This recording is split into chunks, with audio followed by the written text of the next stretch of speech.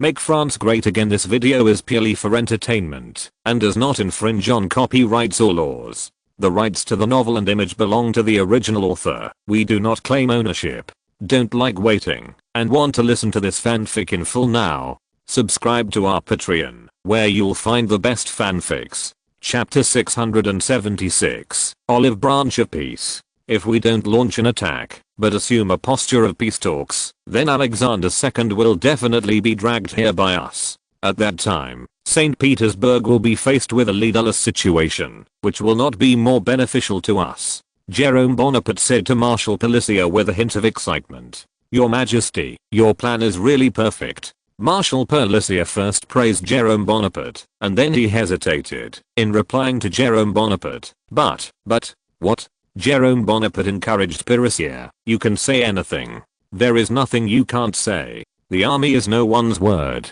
Palissier politely told Jerome Bonaparte that, if the changes in St. Petersburg led to rapid peace talks in the Russian Empire, then they would have no war to fight. No. Jerome Bonaparte shook his head and responded to Palissier. The troops of the Russian Empire on the southern front must stay here forever. Otherwise the rebels in St. Petersburg are likely to destroy by them immediately. Only when the rebels are at war with them will we be able to reap the benefits of the fishermen. So don't worry about no wars. And even if our war in Crimea is over, it doesn't mean our army can relax completely. There are still many places waiting for us to conquer. Marshal Palissier said excitedly that he would follow in the footsteps of Jerome Bonaparte to the death point in the next few days. Jerome Bonaparte ordered his troops to step up training, creating a feeling that the war was about to start, forcing Alexander II to also step up preparations for the war, while Jerome Bonaparte was on the other hand.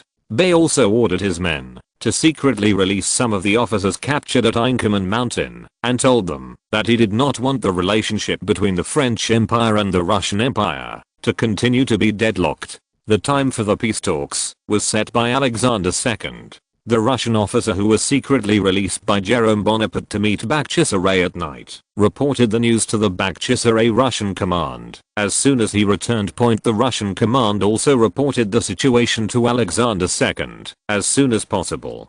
Alexander II, who was struggling with where to stay, showed a surprise expression on his face when he heard that Jerome Bonaparte wanted peace talks. At this time, he did not understand what Jerome Bonaparte was doing. It is clear that the Sevastopol coalition is still at an absolute advantage, while the Russian army is at a disadvantage point now. Instead, the French army has once again proposed peace talks, so Crown Prince Alexander once again convened Grand Duke Constantine, Marshal Jomini, Commander Gorchakov and Duke Orlov to discuss countermeasures together in the old palace of Bakhchisaray Point. As soon as the meeting began, Crown Prince Alexander asked everyone, how much sincerity do you think the French Empire has in this peace talks? Just as Crown Prince Alexander threw the topic out, Archduke Constantine couldn't wait to say to Crown Prince Alexander, His Royal Highness, I don't think there is much sincerity in the peace talks between the French Empire. Their purpose is probably just to delay time. Constantine, why do you think France is procrastinating? Alexander II asked Archduke Constantine again. Judging from the current situation, we need more time than France. Because. Archduke Constantine was speechless, knowing that his view was not logically valid. There is something strange about the sudden peace talks in the French Empire this time. Marshal Jomini immediately opened his mouth to relieve the siege of Archduke Constantine. But I think, even if he does have a conspiracy, we should try to communicate. I agree with Marshal Jomini's opinion. Gorchakov nodded and said, even if the peace talks fail, there will be no loss to us. On the contrary, we can take advantage of the peace talks to replenish our troops and prepare for the next attack. The failure of both the Inkerman Mountains and the Joanna River caused the Russian army to lose about 50,000 to 60,000 troops. Coupled with the non-combat attrition caused by the cold current and the unsmooth logistics supply, the current Russian army losses have reached it cost about 70,000 people, plus about 130,000 troops lost by Menshikov before Russia, and now the Russian army's army on the Crimean Peninsula is almost equal to the coalition forces. In the case of a huge difference in strength, it is still impossible to level the coalition. How dare you hope to win the battle when the difference in strength is not large? After listening to the speeches of Commander Gorkakov and Marshal Jomini, Alexander II turned to ask Count Orlov next to him, "Mr. Orlov, what do you think?" His Royal Highness, the success of the peace talks does not depend on the Crimea Peninsula, but on St. Petersburg and the Tuileries Palace. Count Orlov reminded. Everyone present immediately reacted, and now the person in charge of the house is not as good as Crown Prince Alexander, but Emperor Nicholas I. If Nicholas I was unwilling to agree to the conditions put forward by France, even if they broke the sky, it would have no effect. If the conditions of the French Emperor are really suitable, I will write to my father and ask them to send envoys to come and negotiate. Crown Prince Alexander said firmly to everyone present, "I believe that my father does not want to see his loyal Russian army die in Crimea." After the meeting, Alexander II personally wrote a letter to Jerome Bonaparte. In the letter, Crown Prince Alexander praised Jerome Bonaparte's behavior in the peace talks and emphasized that the Russian Empire and the French Empire were closely related. A pointless one point: if France and Russia are allowed to lose in the Crimea Peninsula, Britain will gain in the end point, because there is no substantial conflict of interest between France and Russia, but there is a great conflict of interest between Russia and Britain. Britain will only strike hard against the Russian Empire after seeing the threat posed to them by the Russian Empire. In order to defend India, Britain desperately wanted to dismember the Russian Empire. There is nothing to gain from overthrowing the Russian Empire, other than the benefit of the Kingdom of Great Britain. Did the French army say that the purpose of the British war was to consolidate the hegemony of the British Kingdom? After finishing the letter, Crown Prince Alexander handed it over to Ivanov Gorkakov and ordered him to deliver the letter to the Kingdom of Britain. Ivanov Gorkakov, who received the letter, immediately assured Crown Prince Alexander that he would deliver the letter safely to the French Expeditionary Forces Command. That night, Ivanov Gorkakov took advantage of the darkness to leave Bakhchisaray and then walk towards the southwest. Soon he encountered the army stationed near the Vorontsov Trail.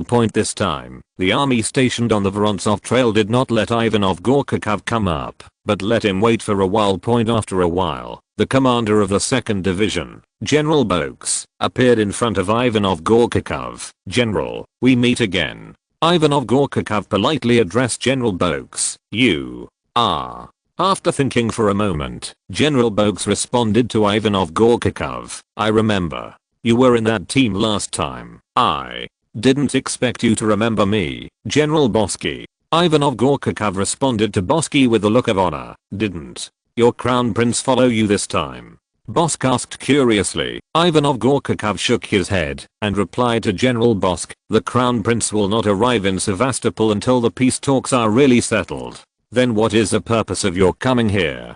General Bosk asked Ivanov Gorkakov. After receiving the olive branch of peace from His Majesty your Emperor, His Royal Highness immediately wrote a letter to His Majesty Emperor Jerome Bonaparte and ordered me to deliver the letter safely to Sevastopol. Ivanov Gorkakov took the packed letter from his pocket. With the help of kerosene light, reading www.urkanshu.com. Bosk clearly saw the signature on the letterhead. Yes, it is indeed a letter from Crown Prince Alexander. Then General Bosk ordered Ivanov Gorkakov to be safely delivered to Sevastopol. When Ivanov Gorkakov arrived in Sevastopol, it was already 1 am. He had just entered the headquarters of the expeditionary force. Before he could sit down and rest for a while, when he was taken in front of Jerome Bonaparte. At this time, Jerome Bonaparte was reading a telegram. The appearance of Ivanov Gorkakov made Jerome Bonaparte put down the telegram in his hand, put his hands together, and smiled and said, "Sit down."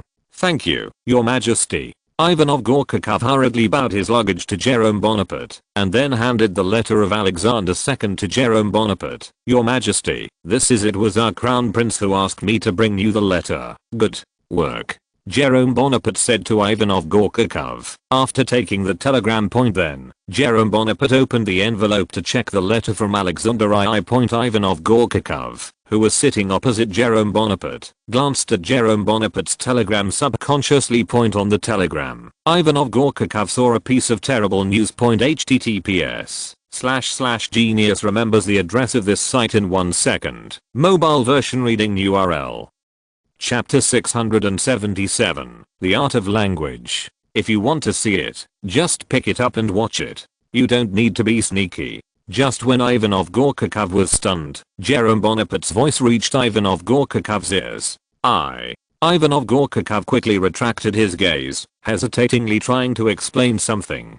Jerome Bonaparte smiled and put down the letter, then pushed the telegram in front of Ivanov Gorkakov and said, "See for yourself. Is it really possible?" Ivanov Gorkakov asked nervously. He couldn't believe that His Majesty Jerome Bonaparte would push such important information to him.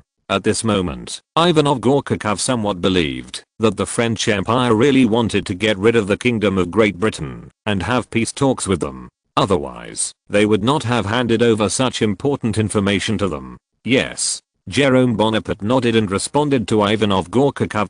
Ivanov Gorkakov hurriedly lowered his head and carefully read the contents of the telegram.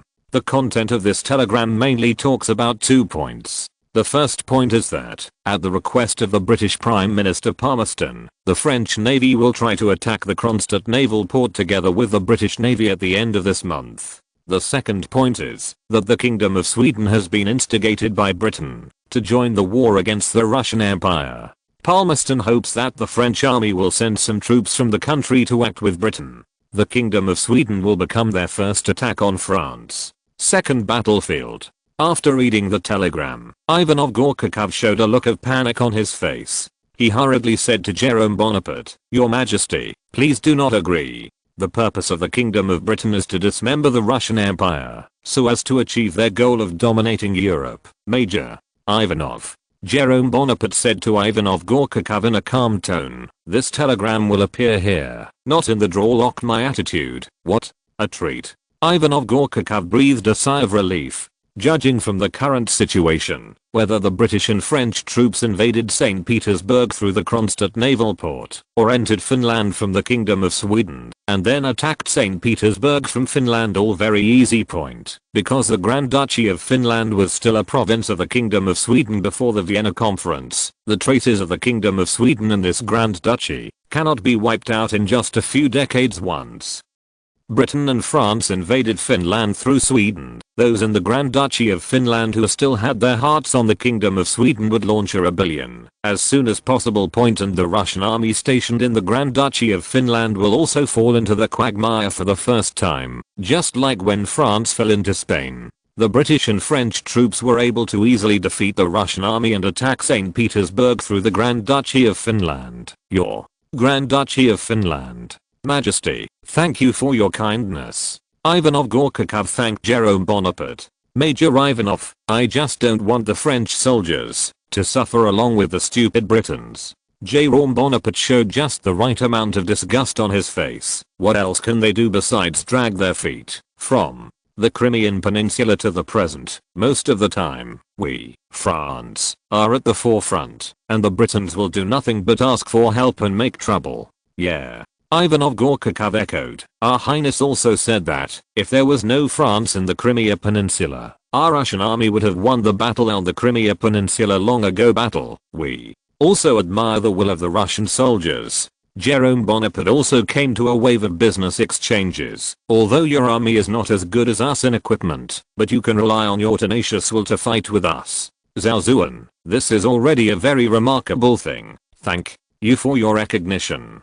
Ivanov Gorkakov responded modestly. Afterwards, Jerome Bonaparte put the letter on the table, and after a few taps, he sighed and said to Ivanov Gorkakov, although I think your Crown Prince Alexander said that if so, France and Russia should not continue to go to war, but some things are not something you can't do, if you don't want to do it. Your Majesty, is there anyone else who can force you to make an armistice decision? Ivanov Gorkakov, who lives in an autocratic monarchy, doesn't know much about the situation in France. He asked curiously a sentence.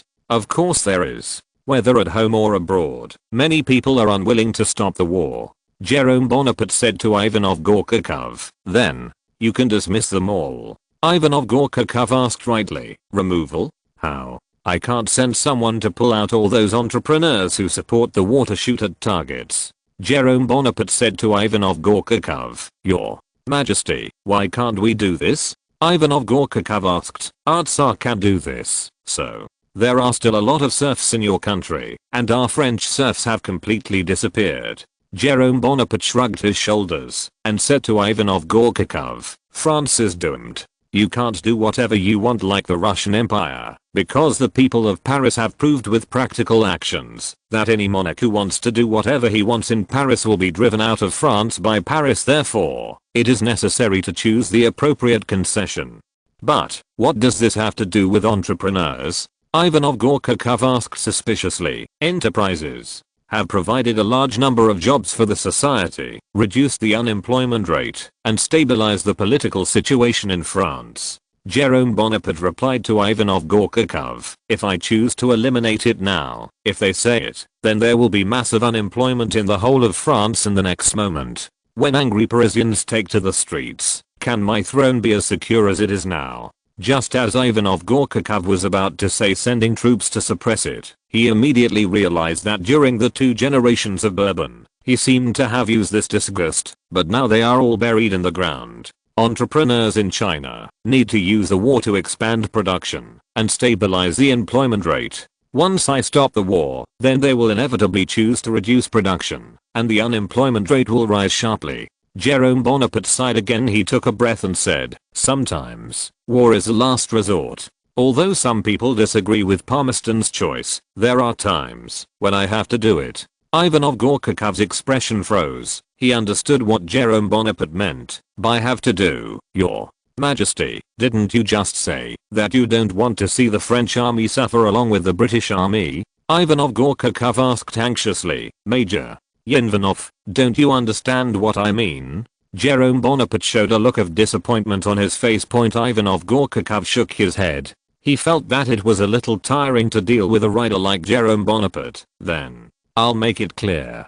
Jerome Bonaparte said to Ivanov Gorkakov, although I don't agree with what's on the telegram, for reasons at home and abroad, I don't do it. Therefore, I hope that the Russian military can cooperate with us a little bit. How to cooperate? Ivanov Gorkakov asked Jerome Bonaparte. It's very simple. You just need to rush to the Kronstadt military port and the Finnish border before the end of this month. Naturally, I have an excuse to refuse Palmerston's request. To be honest, I don't want to send the Russian Empire to the border. The nerve is too strong. If you are willing to cooperate with us, then the two of us can be regarded as a preliminary cooperation. This is good for both of us. After all, you don't want to see the British and French troops occupying the military port of Kronstadt, said Jerome Bonaparte to Ivanov Gorkakov. I will report your request to Crown Prince Alexander. Ivanov Gorkakov nodded and responded to Jerome Bonaparte. Afterwards, Jerome Bonaparte told Ivanov Gorkakov that the French Empire really wanted peace talks this time, and www.urkanshu.com hoped that the Russian Empire could send someone who could represent the will of the Tsar people come to talk. When the time comes, he will choose a place to talk. This is our condition. Please take it. Jerome Bonaparte went out of the drawer and handed it over to Ivanov Gorkakov. Accept the conditions he had already drawn up. Ivanov Gorkakov glanced at the conditions. The 4 conditions proposed by the French Empire were not much different from the 4 points announced by the Tsar. The 4-point plan under the leadership of Count Bauer. Russia must give up its territorial claims to the 2 principalities of Serbia and the Danube, and these areas will be placed under the joint protection of the Austrian Empire and the Highgate. The Danube is open to all commercial navigation, amending the Straits Convention of 1841 with the goal of a balance of power in Europe. Russian naval dominance in the Black Sea area will be suspended. Russia announces the right to protect Turkish Christians, whose safety will be guaranteed after the 4 countries, Austria, Britain, France, Russia, reach an agreement with the Turkish government. It's just that the Russian Empire at that time had not experienced a fiasco, so it was more content. After the current Russian Empire has experienced many fiasco, it should have gradually become pragmatic. https://genius remembers the address of this site in 1 second. Mobile version reading URL. Chapter 678. Tactical fraud is a big success. Unfortunately, the truth is not what Jerome Bonaparte thought. Even Russia, which has suffered many defeats, still showed their unique rebelliousness in front of Jerome Bonaparte. Your Majesty, please be blunt. The 4 conditions you put forward are too harsh for us. Ivanov Gorkakov euphemistically expressed himself to Jerome Bonaparte of dissatisfaction. What? Jerome Bonaparte showed a surprised expression on his face, as if he could not believe that this sentence came from the mouth of Ivanov Gorkakov. Your Majesty, I think your conditions are too harsh for the Russian Empire. Ivanov Gorkakov repeated what he just said. Major Ivanov. Jerome Bonaparte showed a sneer at the corner of his mouth, and his voice became cold. What do you think is not harsh?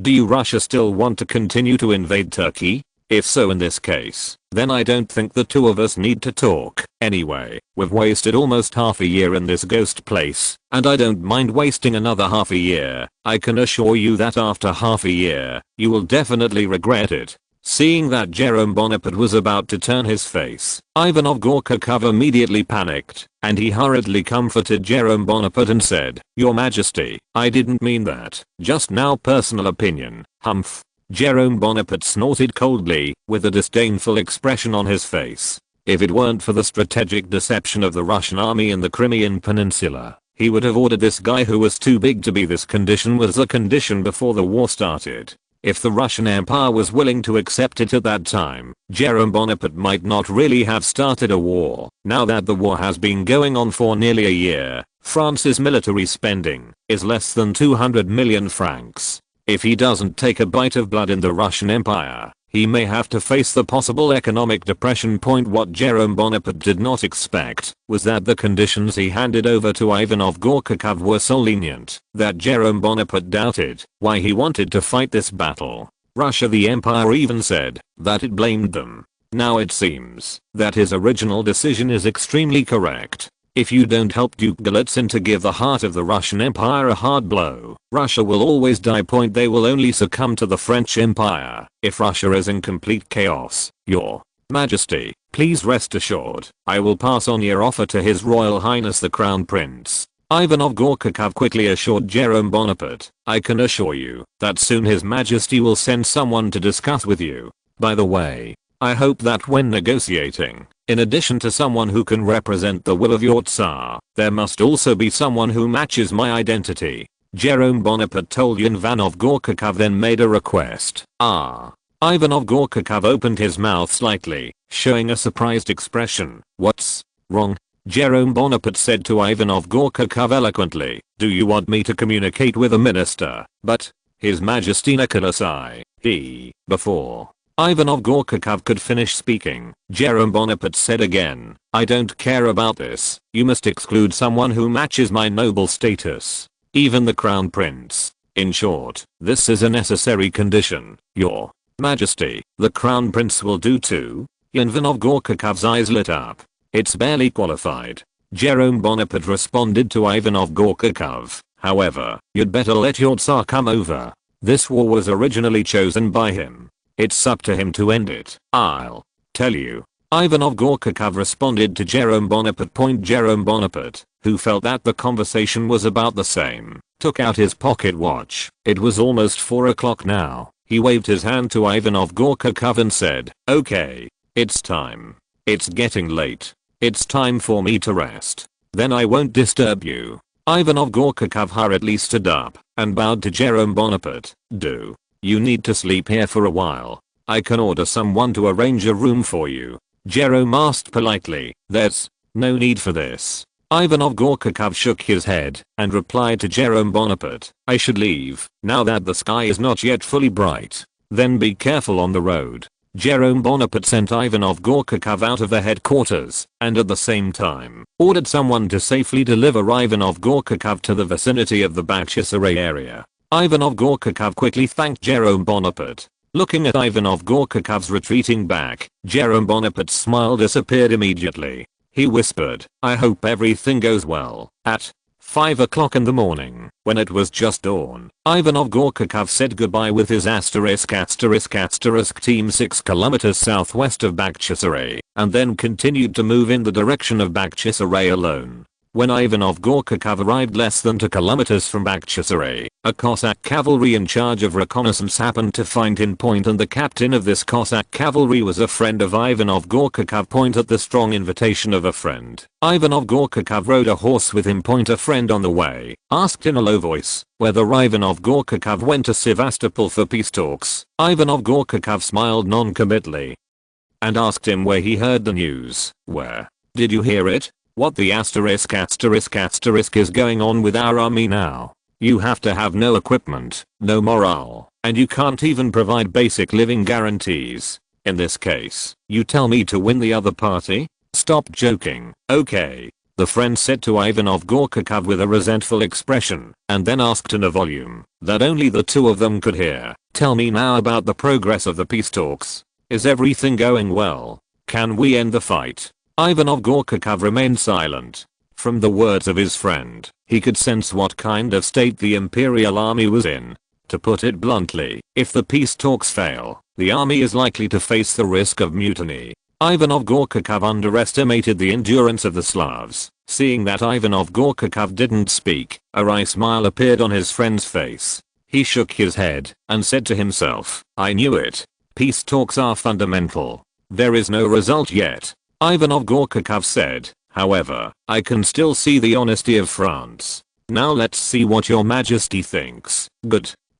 Ivanov Gorkakov, who had just stepped into the Bakhchisaray headquarters with his front foot, was summoned by Crown Prince Alexander on his hind foot point. When Ivanov Gorkakov arrived at the seat of Crown Prince Alexander, he was surprised to find that Archduke Constantine, Marshal Jomini, Commander Gorkakov, and Count Orlov were all here. Judging from the demeanor of Marshal Jomini, they should have stayed up all night point before Ivanov Gorkakov could open his mouth to salute the few present. Archduke Constantine couldn't wait to ask, how is it going, Constantine? Crown Prince Alexander recalled in a majestic voice. Archduke Constantine shut his mouth. His Royal Highness, Your Excellency the Grand Duke, the Count. After Ivanov Gorkakov saluted them one by one, Crown Prince Alexander extended his right hand to the vacant seat on his right and greeted Ivanov Gorkakov. The husband said, don't stand talking. Sit down. Yes, Your Highness. Ivanov Gorkakov walked slowly to Crown Prince Alexander's side and sat down. How are things going? Crown Prince Alexander asked Ivanov Gorkakov unhurriedly. His Royal Highness, things are going well. Ivanov Gorkakov told Crown Prince Alexander that he had met Jerome Bonaparte after his meeting all conversations. After listening to Ivanov Gorkakov's words, Crown Prince Alexander thought for a moment, then turned his eyes around. Do you think that Emperor Jerome Bonaparte really wants to cooperate with us, or is it for other purposes? Crown Prince Alexander said, His Royal Highness, I think Emperor Jerome Bonaparte handed over their plan of action with Britain to Major Ivanov, largely because he wanted to negotiate peace with France. Count Orlov an opening. Who knows if the action plan provided by the French Emperor is a hoax? Archduke Constantine said with equal caution. His Excellency the Grand Duke, if it is a scam, then the price paid by His Majesty Emperor Jerome Bonaparte for deceiving us is too great. Ivanov Gorkakov responded obediently to Archduke Constantine. If the Kingdom of Sweden really joins Britain and France to fight with us, it will be even more unfavorable to the Russian Empire. Shouldn't the priority of the French Empire be to defeat us as soon as possible? Attacking Finland through Sweden and then attacking St. Petersburg is the way to beat us fast. https://genius remembers the address of this site in 1 second. Mobile version reading URL. Chapter 679. Pygmate Constantine. In the face of Ivanov Gorkakov's rebuttal, Archduke Constantine was speechless. Although his sixth sense told him that there must be a conspiracy behind the Jerome Bonaparte peace talks, he could not prove his conjecture. All indications show that Jerome Bonaparte really sincerely hopes that the French Empire and the Russian Empire can abandon their previous suspicions and cooperate. And from a strategic point of view, dismantling the Russian Empire together with the Kingdom of Britain does not benefit the French Empire much. Point on the contrary, it may make the French Empire the next target of the British Kingdom. Point of course, if they knew that Jerome Bonaparte was in collusion with the rebels in St. Petersburg, then everything behind the peace talks could be explained. It's a pity that they don't know the most crucial link. They were almost on the verge of falling into a dead end on the Crimean Peninsula, and they chose to believe the olive branch that Jerome Bonaparte gave them, right? Did Emperor Jerome Bonaparte tell you what the terms of the peace talks are? Crown Prince Alexander asked Ivan of Gorchakov as a gift. Yes. Ivan of Gorchakov took out a folded piece of paper from his pocket and then offered it with both hands with a solemn expression. Emperor Jerome Bonaparte has all the conditions. In here, Crown Prince Alexander took the folded paper and unfolded it for viewing. The people present also looked at the things in the hands of Crown Prince Alexander with curious eyes. They still didn't know what conditions Jerome Bonaparte would make this time. Crown Prince Alexander read the conditions one by one and heaved a sigh of relief, smiled and handed the paper to Jomini, who was sitting beside him. Teacher, look at this as Emperor Jerome Bonaparte conditions. Jomini took the paper from Crown Prince Alexander's hand and then carefully watched the conditions proposed by Jerome Bonaparte. After Mr. Jomini has read it, you all have a look. Crown Prince Alexander then said to everyone present. After a while, Marshal Jomini read the 4 conditions recorded on the paper and then handed it to Gorchakov next to him. After Gorchakov read it, Olav and Archduke Constantine also completed it in turn. After the paper that recorded the conditions proposed by Jerome Bonaparte went around in circles, it returned to the hands of Crown Prince Alexander. Tell me, what do you think of this condition? Crown Prince Alexander leaned back slightly, crossed his hands on his thighs, and put on a leisurely look. His Royal Highness, the conditions of the French Empire may be difficult to accept by His Majesty the Tsar. Olav said to Crown Prince Alexander in a slightly angry tone. This condition proposed by France is the same as the last time I was in Vienna. The 3 countries of England, France, and Austria. The conditions put forward by Russia are basically the same. The 4 conditions they put forward are simply erasing all of our decades of hard work. The advantages that we have finally occupied in the Black Sea and Danube regions will be lost in the moment of the signing of the agreement. Count Olav is right. Brother, we can't sign this agreement. Archduke Constantine hurriedly supported Olav. Constantine. Crown Prince Alexander responded sternly to Archduke Constantine. This is a place to discuss military meetings. There is no big brother. Yes, Your Highness. Archduke Constantine responded with a serious expression. Constantine, do you also think we can't agree to this condition? Crown Prince Alexander asked Archduke Constantine. Of course. Archduke Constantine responded decisively. Father, no. His Majesty the Tsar did not agree to this condition at the beginning, and it should not be possible to agree to this condition now. Okay. Crown Prince Alexander nodded, then turned to ask Marshal Jomini next to him. Teacher, what do you think? His Royal Highness, you want to ask you something. Marshal Jomini said to Crown Prince Alexander casually. Teacher, please tell me. Crown Prince Alexander responded respectfully. Do you think the Russian Empire can still achieve the final victory? Jomini asked Crown Prince Alexander. Crown Prince Alexander shook his head subconsciously, then nodded quickly. Okay, I understand what you mean. Marshal Jomini turned his gaze to Archduke Constantine and Count Olav. This time he changed his tone and asked in a serious tone. Your Excellency the Archduke. Count sir, I would like to ask how much confidence you two have in defeating the French army in the Crimea. Although both Constantine and Olav were clearly opposed to the terms of Jerome Bonaparte, they also had no hope that the Russian Empire would be victorious in Crimea. According to Constantine, the Crimean War had better experience a non-injurious defeat, and then they could use the defeat to abandon Bakhchisaray, Simferopol, and even Perekop. After the army withdrew to the Ukrainian region, it was using the vast land to resist. As long as the Anglo-French coalition cannot seize the main Russian army and defeat them, then they only need to wait until the British and French people are tired of war, and then they can obtain a decent peace on relatively fair terms. Jerome Bonaparte's condition apparently deprived the Archduke Constantine of his desire for decency. Then, you can't agree to it now. Archduke Constantine couldn't help but said to Marshal Jomini, who was a little emotional. Teacher, you can't just because you're French. Before the Archduke Constantine could finish speaking, Crown Prince Alexander immediately shouted, Constantine, do you know what you are talking about? Archduke Constantine immediately realized that he seemed to have said something wrong, and he hurriedly remedied. Teacher, I didn't mean that. No matter how Constantine made it up, Marshal Yomina's mind was in chaos at this time point. Yes. He knew why the French went to the trouble of helping the Russians against France. The kindness of His Majesty the Holy King Alexander and Nicholas I to him. He has long since repaid it with practical actions. Why is he staying here now? Why? I shouldn't have followed His Majesty's summons to come here in the first place.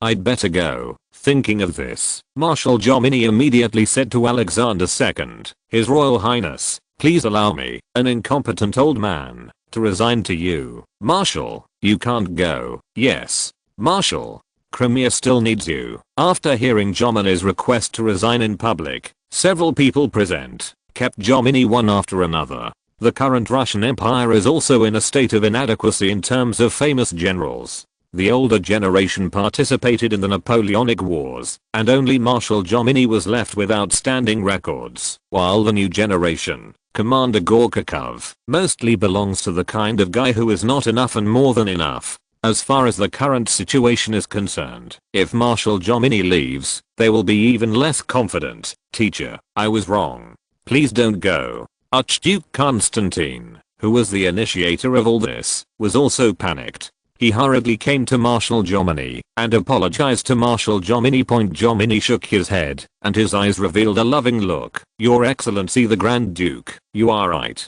As a Frenchman, I should not have participated in this battle. Teacher, although you are French, we can all see your love for Russia. I don't think a nation can easily obliterate your contribution to the Russian Empire.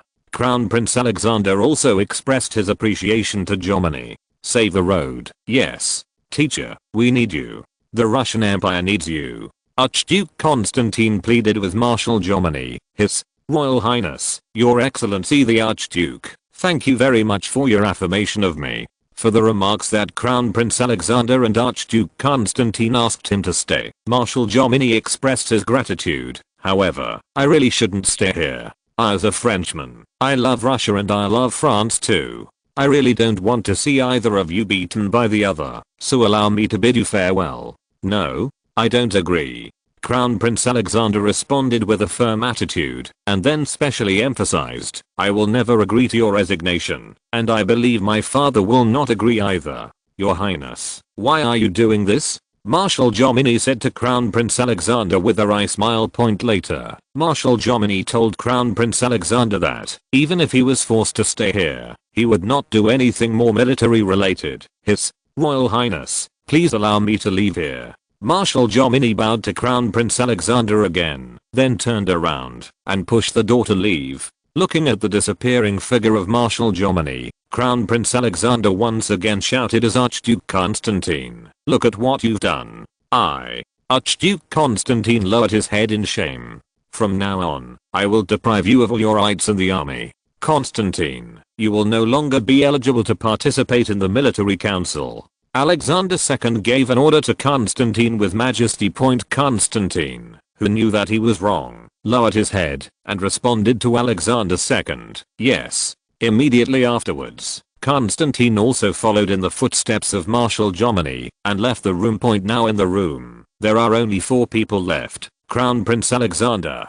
Count Orlov, Commander Gorchakov and Major Ivanov Gorchakov. Hey, let's go back to the topic just now. https://genius remembers the address of this site in 1 second. Mobile version reading URL. Chapter 680. Security in St. Petersburg.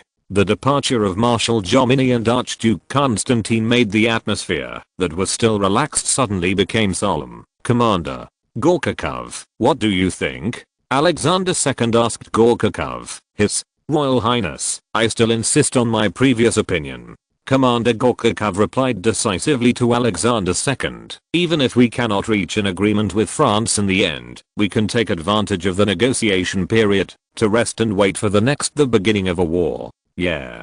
Crown Prince Alexander nodded to show his understanding, then glanced at Ivanov Gorchakov and said, Major Ivanov, what do you think? His Royal Highness, I agree with Commander Gorchakov's opinion. No matter what the result is, we still have to try it. Ivanov Gorkakov responded immediately, okay.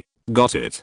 Crown Prince Alexander also expressed his opinion. I also agree with Commander Gorkakov's opinion. Whether this is successful or not, we must try it. If successful, Russia will be able to get out of the current predicament immediately. Then, Alexander II asked Ivanov Gorkakov if Jerome Bonaparte had any new demands. Ivanov Gorkakov said to Alexander II, Emperor Jerome Bonaparte once said to me that, if we intend to negotiate peace, we need to send a person whose identity corresponds to his identity. Match people to participate in peace talks. Identity matches. The first thing that Alexander II thought of was his father, Nicholas I. The current Nicholas I is seriously ill, and has no ability to reach the Crimean Peninsula at all.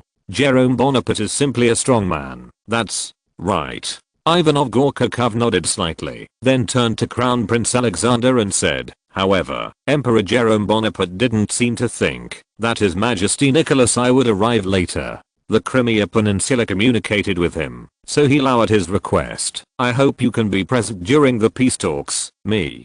Crown Prince Alexander was relieved when he heard that Jerome Bonaparte asked him to go to the peace talks. At least, Jerome Bonaparte didn't know about the condition of his father. Nicholas I and Count Orlov had a thoughtful expression on his face. As a secret policeman, he always felt that Jerome Bonaparte's target was the Crown Prince from the very beginning. Of course, Count Orlov didn't think much about it. He only thought that Jerome Bonaparte had to be present because of his face.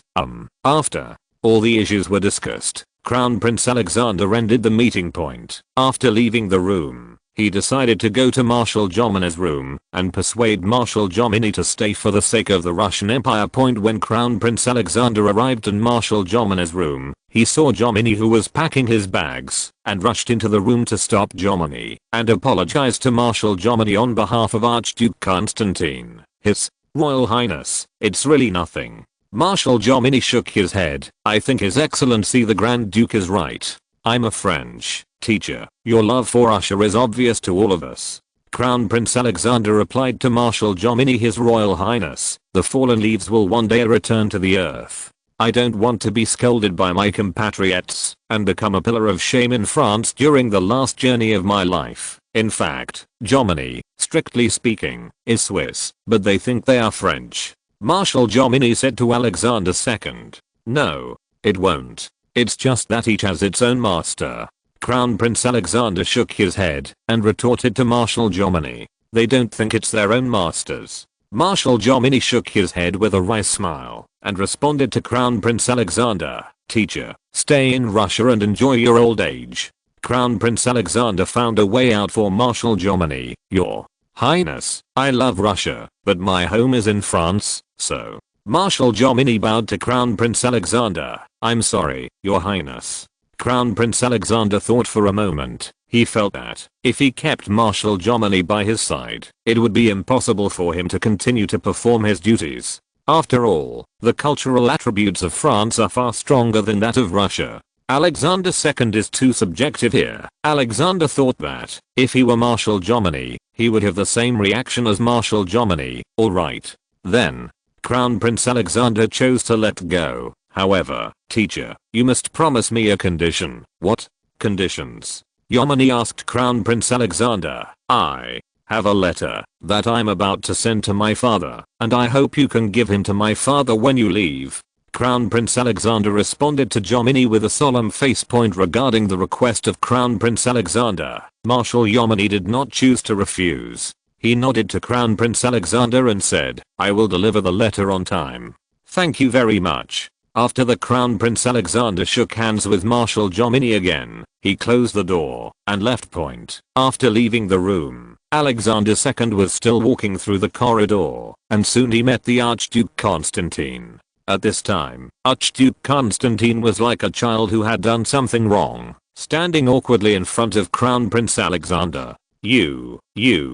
Crown Prince Alexander sighed again and responded with resentment. I told you a long time ago that you are no longer a child. You need to be responsible for your own words. I know I was wrong. Archduke Constantine apologized to Crown Prince Alexander in a low voice, and then suggested to Crown Prince Alexander, "Or I'll go and apologize to the teacher. I really didn't think so much at the time. It's too late."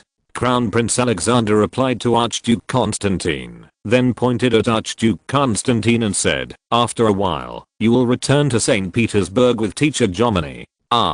Archduke Constantine shook his head vigorously and said, "My father asked me to take your place. Now that you haven't left, I'm leaving, which is not good. You still want to succeed me like this? Don't you think it's messy enough?" Crown Prince Alexander raised his voice and replied to Archduke Constantine. Archduke Constantine wanted to say something, but found that he seemed to have no reason to argue. "Okay, that's it." Crown Prince Alexander replied to Archduke Constantine without hesitation, "You must return to St. Petersburg." "Yes." Archduke Constantine responded like a concubine. 2 days passed in the blink of an eye, and during these 2 days, Sevastopol and Bakhchisaray had another exchange. Alexander II wanted to let the French Empire relax its policies in the Black Sea, but Jerome Bonaparte did not agree with Alexander II's request. He still insisted on the original conditions. Alexander II had no choice but to make a temporary concession, and the conditions of the peace talks were basically fulfilled for Alexander II. Subsequently, Alexander II wrote a letter to St. Petersburg. In addition to Jerome Bonaparte's conditions, the letter also contains Alexander II's own views. Alexander II believed that there was not only no substantial contradiction between France and Russia, but also that the two sides could reach a consensus in a certain respect, referring to the British issue. So he hoped that Nicholas I would consider peace talks a little. After all, the longer the battle between France and Russia, the more conflicts between the two sides at that time, as long as Britain instigates. It will be difficult for Russia to seek peace again. After writing the letter, Alexander II solemnly handed the letter to Marshal Jomini, who was about to leave for St. Petersburg to report on his duties, and salutes Marshal Jomini. Marshal Jomini also returned the salute to Alexander II, and immediately got on his horse. Archduke Constantine, who was standing beside Jomini, was also instructed by Alexander II, and followed closely behind.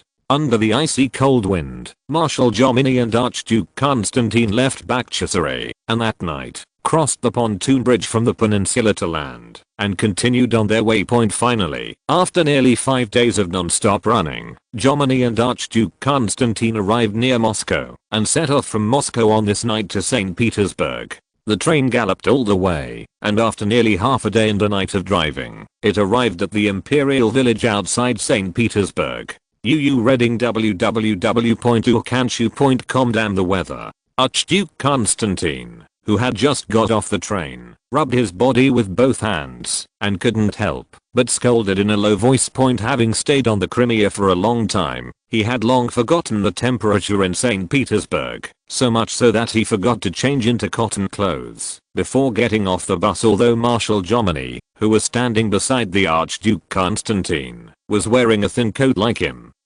he did not tremble like Archduke Constantine, but stood there without changing his face, waiting for the car. Arrival of the rack. After a while, a simple black carriage bearing the emblem of the Tsar appeared in front of Archduke Constantine and Jomini.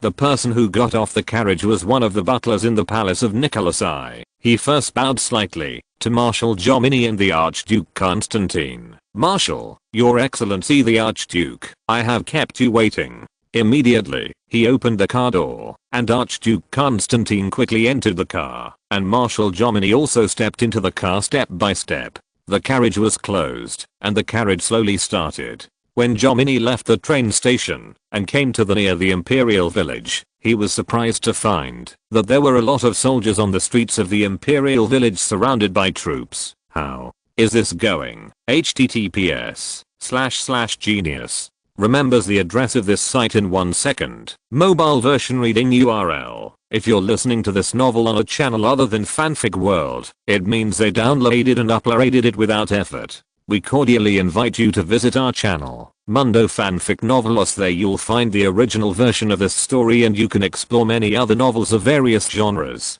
We're waiting for you to immerse yourself in a world of incredible novels.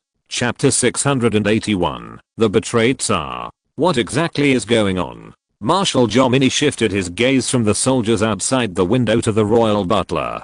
Yes. What the asterisk is going on? Why are the streets of St. Petersburg full of soldiers? Archduke Constantine felt a little uneasy in his heart, and his keen intuition told him that something big seemed to have happened here. Marshal, Grand Duke. The royal housekeeper pondered for a moment, and then Constantine and Jomini said, the situation here is very complicated, and it will not be clear for a while. You will know everything when you arrive at the palace. After speaking, the royal butler turned his head out of the car window. Seeing that the royal housekeeper was unwilling to tell the truth, Constantine and Jomini did not continue to persecute him. With some doubts in their hearts, they soon arrived in front of a baroque palace in the royal village. The carriage slowly stopped facing the gate of the palace, and the royal butler respectfully said to Jomini and Constantine, Marshal, Grand Duke, we are here. Jomini and Constantine got off the carriage, stepped on the steps of the same palace, and ran into an old man in military uniform at the gate of the palace, who seemed to be standing here specially to greet them. His Royal Highness, the Duke is also called the Prince, and can also be called His Highness, Duke Golitsyn. Marshal Jomini and Archduke Constantine bowed and saluted the old-fashioned noble in front of them with a serious look. Archduke Constantine, Marshal Jomini. Duke Golitsyn's face also showed a solemn application. I'm here to greet you by order of your majesty. Excuse me. Archduke Constantine immediately responded to Duke Golitsyn. The duty is, don't dare to refuse at all. Duke Golitsyn responded humbly, and then respectfully said to Archduke Constantine and Marshal Jomini, please come with me. Under the leadership of Duke Golitsyn, Archduke Constantine and Marshal Jomini came to the gate of a house with guards on both sides at this time. Archduke Constantine still didn't know about Nicholas I's condition. He pointed to the door in front of him and asked Duke Golitsyn, Duke Golitsyn, what are you bringing me here for? We shouldn't. Are you going to the hall? Archduke Constantine, His Majesty is in this room.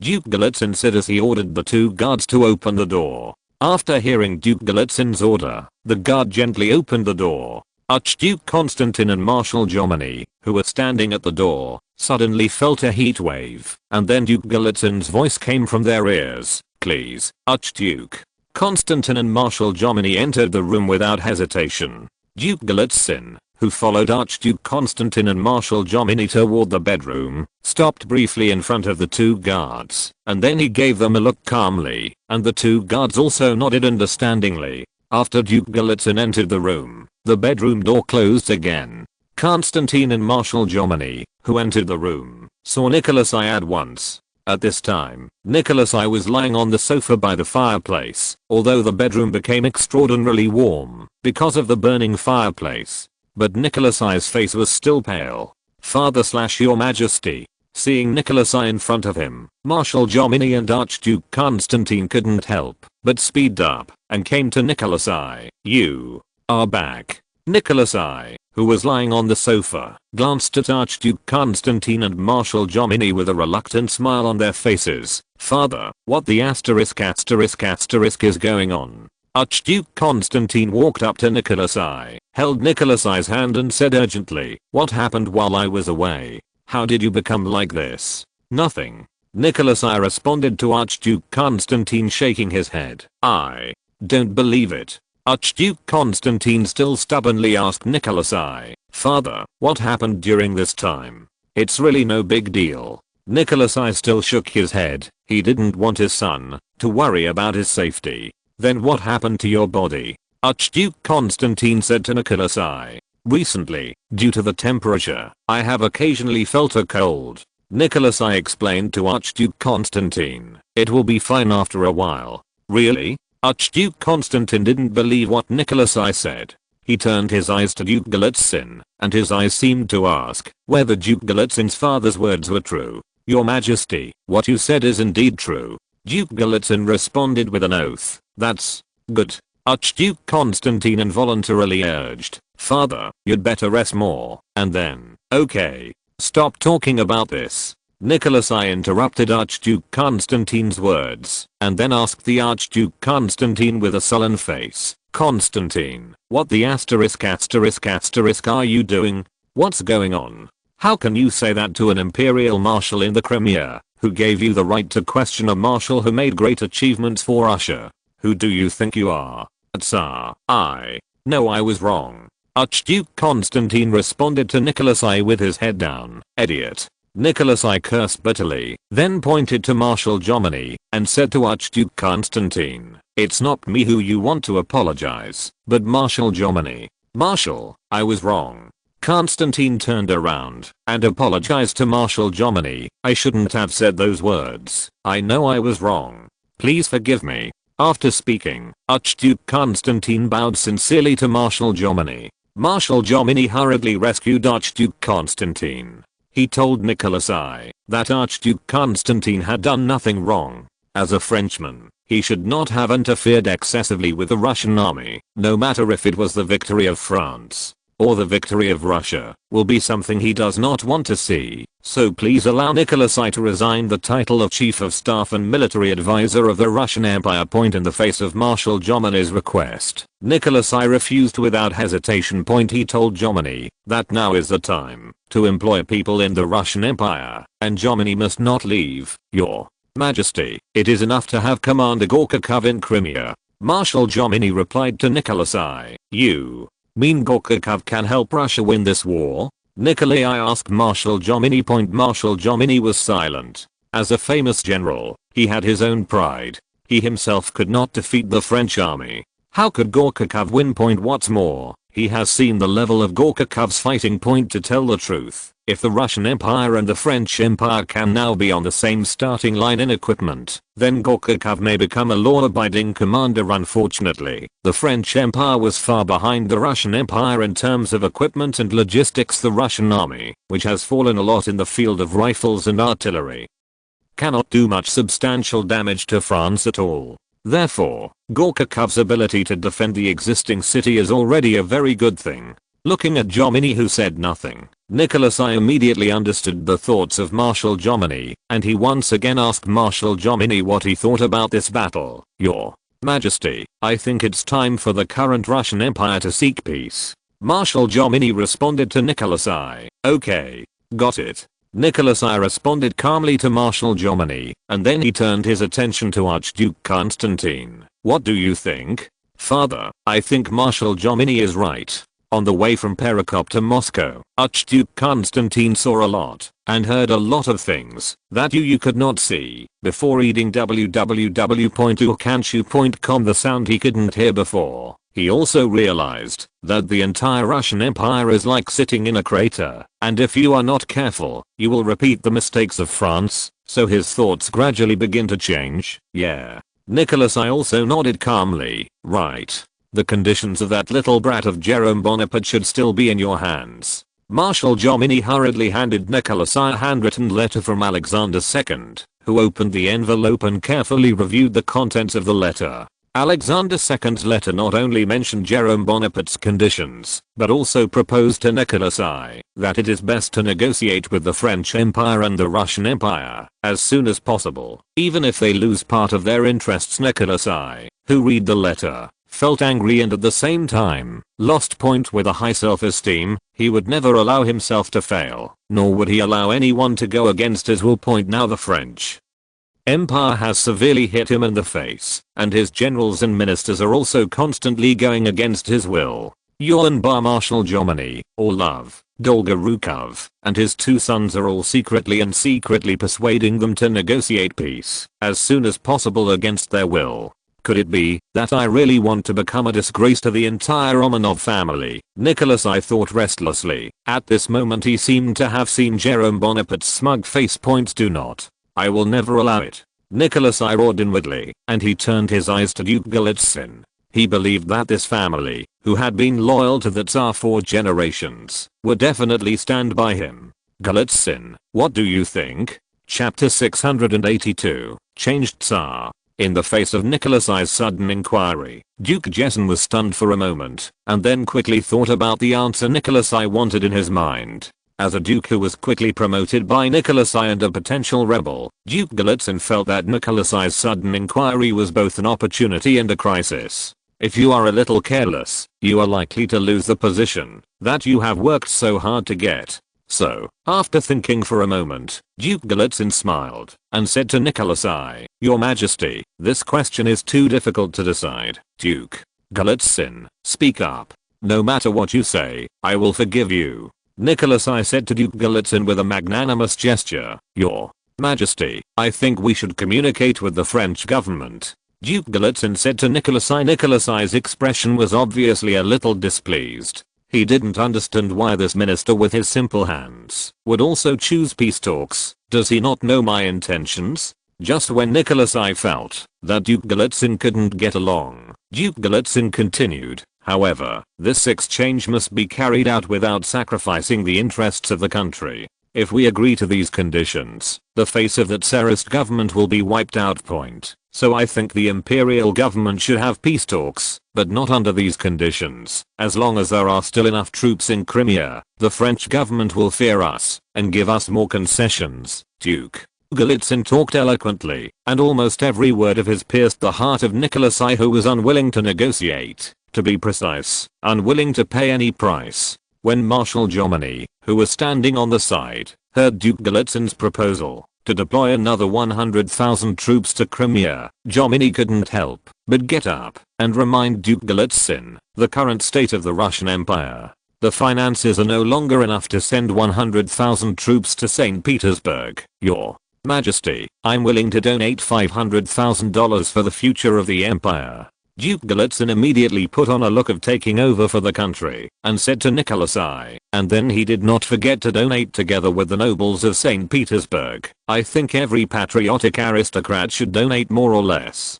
Only in this way can you be considered a true patriot. After speaking, Duke Nicholas I of Galitzin bowed. Nicholas I was deeply moved by Duke Galitzin's sudden donation of $50 to finance the imperial government's war effort. He found that he was not mistaken about Duke Galitzin.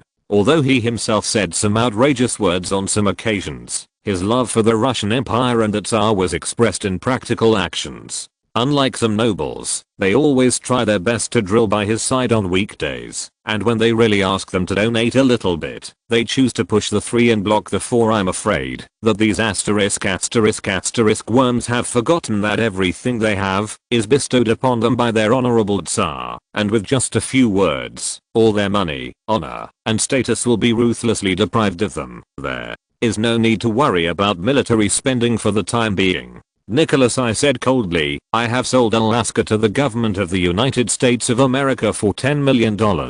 In a short time, we will not be short of money. In history, it was 750 WUSD, and the 1000 WUSD in this world line. In addition to the lobbying of the Tsarist government, the United States of America itself fell into the predicament of being targeted by Britain and France, and they were eager to have a relationship with the Russian Empire, so the United States of America purchased Alaska for a combined $10 million. Marshal Jomini opened his mouth to say something, but found that he couldn't say anything. After all, it was impossible for him to tell Nicholas I, stop throwing money into Crimea, that place is a bottomless pit. The current Nicholas I may not be willing to listen to other opinions, even if the opinions themselves are correct. Very good. Just do as you say. Who do you think can be the person in charge of this negotiation? Nicholas I asked Galitzin for justice with a smile. Your Majesty, I think. Duke Galitzin thought for a moment before responding to Nicholas I think both Ambassador Gorkakov and Minister Nesherody can serve as diplomats this time. A look of disgust flashed in Nikolai's eyes when he heard the names of Ambassadors Nesherody and Gorkakov. To be honest, Nicholas I didn't like these two people. One was because he was too outspoken, Ambassador Gorkakov, and the other was because he had been secretly messing with Alexander after the war started. However, although both Nesherody and Gorkakov were hated by Nicholas I had to admit that both of them were indeed suitable candidates for diplomacy. Just do as you say. Nicholas I nodded with a smile, and then gave an order to Duke Galitzin. You go and tell them both to come. Yes. Duke Golitsyn saluted Nikolai and left point. When Duke Golitsyn closed the door, the two soldiers guarding the door once again had a silent exchange with Duke Golitsyn. Duke Golitsyn shook his head slightly, moving them to give up and leave. The two soldiers guarding the door of the room sighed and then dutifully guarded the room. Just as Duke Golitsyn left, Nikolai asked Jomini and Constantine about the British and French navy's attack on Kronstadt and the Swedish kingdom's entry into the war. Jomini and Constantine told Nikolai all the details they had received from Ivanov Gorchakov. So, does France really want to have peace talks with us? After listening to Jomini and Constantine's words, Nikolai frowned slightly. It should be. Jomini also responded somewhat uncertainly.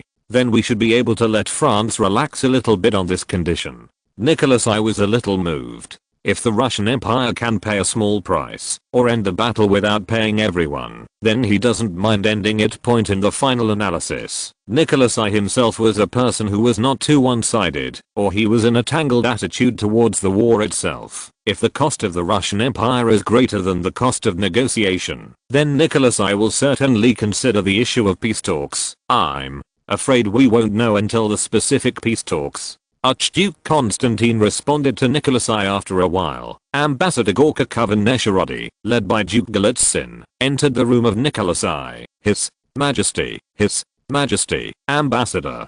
Gorchakov and Nesherody saluted Nikolai in unison. Nikolai nodded with a smile and then told them that France was willing to negotiate with France about the strategic goals of the British and French fleets. What do you think? Nikolai asked curiously. This time, the seasoned Nesherody gave Nikolai the opinion that fits his heart. That is, the Russian Empire should negotiate peace, but it cannot be pushed blindly. Otherwise, the authority of the Tsarist government would shrink. By then, the Tsarist government could be plunged into a turmoil. Ambassador Gorchakov gave a different answer. He believed that the Russian Empire must surrender. It would be better if it could surrender without paying the price. If it pays to surrender, the Russian Empire must surrender with the courage of a strong man. To break his wrist. Only then is the best option for the Russian Empire right now. Of course, this courage was unacceptable to Nikolai. Your Majesty, I think Jerome Bonaparte should still hope that the peace talks will succeed. We can seize this point and make them back down a little bit. Gorchakov said confidently to Nikolai and pointed out that the best revision of the Russian Empire is the revision of the Black Sea issue. Nikolai asked why Gorchakov said the best revision on the Black Sea issue. Gorchakov told Nikolai that the Russian Empire's interests in the Danube Principality and the Orthodox Church's prerogatives in the Ottoman Empire were the trigger for the whole incident. Reading www.canchu.com. The French Empire will definitely do its best to defend the rights of themselves and their Austrian allies. Although the Russian Empire has not been defeated, it is almost the same as defeat. Nikolai almost died of anger. So on the issue of the Danube and the Orthodox Church, the Russian Empire must back down. As for the revision of the Black Sea, Gorchakov believes that the people who are most keen to demilitarize the Black Sea are not France, but Britain. Therefore, the French Empire's request to revise the documents in the Black Sea is probably because of the Kingdom of Britain. Jerome Bonaparte, clam. As long as they can do the work of the French Empire, then the problem of revising the Black Sea can be solved easily. Your Majesty, if the war is ended now, our people will be able to breathe a little bit before winter. Ambassador Gorchakov said solemnly, the war has brought too much to our people. Inconvenient. People in many areas are already complaining about the war. If this situation continues to deteriorate, then we are likely to face a Pugachev-style unrest. Although Nikolai did not like Gorchakov's remarks, or even the person he had to face what he said. Nesherody. Nikolai said to Nesherody in a hoarse voice, do you have anything to add? Nesherody was silent for a moment. Then he shook his head and said to Nikolai, Your Majesty. Ambassador Gorchakov said very well, and I don't need to add too much. Then you will be the main person in charge of this negotiation, and Gorchakov will assist you to participate in the negotiation together. I hope that the two of you can work together and use your eloquent eloquence to win more interests for the empire. Chapter 683, Nesherody and Gorchakov. Under the arrangement of Nikolai, Minister Nesherody and Ambassador Gorchakov, the opponents who should have fought to the death, have now become the deputy in this negotiation. I have to say that sometimes fate is so magical. Nicholas I, who had arranged the task, got up and walked towards them with the help of Duke Golitsyn. Archduke Constantine, Jomini, Nesharodi and Gorkakov also did not dare to see it. Having too much lingering in their seats, they quickly got up and stood up. Nicholas I, who walked slowly to Nesharodi and Gorkakov, held Nesharodi's hand with one hand and Gorkakov's with the other hand, with a trace of sadness in his weapon. He said, "The future of the Russian Empire will be handed over to you. I know that you have had grudges some time ago, but I hope you two can put aside your previous grudges and work together in the negotiation." After speaking, Nicholas I handed Ambassador Gorkakov to the hands of Ambassador Nesharodi and continued, "Now I want you to swear in front of me that it will not be affected by personal conflicts. The whole big picture." Nicholas I's words made Nesharodi and Gorkakov feel a sense of resentment in their hearts. Although Nesharodi and Gorkakov did commit corruption and bribery, and also did things to destroy each other, they were undoubtedly people who loved the Russian Empire. In the hearts of the vast majority of Russian elites, there is no conflict between corruption and bribery, wrestling of military supplies, and love for the Russian Empire. Anyone with a little vision knows that if the Russian Empire is gone, they are parasites that live on the Russian Empire. How can there be a good day? It was an insult to them that Nicholas I made them swear. However, even though Nesharodi and Ambassador Gorkakov had some grudges against Nicholas I in their hearts, they also said that they would swear by Nicholas I's wishes after the oath was over. Nicholas I ordered Gorkakov to shake hands with Nesharodi. The two enemies who have been fighting for nearly decades now have to let go of their prejudice against each other and shake hands with each other under the order of the Tsar. Please give me some advice, Ambassador Gorkakov. Nesharodi said to Gorkakov with a smile on his face, in which the word ambassador was emphasized. Please give me more advice, Your Excellency Minister Nesharodi. Gorkakov also showed a smirk, and his final Your Excellency Minister was also full of yin and yang style. Nicholas I, who didn't know the inside story, thought that the two of them had put down their conflicts and cooperated with each other under his arrangement, and there was a touch of relief in his eyes. Nicholas I, who had solved the issue between Nesharodi and Gorkakov, ordered Duke Golitsyn to help him to the side of Marshal Jomini and Archduke Constantine. He sighed and used his disappointment. His gaze was directed at Archduke Constantine. "Constantine, yes." Constantine responded quickly upon seeing this. "You will be satisfied with how I will arrange you." Nicholas I's words revealed a touch of loss. Constantine opened his mouth and said nothing, just staring at the father in front of him silently. After the two of them watched the father for a while, Nicholas I responded to Constantine, "That's it. Poland just lacks a governor, so you can go to Poland to be the governor." Constantine had a surprised expression on his face, and he hurriedly asked Nicholas I, "Where's Prince Paskovich?" "He's gone." Nicholas I responded calmly to Nicholas I. "When did it happen?"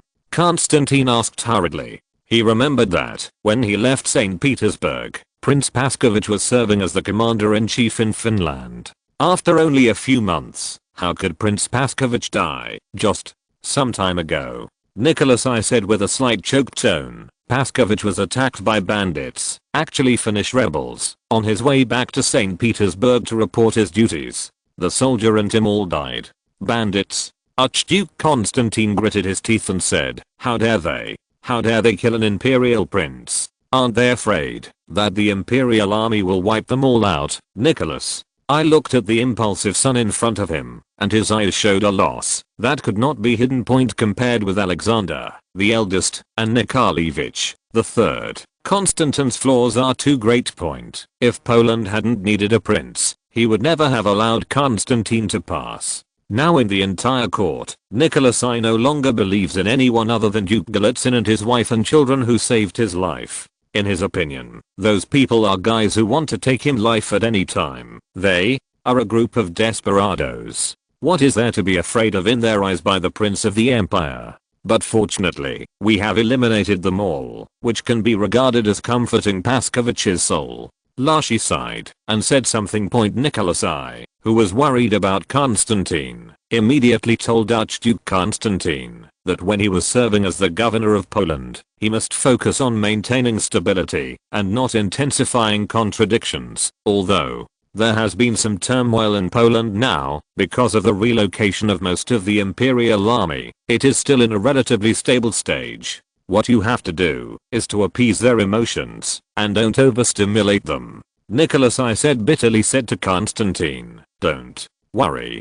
Constantine assured Nicholas I. Yeah. A smile finally appeared on Nicholas I's face, and he reached out and patted Constantine's shoulder in encouragement. Fairy would later. Nicholas I again asked Marshal Jomini if he could not leave point. Marshal Jomini still repeated what he just said, and Nicholas I had no choice but to agree to Marshal Jomini's request to leave point. However, since France and Russia were at a stage of war, Jomini could not return to France, but had to spend some time in the Russian Empire. First point: during Jomini's stay in the Russian Empire, Jomini was not involved in any military affairs. Thank you, Your Majesty. Marshal Jomini quickly thanked him. Point: after all the problems are solved, you reading www.urkanshu.com. Nicholas I euphemistically gave them an expulsion order. All but the Archduke Constantine and Duke Galitzin left the imperial village, and Constantine himself was sent by Nicholas I to the Queen's residence to visit. Point: at this time, only the weak Nicholas I and Duke Galitzin were left in the room. Duke Galitzin, do you think Russia needs a change? Nicholas I tentatively asked Duke Galitzin. Your Majesty, I think the empire really needs a change. Duke Galitzin said decisively, and then added, but this change should be led by you, not by the lower classes like in France. But many people outside the imperial village hope they can reform in a way similar to France. Nicholas I said to Duke Galitzin. Your Majesty, the purpose of those people is to bring down the whole of Russia, so as to achieve their purpose of betraying the country. Duke Galitzin scolded the traitor righteously. Point: if only from the status of Duke Galitzin and the current state of angry traitors, it is difficult for anyone to associate him with the leader of the largest rebel organization in France. Yeah. Their purpose is to bring down the Russian Empire. They are the most despicable and shameless worms of the Russian Empire. Nicholas I said angrily, and then he continued. Recently, the third hole was cracked. The eucalyptus of arms smuggling. When Duke Galitzin heard Nicholas I's words, he couldn't help but snorted. Your Majesty, this is about the third hall. I'd better avoid it. No. Nicholas I shook his head and said, you saved my life and you are a member of the most loyal family in the empire. What reason do I have to not believe you? Chapter 684. Take control of Hall 3. Hearing the words of Nicholas I, Duke Galitzin was still a little moved. However, moving is moving. In order for the Russian nation to be free from the tyrant's rule like the French nation, Nicholas I must become a sacrifice in the new era. Nikolai must die, because the Russian mother needs to live. Your Majesty, thank you for your trust in me. I will do my best to serve you. Duke Galitzin said to Nicholas I loudly and straightly. Point: at this time, Nicholas I, who did not know that the person beside him was the biggest rebel, ordered Duke Galitzin. Very good. I have exactly one task that you need to complete. Galitzin's public class immediately gave Nicholas I a military salute. Point: Nicholas I told Duke Galitzin that since Orlov, the head of the third chamber of Russia, had now gone to Crimea, he wanted to let Duke Galitzin temporarily take the post of the supreme chief of the third chamber, and he would be lurking. The rebels and the Russian Empire are wiped out. This. Duke Galitzin deliberately pretended to be hesitant. What's the matter? Nicholas I asked Duke Galitzin kindly. Is there something unspeakable? No, no. Duke Galitzin shook his head first, and then replied to Nicholas I, as if he had made up his mind. Your Majesty, please allow me to refuse this position. A stunned expression appeared on Nicholas I's face, and he asked suspiciously, why refuse? Your Majesty, I have been entrusted by you with the responsibility of commanding the entire Imperial Village Guards. Now you are going to hand over the third hall to me, which is really out of line. Duke Galitzin replied to Nicholas I, rules. The rules of the entire empire are established by me.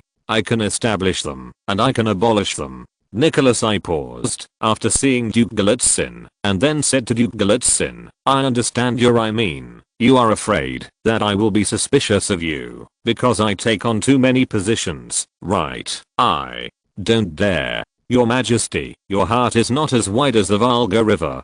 How can you suspect me because of this?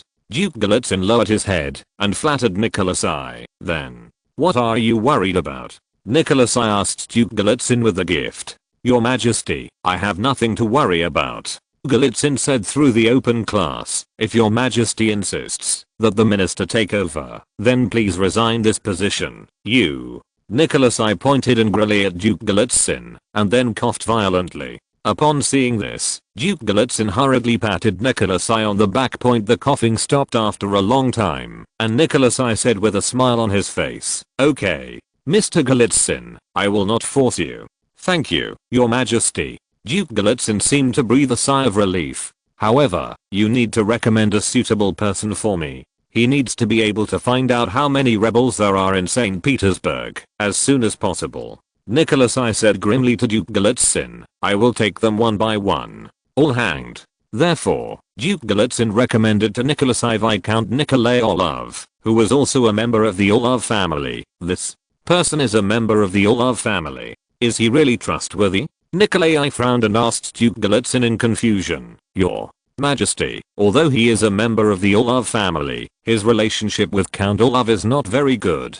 Duke Galitzin responded to Nikolai, and this Orlov Viscount Love has worked in the third hall for a while, so he is very familiar with the third hall. Then, why did he leave the third hall? Nikolai asked curiously. Your Majesty, he himself prefers military life, so he applied to leave the third hall to work in the army. Duke Galitzin responded to Nikolai. Army. Nikolai, who still had a good impression of the Russian Imperial Army, nodded and said to Duke Galitzin, which army does he work in? Once in the Guard. Duke Galitzin replied. What about now? Nikolai continued to ask. Now out of the army. Duke Galitzin responded.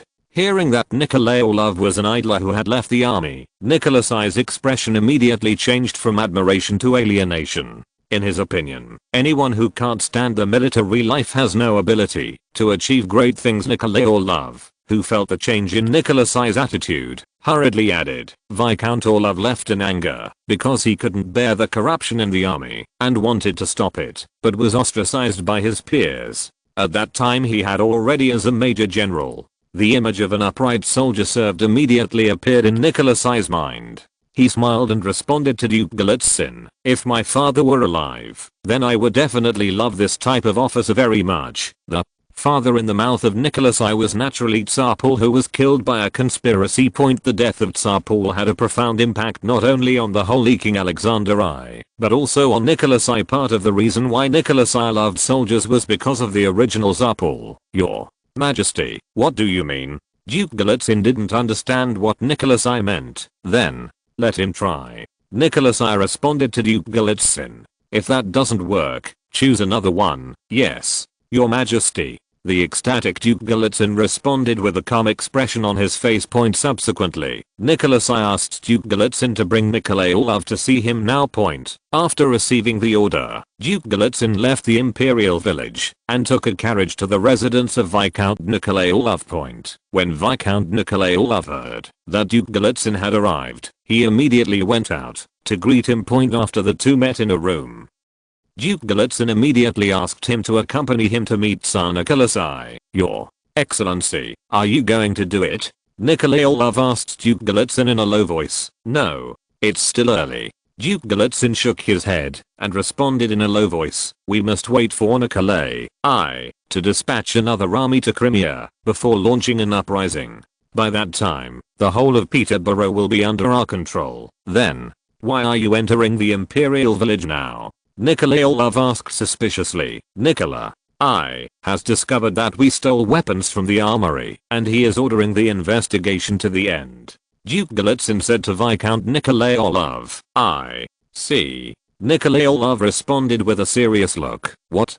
Do you know? Duke Galitzin looked at Nikolai Orlov with a bewildered expression. He didn't even say how Viscount Nikolai Orlov knew about it. Didn't you come to arrest me? Nikolai Orlov responded to Duke Galitzin. Who said that? Duke Galitzin looked at Viscount Nikolai Orlov in tears and laughed, and then told him that he recommended him to Nikolai. What? Let me master the third hall? Nikolai Orlov said excitedly to Duke Galitzin. That's right. You have to look like you are inseparable with Orlov, the Count, and at the same time. Duke Galitzin said to Nikolai Orlov word by word. Okay, I see. Nikolai Orlov nodded and then asked again, how should I investigate the theft of the armory? You can find an organization at will to convict this matter.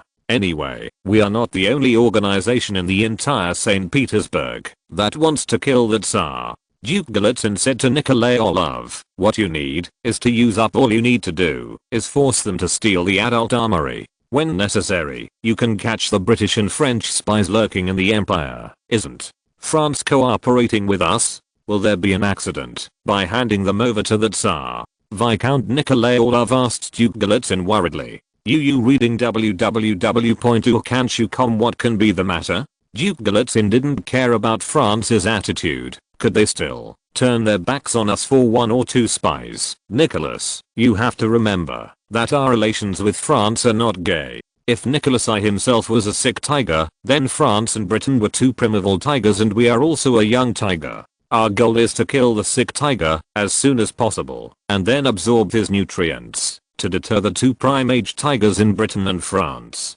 Do we really have the ability to deter them? Nikolai Orlov was worried that Britain and France would take advantage of it. How is a situation different from that of France during the revolution? Once we have won in Petersburg, we will instigate people from all over Russia to scramble against their lords. In this way, we will have tens of millions of like-minded compatriots. With the support of these people, we can deal with Britain and France. As long as we survive the early stage, then Russia will become stronger and stronger in our hands. At that time, Britain and France will no longer be able to deter us. Duke Golitsyn drew a beautiful strategic blueprint for Nikolai Orlov, and we, as an enlightened Slavic nation, will also undertake the important task of inspiring other Slavic nations, and even the task of inspiring the entire European monarchy. The peculiar self-confidence of the Slavs as the great savior of Europe. Nicholas I's monarchical alliance, Duke Golitsyn's revolutionary alliance, and later the Soviets. Nikolai Orlov was obviously moved by Duke Golitsyn's wonderful blueprint. He nodded to Duke Golitsyn and said, I listen to you. Chapter 685, Framed. Viscount Nikolai Orlov, who was fooled by Duke Golitsyn's grand blueprint, PPT, was even more convinced that Duke Golitsyn was the great man who could lead the whole of Russia out of the quagmire. As a result, under the guidance of Duke Golitsyn, Viscount Nikolai Orlov took off his regular clothes and put on the dark green military uniform when he was still the commander of the guards. Very good. Duke Golitsyn nodded with satisfaction. He knew almost everything about Nicholas I's personality and psychology, and he believed that with the attire of Count Nikolai Orlov, he would definitely be able to win the favor of Nicholas I. Grace. We should go. Yes. Nikolai Orlov gave Duke Golitsyn a standard military salute and then followed Duke Golitsyn into the carriage to the Imperial Village. The carriage carrying Duke Golitsyn and Nikolai Orlov galloped all the way and soon arrived at the gate of the palace, where Nicholas I was. Duke Golitsyn entered the palace with Viscount Orlov and soon came to the door of Nicholas I's room. Duke Golitsyn gently knocked on the door and a faint voice of Nicholas I came from the room. Please come in.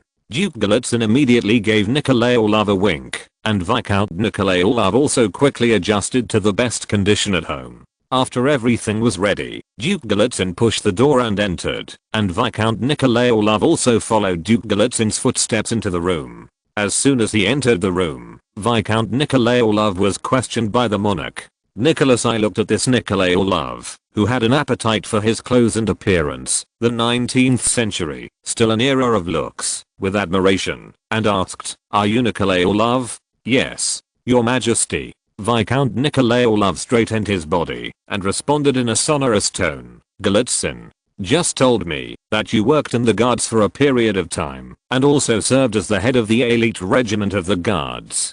Can you tell me which regiment commander you served?" Nicholas I asked again. "Your Majesty, I was the head of the St. Petersburg Musket Regiment at that time." Nikolai Orlov continued to answer. Nicholas I hearing Nikolai Orlov's answer, Nicholas I smiled even more, because the St. Petersburg Musketeer Corps was the most loyal army in the empire, although the corruption of the entire army is also the most serious, but for loyalty is far more important than corruption for a monarch. Nikolai Orlov must be very loyal to be the head of such an army. I heard that you resigned in anger because you were dissatisfied with the corrupt behavior of your colleagues. I wonder if this is a case. Nicholas I continued. Your Majesty, you are right. Nikolai Orlov replied to Nicholas I in a sonorous tone. I think a good soldier should not only be loyal to the monarch and country, but also be able to restrain himself. Your own desires. Blind corruption will only destroy the combat effectiveness of an army. Viscount Orlov, what you said is a bit alarmist. In the face of Nikolai Orlov's criticism of the Russian army, Nicholas I not only did not mean to be angry, but admired Nikolai even more. Orlov's frankness. He has seen too many officers fall under his own desires, so he cherishes those who are not crushed by desires. Your Majesty, I'm not being alarmist. Every word I say is based on facts. Viscount Nikolai Orlov continued to implement his frankness and told Nicholas I, what? Real evidence? Nicholas I asked curiously. After I left the army, I once did an investigation into the combat effectiveness and corruption of the army. Nikolai Orlov said eloquently to Nicholas I. The result? Nicholas I asked curiously. I found that the more corrupt the army, the worse the combat effectiveness. Nikolai Orlov replied to Nicholas I. Take our war in Silistra, for example. We dispatched a division went to Silistra to assist Prince Paskovich in the attack on Silistra. Although this Guards division had weapons and equipment above the Polish army and the Danube army, its performance in Silistra obviously there is not a big gap with the army of Prince Paskovich in Poland, and even in some respects it is not as good as Nikolai Orlov's words refreshed Nicholas I's understanding of the Guards. Nicholas I has always focused on the outcome of the war, ignoring the situation of the troops. The fact that the Guards, the backbone of the empire, would be reduced to a level comparable to that of the Danube army under Gorchakov, made him feel that the Guards were unusable. Nicholas I turned his gaze to Duke Golitsyn and asked Duke Golitsyn in a low voice, is what he said true, Duke?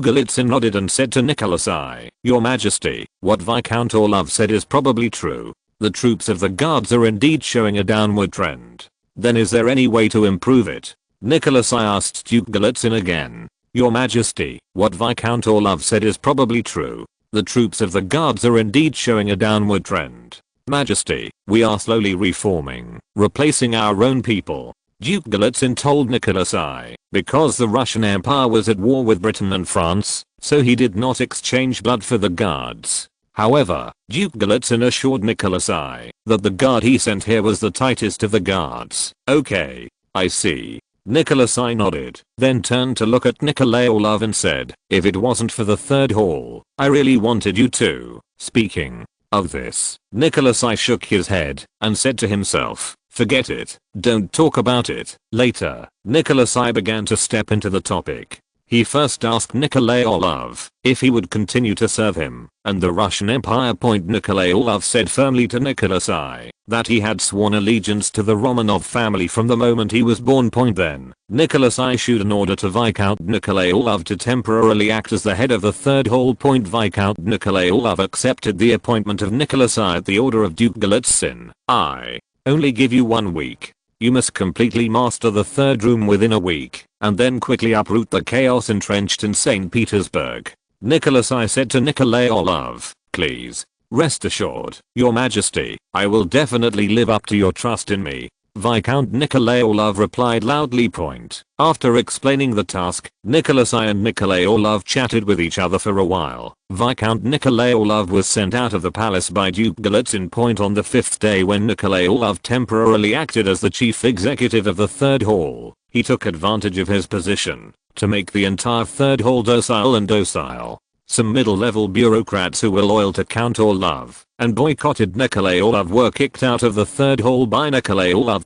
Instead, a group of low-level bureaucrats have a very standard feature, that is, they are rarely greedy for money. Some people who were dissatisfied with Nikolai Orlov began to slander Nikolai Orlov as a rebel and vowed to claim that Nikolai Orlov did not conspire with corruption. There must be bigger plot. When the fake news that Nikolai Orlov was a rebel was spread to Nicholas I through the mouth of Archduke Constantine, Nicholas I first felt deceived, and then he calmed down. Ask Archduke Constantine if there is any basis for his rumor. Archduke Constantine gave his hearsay evidence. After listening to the evidence, Nicholas I asked the Archduke Constantine with tears and laughter, they cannot have one or two just and honest people in their Russian Empire. DazooKanshu.com say that everyone who has to be forced to be corrupt is the real Russian Empire. The words of Nicholas I made the Archduke Constantine speechless, and Nikolai Orlov, who was influenced by a small group of losers, was called over by Nicholas I again, and was awarded a medal by Nicholas I. Nikolai Orlov once again assured Nicholas I that he would swear allegiance to the Romanov family to the death. For half a month after that, the officials of the Third Hall frantically attacked Peter the chaotic party element in Fortress, attacked Hardpoint in just half a month. Nearly hundreds of insurgents were arrested, and they all admitted that they were the key to the smuggling of the Armory Point. After receiving the list of members of the Chaos Party submitted by Nikolai Orlov, Nicholas I immediately ordered all those involved in the Chaos Party to be exiled. For a time, everyone in St. Petersburg was in danger, and many shops were directly closed down by the Third Hall because they had some exchanges with the Chaos Party without knowing it. St. Petersburg, where the contradictions had already been highlighted, became more intensified under the operation of Duke Golitsyn and Nikolai Orlov. Many bureaucrats with unshakable conscience began to secretly denounce Duke Golitsyn and Viscount Nikolai Orlov as two vicious dogs of His Majesty the Tsar, and the Russian Empire would be destroyed by their hands. However, what they said was destined not to be heard by Nicholas I. After the sweeping operation began, Duke Golitsyn had increased his protection of Nicholas I, and officials could not meet Nicholas I without Duke Golitsyn's approval. The only Archduke Constantine who was able to meet Nicholas I without restraint had already gone to the Kingdom of Poland to serve as the governor. Chapter 686. The conflict between Austria and Russia depends on France. Just as Duke Golitsyn was planning a plan to seize power, the foreign ministers Nesherody and Gorchakov, who were in charge of the peace talks, were also escorted by tens of thousands of Russian troops in the freezing cold. Crimea is close. Both Nesherody and Gorchakov understood that, if the peace talks did not succeed this time, the troops that followed them would immediately enter the battle sequence, and the finances of the imperial government will gradually deteriorate during the war.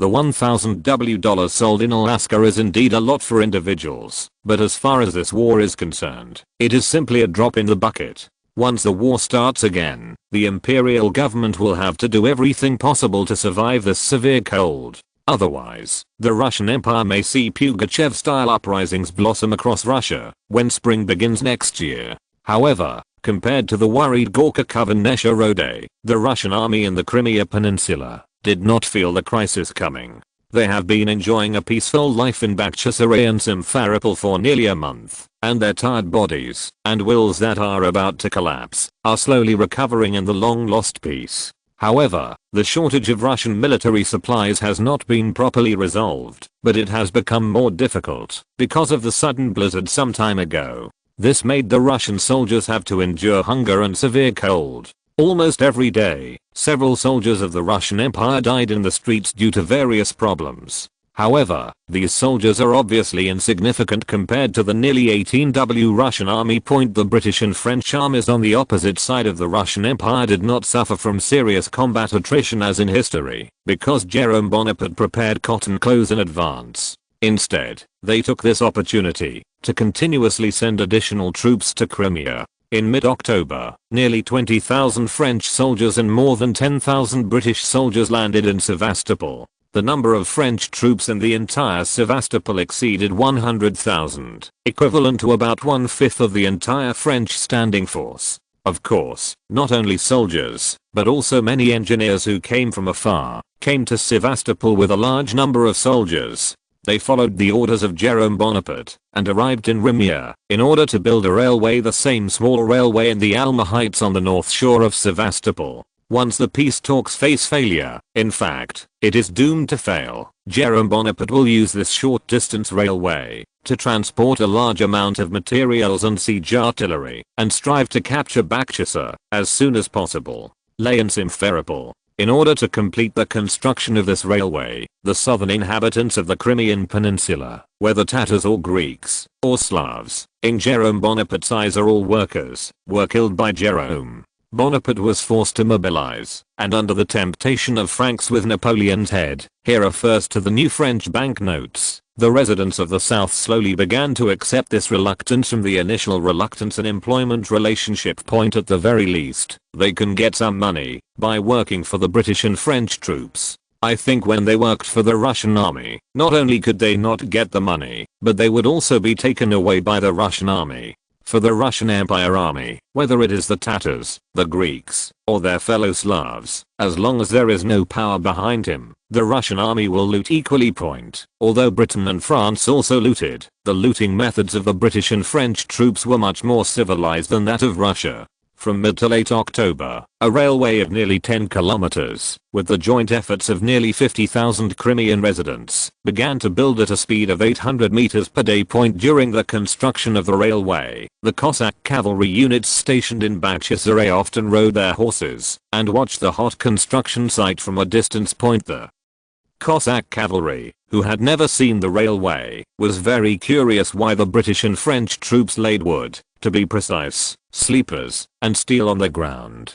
So, the excited Cossack cavalry secretly changed into ordinary people's clothes and infiltrated the crowd building the railway to ask. After learning some information about the railway, the Cossacks left quickly and reported the news to Alexander II. Commander Gorchakov and Alexander II, who received the news, also showed an ugly look on their faces when they heard that Jerome Bonaparte was in full swing. They knew that Jerome Bonaparte had built this railway in order to settle them more quickly if the negotiations broke down. However, they couldn't do anything, because once they chose to attack the railway, it would mean that the Russian army would completely tear up its face and attack Britain and France. Attacking Britain and France in this cold and freezing weather is tantamount to courting death. Not to mention, Alexander II himself had great hopes for peace talks with the French Empire would never allow anyone to destroy the soil for peace talks. So from the time Alexander II was announced to the completion of the construction, the Russian Empire was on the fringes. When the railway from Sevastopol to Alma was completed, nearly 20,000 French troops were stationed in the Alma region to guard against the Russian Empire's surprise attack. After the completion of the railway construction, the 3rd and 2nd divisions of the Inkerman Hills and the Ferdinand Hills were ordered by Jerome Bonaparte to move to the Alma River and the Katra River to be stationed near the rivers to prevent the Russian Empire desperately destroyed the railway along the line. Some of the materials originally stored in the warehouse in Sevastopol were transferred to the Alma Heights by rail. When everything was ready, Jerome Bonaparte wrote an invitation letter to Alexander II, who lived in Bakhchisaray, and he hoped that Alexander II would arrive at the Alma Heights and accompany him on the railway completion ceremony. Alexander II, who received the letter, felt an indescribable humiliation. Jerome Bonaparte in the letter revealed a high-spirited aura, as if the entire Crimean peninsula had surrendered to him under the hand. However, humiliation is humiliation. Alexander II still wants to see how much capacity the railway built by France can carry. After all, knowing oneself and knowing one another can win 100 battles. So, Alexander II, Gorchakov, Count Orlov and Ivanov Gorchakov left Bakhchisaray. When Alexander II arrived near the Alma Heights, he was greeted by the commander of the 1st Division, Canrobert. "Your Highness." Canrobert said humbly to Alexander II, "Where is His Majesty Emperor Jerome now?" Alexander II immediately asked Canrobert, "Your Highness, please come with me." Under the leadership of Canrobert, Alexander II met Jerome Bonaparte. At this time, Jerome Bonaparte was standing at the terminal station of the railway, commanding the workers in charge of loading and unloading, and the people standing beside him were Richard Metternich, the Austrian ambassador to France, and several other people. An officer in the uniform of the Austrian Empire. How could they be here? King Alexander II looked at Richard Metternich suspiciously and couldn't help showing a trace of doubt and nervousness in his heart. In Alexander's eyes, the French Empire and the Austrian Empire are almost wearing a pair of trousers. He has reason to doubt whether the appearance of Richard Metternich means that once the peace talks fail, the Austrian Empire will follow the French Empire. The pace of the attack from the Danube Principality to the Russian Empire was gone. Thinking of this, Alexander II couldn't help but feel even more nervous. Gorchakov and Orlov, who were standing beside Alexander II, also changed their expressions the moment they saw Richard Metternich. Extraordinarily dignified. Richard Metternich and several Austrian imperial officers who were beside Jerome Bonaparte also realized that something was wrong the moment they saw Alexander I. Richard Metternich hurriedly turned his gaze to Jerome Bonaparte. At this moment Jerome Bonaparte was still smiling at Richard Metternich, asked calmly, "Mr. Richard, why are you looking at me like this? Your Majesty, why is Crown Prince Alexander here?" Richard Metternich asked with a very serious expression. "It's not a normal thing for Alexander to be here." Jerome Bonaparte shrugged and replied to Richard Metternich, "The French Empire and the Russian Empire are at war, so you are not afraid." Richard Metternich couldn't help saying, "Afraid?" A sneer appeared on Jerome Bonaparte's face. "Why should I be afraid? Could it be that the Russian Empire can still defeat us? Even if they can beat us once, they will surely be defeated by us. This war is not just a war between armies, but a competition of comprehensive strength between countries." Hearing Jerome Bonaparte's speech, Richard Metternich was speechless. In fact, as Jerome Bonaparte said, even if Russia was lucky enough to defeat France and occupy the terminal, they would not be able to drive Britain and France out in the true sense. Beat the Russian army violently. "Your Majesty, will our standing with you cause a misunderstanding by Crown Prince Alexander?" Richard Metternich was worried again. He was afraid that the Austrian Empire would go to war with the Russian Empire for his own sake. "What's the misunderstanding? Do you still expect the Russian Empire to shake hands with you after the war ends?" Jerome Bonaparte frowned and asked Richard Metternich. Chapter 687. Deterrence of the God of War. Facing Jerome Bonaparte's inquiry, Richard Metternich fell into a brief silence. From an emotional point of view, Richard Metternich still hopes that the Russian Empire will restore relations with the Austrian Empire after the war. Because what the Austrian Empire needs is not a Russian Empire that is always in hostile relations, but a weakened Russian Empire that maintains friendly relations with the Austrian Empire. However, from a rational point of view, his idea is too naive. Not to mention the fact that the Austrian Empire siding with Britain and France in the Crimean War was a serious betrayal of the two Tsars. Even if the Russian Empire was willing to restore relations with the Austrian Empire for various reasons, the Austrian Empire also had to carefully consider the French Empire views. After all, the initial investment of the French Empire in the Austrian Empire already amounted to several hundred million francs once it annoyed the French Empire. What did the Austrian Empire rely on to complete its industrialization? Without an industrialized Austrian Empire, how could it prevent the Russian Empire from invading? Peace cannot be achieved by relying on a piece of waste paper. Behind any treaty, there must be corresponding strength. A treaty without strength is not binding at all. And from the perspective of Jerome Bonaparte, it is best that the Austrian Empire and the Russian Empire have always been in a relatively hostile, yet mutually restrained relationship.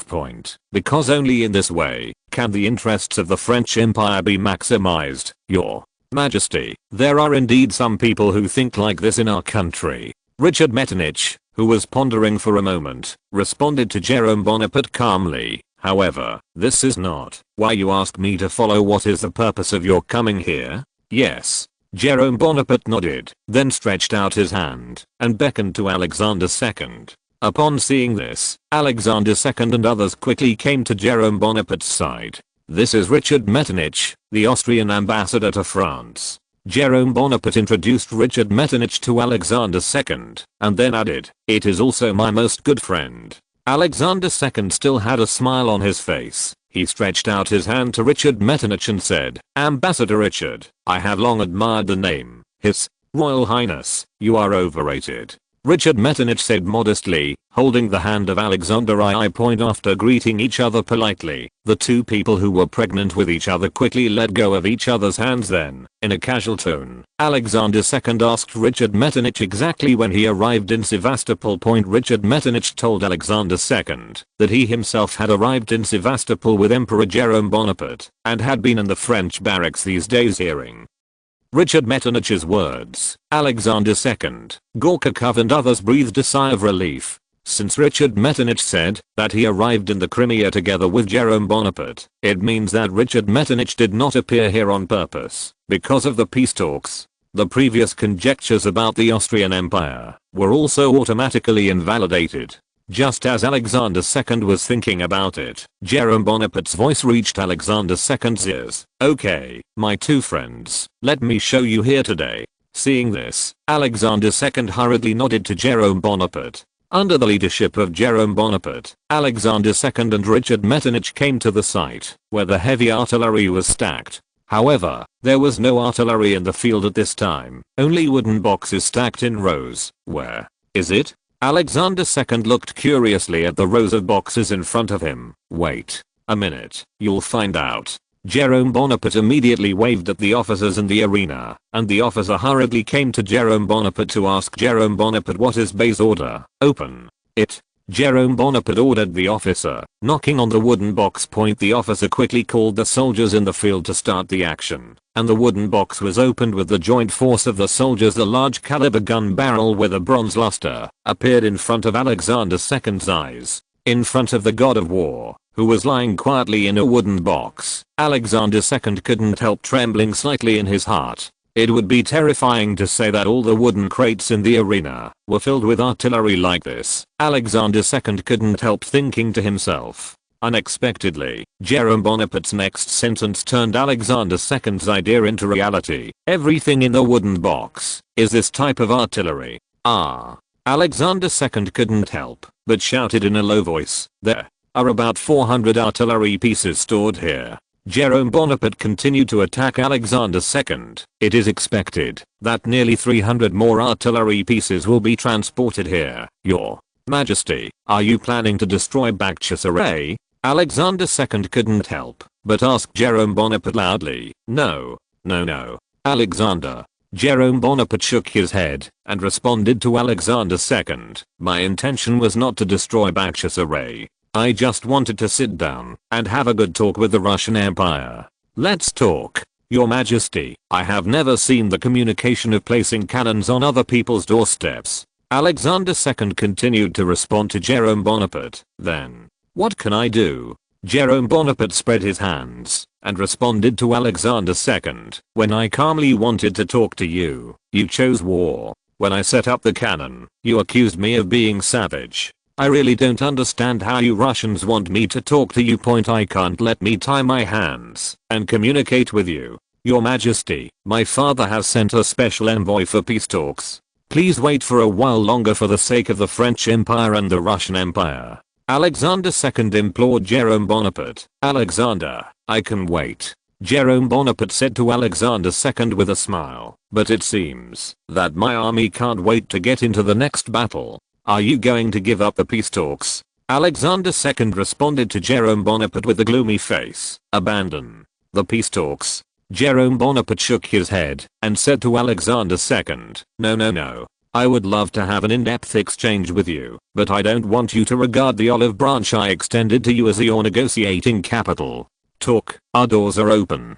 Fight, we will accompany you to the end." Jerome Bonaparte's attitude made Alexander II, who had high hopes for the peace talks, doubted that Jerome Bonaparte still had sincerity in the end of the peace talks. However, now Gorka Kovannesha-Rode are on the verge of reaching the Crimean Peninsula. Rushing to start the war will only make all the previous efforts go to waste. Your Majesty, please believe in our sincerity. We really want to end this war. Alexander II responded to Jerome Bonaparte. "Alexander, I believe in your sincerity. It's a pity you are not the Tsar." Jerome Bonaparte said with emotion, "If you were the Tsar, then it is very likely that this would not happen to our two countries thing." A stiff smile appeared on Alexander II's face, but he did not dare to respond directly to Jerome Bonaparte's words. "Forget it. Don't talk about it. We didn't call you here to talk about it." Jerome Bonaparte quickly changed the subject and then invited Alexander II and Richard Metternich to the train station platform point. In the presence of Alexander II and Richard Metternich, Jerome Bonaparte completed the ribbon cutting of the completion ceremony point. After the ribbon cutting session, Alexander II bid farewell to Jerome Bonaparte point. Looking at the back of Alexander II leaving, Jerome Bonaparte showed a schadenfreude expression at the corner of his mouth and said to Richard Metternich beside him, "Trust me, Alexander will never be able to sleep peacefully tonight." The fact is, as Jerome Bonaparte said Riyadh1.com that night, Alexander II, who was full of heavy artillery, couldn't sleep. Falling into insomnia, he got up from the bed and walked alone in the corridor of the old palace. When Alexander II came to the corner at the end of the corridor, the figure of Commander Gorchakov appeared in front of him. "Gorchakov, you haven't slept yet." Looking at Gorchakov, who was not paying attention, Alexander II showed a bitter smile. "Your Highness, you must be unable to sleep because of France's problems?" Gorchakov also responded, "Yeah." Alexander II nodded and then suggested to Gorchakov, "I can't sleep anyway, why don't we go out for a walk?" "Good." Commander Gorchakov replied. Alexander II and Commander Gorchakov left the old palace and walked in the garden outside the old palace. The winter night in Bakhchisaray is undoubtedly particularly cold, and the bleak cold wind poured into Alexander II's body through the neckline, making Alexander II feel a terrifying chill. However, this chill was obviously insignificant compared to the chill that France brought him. Alexander II, who was walking in the garden, asked slowly, "Commander Gorchakov, tell me honestly, if the peace talks fail, will our army be able to withstand the French attack in Bakhchisaray?" Gorchakov euphemistically told Alexander II that the Russian army did not have enough artillery to withstand the French artillery, and their rifles were far inferior to each other. In short, the Russian Empire had better not hope to fend off the next wave of French aggression. If you're listening to this novel on a channel other than Fanfic World, it means they downloaded and uploaded it without effort. We cordially invite you to visit our channel, Mundo Fanfic Novelos. There you'll find the original version of this story and you can explore many other novels of various genres. We're waiting for you to immerse yourself in a world of incredible novels. Chapter 688, Mission Arrives. Alexander II, who received the answer from Gorchakov, became even more distressed. So in the next few days, Alexander II built fortifications more diligently. Bastions and trenches appeared around the city of Bakhchisaray. The entire Bakhchisaray has been built as a defense by Alexander II. Fortress of Hope for the attack of the French Empire. It's just that this Bakhchisaray fortress, which was strengthened by Alexander II, has a fatal flaw compared with the historical Sevastopol fortress. That is, the whole Bakhchisaray is not like Sevastopol. It can rely on maritime transportation for supplies, and in the deep inland areas it can only rely on supplies from the inland of the Russian Empire to replenish. This also means that once the road to Perekop is cut off, the logistics of the entire Bakhchisaray area will be completely destroyed. The best way to keep Bakhchisaray's logistical supply from being cut off by the British and French forces is to have a force with both combat effectiveness and mobility in the hands of the Russian Empire. This unit will take on the role of the fire brigade, and where there is a problem, the fire brigade will be dispatched to the place where the problem occurs. However, there is no such force in the hands of the Russian Empire. Whether it is the Zouave regiment in the hands of France or the Scottish musketeers in the hands of Britain, they are crushing the Russian Empire in terms of mobility and combat effectiveness. So, Alexander II had to choose a clumsy, but very effective method. The solution is to reduce the number of troops stationed in Bakhchisaray, while hoarding enough food in the Bakhchisaray area. Only in this way can the Bakhchisaray region be able to hold out for a year and a half, and they will be able to win. Alexander II firmly believed that, as long as the Russian army persisted, there would be major domestic problems in Britain and France. It's just that Alexander II, who had fallen into the conspiracy of Shau's staff, forgot that the Russian Empire was a more fragile country than Britain and France. Even without Duke Golitsyn planning a rebellion in the hinterland of St. Petersburg, the Russian Empire would last longer than the British and French troops. Under the order of Alexander II, the 80,000 Russian soldiers originally stationed in the Bakhchisaray area were reduced to 50,000 in a blink of an eye. Nearly 30,000 troops were transferred to Simferopol, while Perekop's supply to Bakhchisaray remained at the 80,000 quota. The Simferopol Russian army, which originally had only 50,000 troops, received only about 60,000 supplies, after adding 30,000 troops. This is not even counting the daily deductions of soldiers by officers. If all of them are brokerages, the average Russian soldier gets only 1/5 of what they have on their face. The arrival of the Bakhchisaray Russian army made the Simferopol Russian army, which was already struggling, even more strapped. There is a saying that Dalmian rises to hatred, and the Simferopol Russian army, whose life is getting worse and worse, immediately transferred its spearhead to the Bakhchisaray Russian army. In the entire Simferopol, there were several vicious brawls and robbery incidents in just 2 days. Alexander II had no choice but to go to Simferopol to settle the conflict in person. Under the mediation of Alexander II, the original quota of 80,000 Bakhchisaray Russian troops had to be handed over to the Russian troops stationed in Simferopol.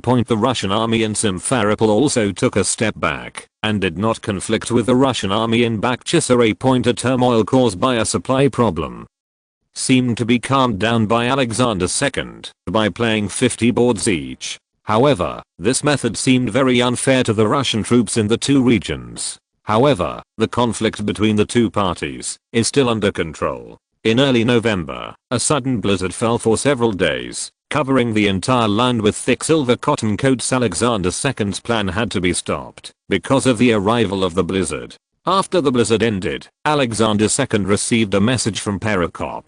A delegation representing Tsar Nicholas I has arrived on the north shore of Perekop and is expected to arrive in Bakhchisaray tomorrow. Then what are you waiting for? Let's go. Alexander II couldn't wait to reconcile with the embassy sent by Nicholas I. His Royal Highness, let's wait here quietly for Minister Nesherody to arrive. Ivanov Gorkakov, who served as Alexander II's adjutant, whispered to dissuade Alexander II. He didn't want to let himself. There was an accident in the thigh that had been hugged so hard. I'm not afraid. What are you afraid of? Alexander II reprimanded Ivanov Gorkakov. Yes, Your Highness. Ivanov Gorkakov had to agree to Alexander II's request to go to Perekop. This morning, Alexander II and Ivanov Gorkakov led a group of soldiers to kill Perekop in a mighty manner. On the afternoon of the same day, Alexander II and Ivanov Gorkakov arrived in Perekop and met with Minister Nesherody and the embassy led by him. His Royal Highness.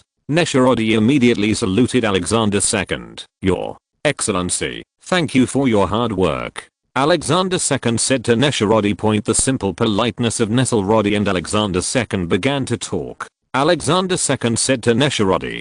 Second asked Nesherody if his father, Tsar Nicholas I, was willing to accept the conditions proposed by France. Nesherody told Alexander II that Nicholas I was indeed somewhat resistant to the conditions put forward by France at first.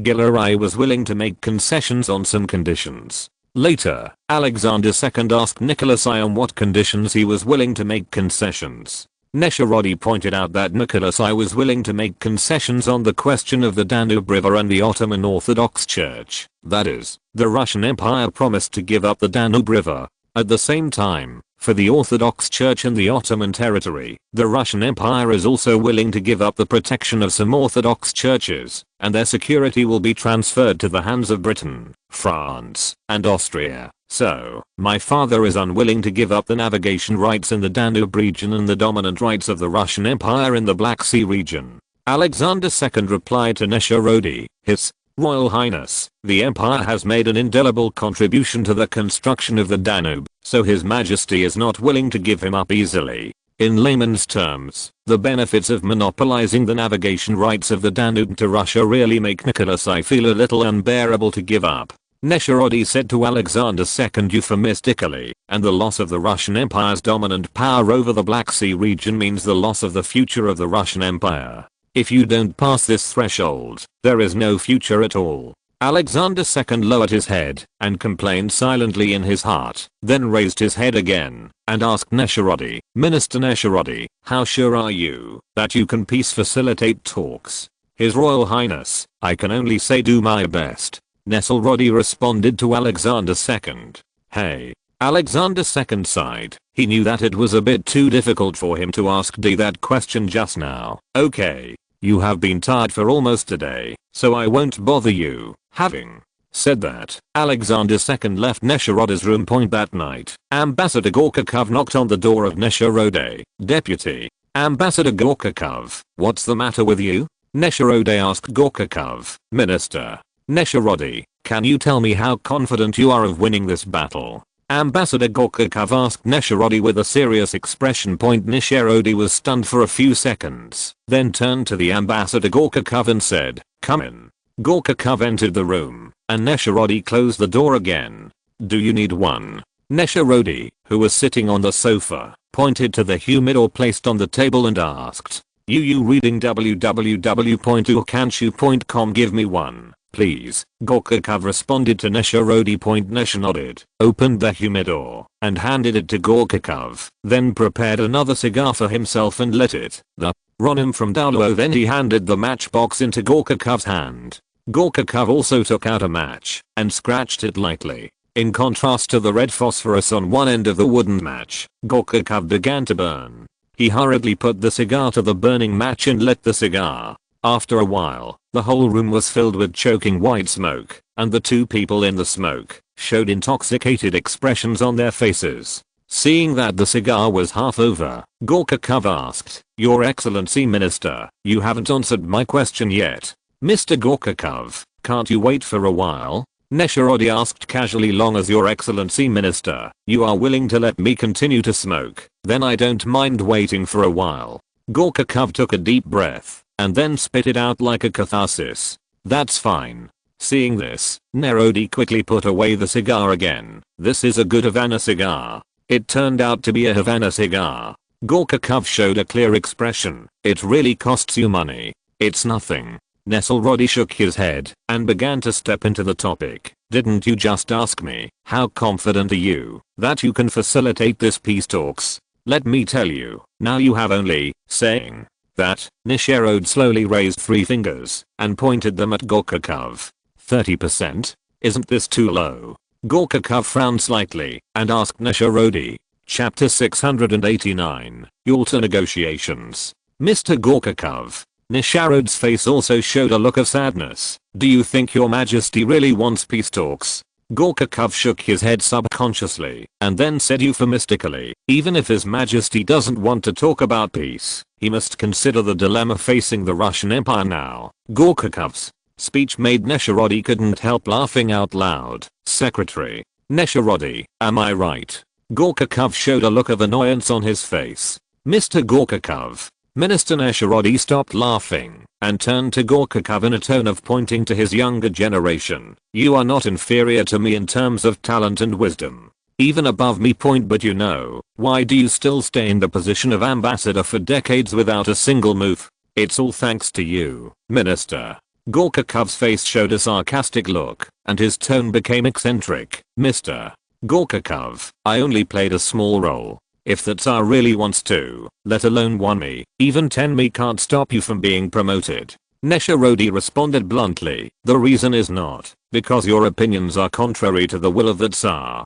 Take this war as an example. Did you write to His Majesty Tsar Nicholas, bypassing the Ministry of Foreign Affairs, through your brother Mikhail Gorkakov, Commander Gorkakov, before the war started, a letter of advice advising him not to set foot in the Danube Principality?" A touch of embarrassment appeared on Ambassador Gorkakov's face. As a diplomatic ambassador, he bypassed the Ministry of Foreign Affairs and directly submitted advice to the Tsar, which was indeed overstepping his authority. However, he was also worried that Nesharodi and others would fool Nicholas I on this issue and make Nicholas I make wrong judgments. "That's right. I did write a letter to His Majesty." Ambassador Gorkakov nodded and responded calmly to Nesharodi. "However, His Majesty did not accept my opinion. If His Majesty is willing, if I had taken my advice, the Russian Empire would not have been in such a predicament, except." With a mocking look on Nesharodi's face, he asked rudely, "Mr. Gorkakov, His Majesty at that time didn't even want to listen to us, so why should we? Listen to your **** advice letter? Who do you think you are?" Gorkakov did not know that his feudal letter was not sent to Nicholas I at all, but was intercepted by Nesharodi in the middle point. If the letter of advice was really delivered to Nicholas I, then Gorkakov would probably be recognized by the suspicious Nicholas I as an associate of the Dolgorukov Nesharodi clique point, although Nicholas I could not completely solve the deep-rooted Dolgorukov and Nesharodi.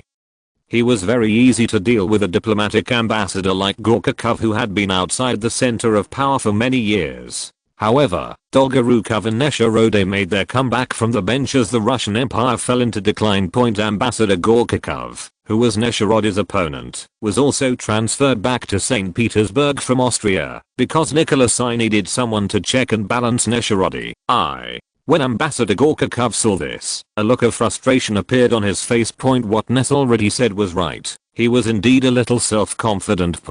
Even though he has a better family background and talent than Nesherody's fortune depended on his father. He has never been able to get close to the core power center of Nicholas I. The reason is only because he is too arrogant. In the field of diplomacy, he insists on his own judgment and does not know how to cater to the monarch's thoughts.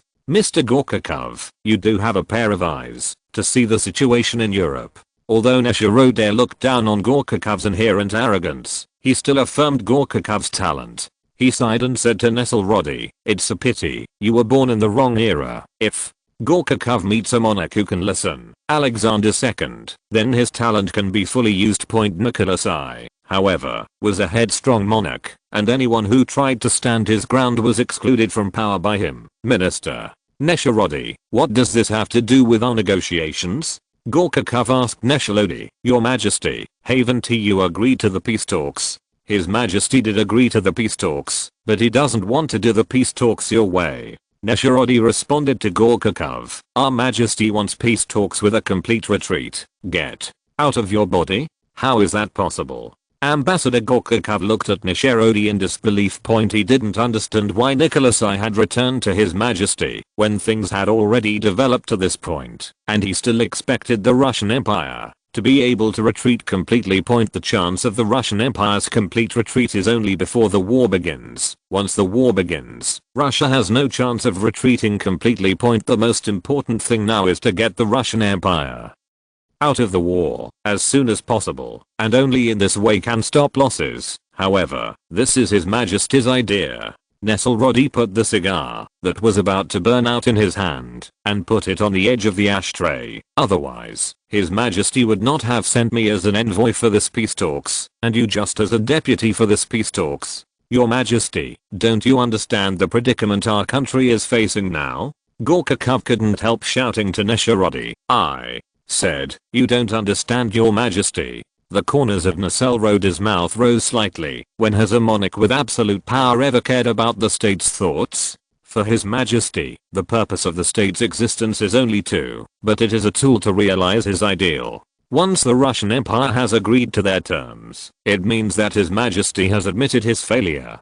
Do you think that His Majesty will admit his mistake? The predicament you mentioned, in His Majesty's opinion, is nothing but a futile fuss. Here is the inference of Nesherody himself, who himself was not aware of Nicholas I's change in thinking. You mean this negotiation is doomed to fail? Gorkakov showed a confused look on his face. He didn't understand why he wanted to participate in a negotiation that was doomed to fail. It depends on what France means. Neshelrod spread his hands and replied to Gorkakov, if France is really willing to accept our bargain, then this negotiation has a slight chance of success. I see. Ambassador Gorkakov got up and bowed to Nesherody, then left Nesherody's room. Early the next morning, Nesherody, Gorkakov, Alexander II, and their entourage departed early from Perekop and arrived at Bakhchisaray in the afternoon to took the negotiating mission. That entered Bakhchisaray was immediately warmly welcomed by Commander Gorkakov and Orlov. At the same time, in Sevastopol, more than 20 kilometers away from Bakhchisaray, a warship was slowly parked at the port pier. French Foreign Minister Walewski and his entourage arrived and got off the warship and then went straight to the French Expeditionary Force Command to meet with Jérôme Bonaparte. Thank you for your hard work, said Jérôme Bonaparte, patting Zayevsky on the shoulder. It's not hard. Walewski shook his head and replied humbly, it is my honor to serve Your Majesty. Later, Jérôme Bonaparte and Walewski visited the military camp, railway station and infrastructure in Sevastopol. That night, Ivanov Gorkakov reappeared at the French Expeditionary Forces headquarters and informed Jérôme Bonaparte of the arrival of the Tsarist embassy. Excellent. Jérôme Bonaparte replied to Ivanov Gorkakov with a smile. Our foreign minister also arrived in Sevastopol today. Immediately afterwards, Ivan of Gorchakov asked Jerome Bonaparte where he was going to set the place for the negotiations. Jerome Bonaparte took out a map from the drawer, pointed to Yalta, and said to Ivan of Gorchakov, "What do you think of Yalta, Yalta?" Ivan of Gorchakov glanced at the map. "Your Majesty, should we find a location that is relatively close to both of us? Yalta seems to be a bit far from us." "Is it far?" Jerome Bonaparte shook his head and said arrogantly, "Why do I think it's just right? No one will bother you here, and even if the negotiation fails, it won't start immediately war." Seeing that Jerome Bonaparte was determined to set the negotiation venue at Yalta, Ivan of Gorchakov didn't say much. He could only tell Jerome Bonaparte that he would give Jerome Bonaparte's plan to Alexander II. As long as Alexander II agreed, then the place of negotiation was Yalta. "I'm in Sevastopol, waiting for your reply," Jerome Bonaparte said briskly to Ivan of Gorchakov. Ivan of Gorchakov, who returned to Bakhchisaray at night, met with Alexander II immediately and informed Alexander II of the meeting place chosen by Jerome Bonaparte. "Yalta? Why are you in Yalta?"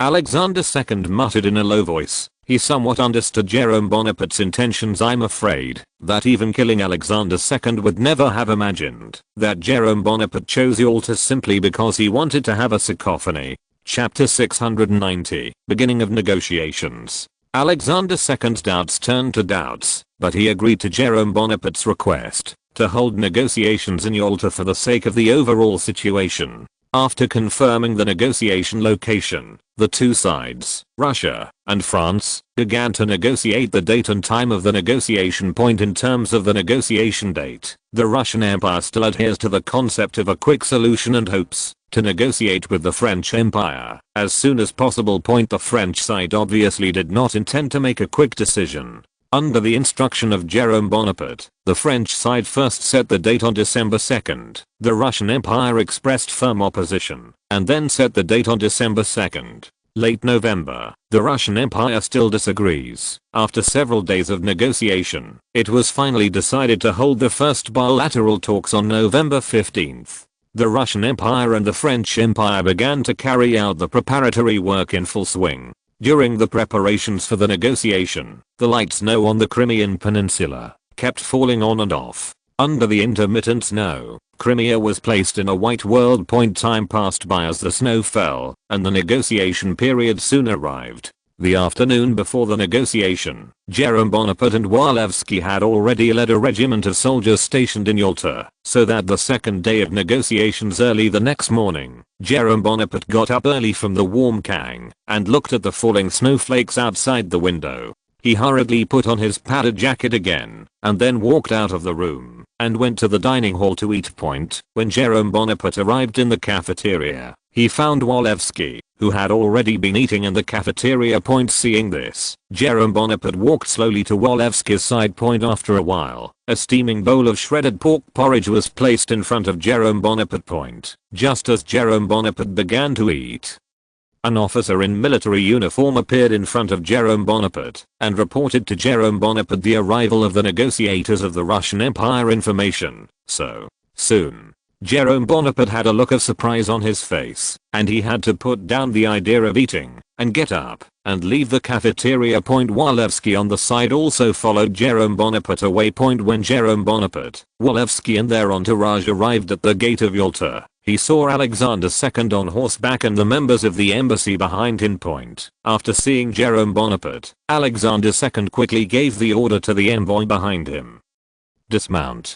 Nisherady, Gorchakov, and other members of the embassy dismounted at the command of Alexander II. Immediately afterwards, Alexander II, who was leading the horse, came to Jerome Bonaparte's side and shook hands with Jerome Bonaparte. "Your Majesty, we meet again." "Yeah, Alexander." Jerome Bonaparte glanced at Alexander and found that he seemed to be thinner than half a month ago. He couldn't help but say with emotion, "It's only been half a month. Why are you so thin? So much?" A bitter smile appeared on the corner of Alexander II's mouth. If he wasn't too sad, how could this happen to him? However, in front of Jerome Bonaparte, of course Alexander II couldn't say this. He could only tell Jerome Bonaparte that he was on a diet recently. "Alexander, dieting is not good for your health." Jerome Bonaparte said to Alexander II hard-heartedly, when we are young, we must cherish our bodies. How can we do it without eating? Jerome Bonaparte paused, as if remembering something. By the way, you haven't eaten yet. Alexander II shook his head. The distance between Bakhchisaray and Yalta was about 30 to 40 kilometers. How could they have eaten at this time? 8 o'clock. I just happen to have not eaten yet.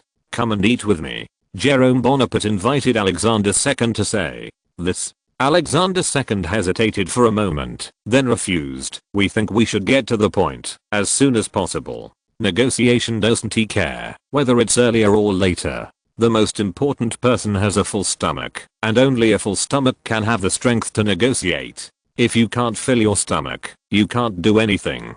Jerome Bonaparte made a pun to Alexander II. Alexander II glanced at Nesherodi and Gorchakov behind him, then turned his head and nodded in agreement with Jerome Bonaparte. On the way to the cafeteria, Alexander II introduced to Jerome Bonaparte Nesherodi and Gorchakov, who were the negotiators this time. You are Gorchakov? Jerome Bonaparte looked curiously at the half-bald old man with round-rimmed glasses. To be honest, he was accustomed to the rule that a diplomat must have a good skin. This is also the rule of the 19th century, and he really couldn't put the half-bald old man on the same future as the foreign minister who led the rise of the Russian Empire. After all, Bismarck, who was at the same time as him, was considered to be relatively handsome. And Richard Metternich inherited part of the appearance of his father, Prince Metternich, which can be said to be a killer in the European social circle. That's right, Your Majesty. Ambassador Gorchakov bowed slightly. He didn't understand why Jerome Bonaparte looked at him with a hint of disappointment. Could it be that he did something wrong? Mr. Gorchakov, what is your current position? Jerome Bonaparte asked Gorchakov again. By the grace of His Majesty Nicholas, I have been appointed as the ambassador of the Russian Empire to Austria. Gorchakov responded to Jerome Bonaparte with a solemn expression. Then, you're not interested in jumping jobs. Jerome Bonaparte tried to poach the ground in front of Alexander II. As long as you are willing to come to France, I promise to appoint you as the French foreign minister immediately. Jerome Bonaparte's naked digging behavior not only made Alexander II feel a little embarrassed. After all, Jerome Bonaparte was able to give Gorchakov such generous conditions, which is enough to prove Gorchakov the value of the husband himself. But they, the Russian Empire, have always made him the ambassador to Austria, which is really a shame. And even Warevsky is also a little embarrassed. Walewski himself, the foreign minister himself, Jerome Bonaparte has given a Russian such favorable conditions before he has settled down for a few days. Isn't he just saying that he is far inferior to Gorchakov in disguise? Of course, Gorchakov is the least likely to come down to the stage point. He really did not expect that Jerome Bonaparte would dig a foothold in the public eye. Although it was a common thing to say that it was a common thing to switch jobs between countries to serve as ministers, how could such a thing be put on the table? The best solution is that the monarch invites quietly, and then the inviter refuses, or goes. In this case, both sides are left face. Jerome Bonaparte's blatant digging is obviously putting the unspoken rules of digging on the surface, and it's not easy for him to refuse directly. If the monarch in front of him, who did not play cards according to the routine, is not happy because of his own remarks, the peace talks will have to fall through. Gorchakov cannot afford to be charged with sabotaging the peace talks. After thinking for a moment, Gorchakov responded without being humble or arrogant. Thank you for your grace to me. However, my talent is not enough. I'm afraid I can't help you with all my heart. I hope you forgive me.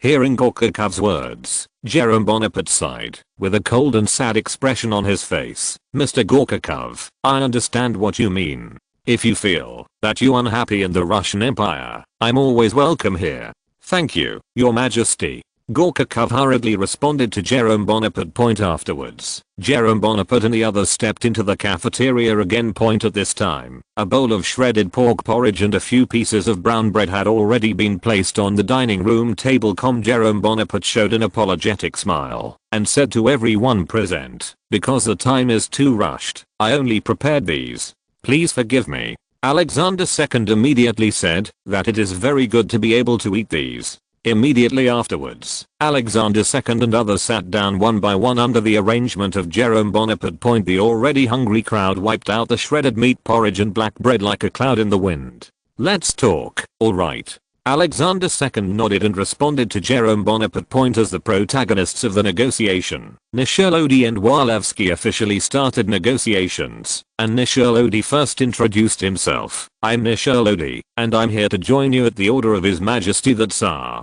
This is my assistant Gorkakov. I am Walewski, and I was ordered by His Majesty Jerome Bonaparte to communicate with the Russian Empire," Walewski said with a serious face, and then ordered the entourage in the cafeteria to hand over documents to Nesselrode. "This is the condition we have put forward at this stage. Please take a look." Nesselrode read the document carefully, and after reading it one by one, handed it over to Gorkakov. After a while, Gorkakov also saw the entire contents of the file. This time the document has not changed much from the one he handed to Nicholas I, except that in the third article amending the Black Sea Treaty, there are some additional clauses, limiting the number of Russian imperial navies, dismantling the carry-all military installations on the Maya Peninsula. "Forgive our unacceptable, your harsh conditions. You are not negotiating peace, but treating us as a defeated country." Chapter 691, Not Giving an Inch.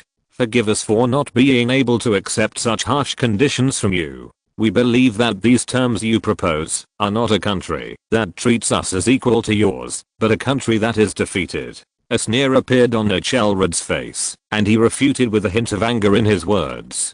"The defeated country?" Walewski didn't care about Nesselrode's indignation at all, and he responded to Nesselrode without changing his face. "Are you being a little too sensitive? We think that we compared with a treaty that you forced the defeated countries to sign. These conditions are simply magnanimous. France did not ask you to give up any inch of land, the land you occupied. This corresponds to the Congress of Vienna. The powers asked France to spit out Belgium and the Netherlands, the Leyland League, and did not ask you to compensate for any war losses. In the Second Congress of Vienna, France compensated for the losses of the Anglo-Austro-Russian countries. Nor did it force the army to occupy the Crimean Peninsula. With such conditions, what else could the Russian Empire be dissatisfied with?" Faced with Walewski's remarks full of connotations, Nesselrode felt uncomfortable. But now the form is stronger than people. Nesselrode can't stand up and duel with Walewski. Negotiation, negotiation, negotiation after negotiation. Nesselrode decided that he should talk to Verevsky one by one first. In case he could catch Verevsky's flaws in the negotiation, he could also recover for the Russian Empire one round. "Mr. Walewski, the conditions you mentioned are just the conditions imposed by the victorious countries on the defeated countries," Nesselrode said to Walewski rationally. "Russia has not been completely defeated. We still have a huge army." "You're right. You do still have enough money to squander." Walewski nodded in agreement with Nesselrode. "If it wasn't for this, then the thickness of the file, but not only now. Moreover, the treaty requires the Russian Empire to recognize the territorial integrity of the Ottoman Empire, and recognize that the Ottoman Empire has the right to dispose of Christianity in the country. Is this wrong? Shouldn't the Ottoman Empire, as a sovereign, crossed out, country recognized by Europe, enjoy such treatment? Small book booth sovereignty?" Nesselrode looked disdainful. In his opinion, the so-called Ottoman sovereignty in Verevsky's mouth was just a poor excuse for Britain, France, and Austria to exclude the Russian Empire from the division of the Ottoman Empire. If Britain, France, and Austria really respected the sovereignty of the Ottoman Empire, the Austrian Empire would have left the Danube Principality long ago. Today, the Austrian Empire not only did not accumulate the Duchy of the Danube, but also established a new administrative structure in the Duchy of the Danube, and sent Prince Metternich to serve as the Duchy of Romania, the Duchy of Wallachia and Moldova at the suggestion of Jerome Bonaparte, merged into the Principality of Romania. Anyone with discernment understands that the Austrian Empire is determined to completely annex the Danube Principality. Your country's knowledge of sovereignty is really eye-opening for me. Nesselrode sneered slightly, and then continued. However, we do not accept the two conditions you just put forward. Opposition. Then you mean that you have an opinion on the remaining two? Walewski asked knowingly. Nesherody first glanced at Alexander II, and then responded to Walewski, yes. We believe that Articles 2 and 3 seriously damage the interests of the Russian Empire. It is difficult for us to accept this condition. Then how do you want to modify it? Walewski asked again. We hope you can delete Articles 2 and 3. Nesherody replied immediately. At the same time, we hope that the Duchy of the Danube can be completely returned to the Ottoman Empire under the supervision of Britain, France, Russia, and Prussia. Let some countries take advantage of this opportunity. Isn't this condition on your side too difficult for a strong man? Verevsky responded to Nesherody. Our second and third conditions are also based on the premise of safeguarding the interests of the Black Sea. Helpless. After all, the cause of this war is that your unlimited expansion in the Black Sea region has aroused fear in European countries and disrupted the long-lost peace in Europe. The opponent declares war. Now that you want to negotiate peace, you must demilitarize the Black Sea. Only in this way can you truly win the trust of the countries you invaded and eliminate the fear of you all over Europe. Mr. Walewski, do you mean to let our Russian Empire give up its weapons of defending itself and open its mind? Nesherody responded to Walewski. Yes. Walewski nodded and responded to Nesherody in a eloquent manner. Only with an open mind can Russia regain the trust of Europe and win more partners. Nesherody said coldly, I'm afraid that at that time, what we won is not a partner, but a sharp steel knife. Our neighbors will never miss this golden opportunity. Only guns are an important weapon to protect us from being violated at the Black Sea Gateway. The Russian Empire is only demilitarizing the Black Sea, not demilitarizing the whole of Russia. Walewski responded to Nesherody. Once the war starts, you can send some of your soldiers to Black Sea. Could it be that the Russian Empire has lost the courage to even defeat the Ottoman Empire? After all, Verevsky's mouth showed a slight sarcasm. Nesherody and Gorkakov blushed slightly, and Alexander II's expression also showed a trace of displeasure. At this moment, Jerome Bonaparte, sitting beside Verevsky, also said, if the Russian Empire is really worried about the possible sneak attack of the Ottoman Empire, then the French Empire can completely attack the Russian Empire.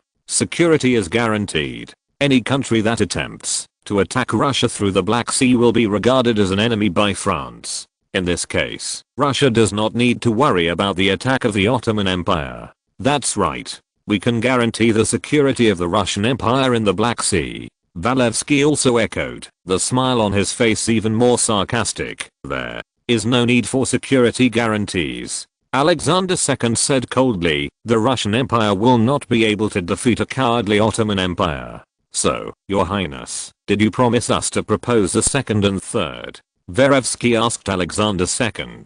No. Alexander II shook his head and responded to Verevsky. I just said that we are capable of defending the Russian Empire with our own hands.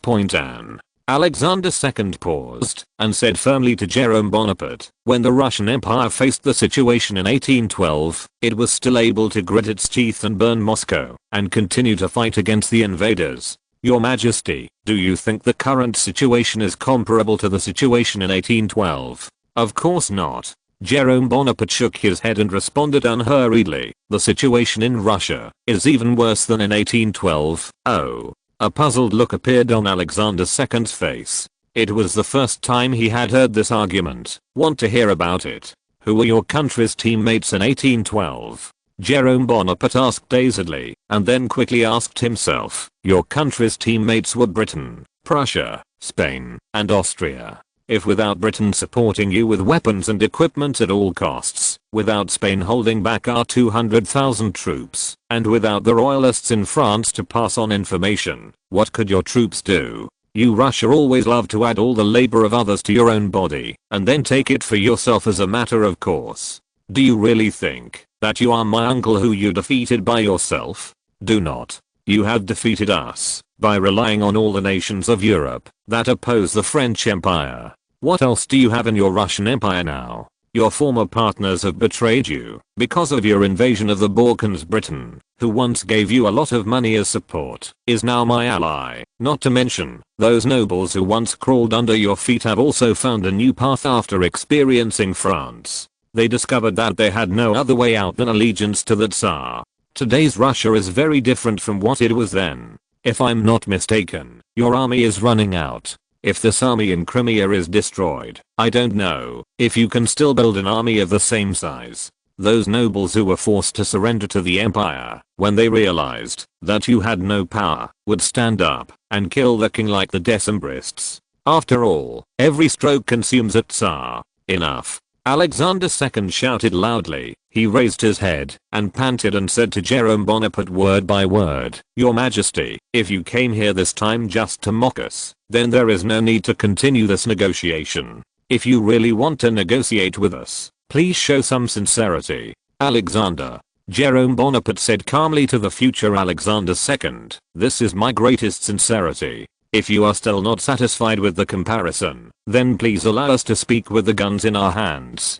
Chapter 692. Peace talks breakdown. War begins. Under Jerome Bonaparte's tough attitude, Alexander II had to change his previous laissez-faire attitude and began to negotiate with Jerome Bonaparte himself. For the sake of their respective positions and interests, the two sides continued to come and go for several hours, and the time gradually came to noon point. The hungry Jerome Bonaparte hurriedly raised his hand and suggested to Alexander II, "It's not a matter of time and a half, let's talk about it after we finish lunch." Alexander II, who also felt a little hungry, nodded and said, "Okay." So, Jerome Bonaparte hurriedly put away the documents placed on the table, and Alexander II also ordered Gorchakov, Nesherody and others to take back the documents that belonged to them in the briefcase. The table that was originally filled with documents was cleaned up in a blink of an eye. Jerome Bonaparte turned his head and gave the order to open dinner to the officer behind him. Upon seeing this, the officer hurried to the back kitchen and ordered the cook in the back kitchen to bring out the lunch that had already been prepared. With the help of the chef's homemade suggestion cart,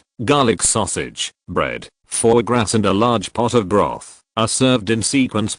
Looking at the food on the table, the Russian imperial mission from afar subconsciously swallowed a sigh of saliva. Originally, there was a trace of resentment towards the French mission. Fierce disputes are easy to generate resentment, and it also disappears under the influence of food. Just when Jerome Bonaparte invited Alexander II and others to start a meal, he suddenly wanted to take a look at the food situation of the troops stationed outside the Yalta garrison. So, Jerome Bonaparte temporarily left the cafeteria under the pretext of urinating. Jerome Bonaparte, who had escaped from the cafeteria, quickly went to the regimental headquarters station near Yalta. At this time, plumes of cooking smoke also rose above the regiment headquarters. Seeing this, Jerome Bonaparte immediately ran into the station. In the regiment headquarters, he saw a steaming marching pot propped up on the ground, and below the marching pot was burning firewood. When Jerome Bonaparte arrived at the marching pot, he saw the lamb soup being boiled in the marching pot. He hurriedly said to the soldier who was part-time cook, "Bring me a bowl." "What's the hurry? It's not over yet." There was an impatient look on the cook's face.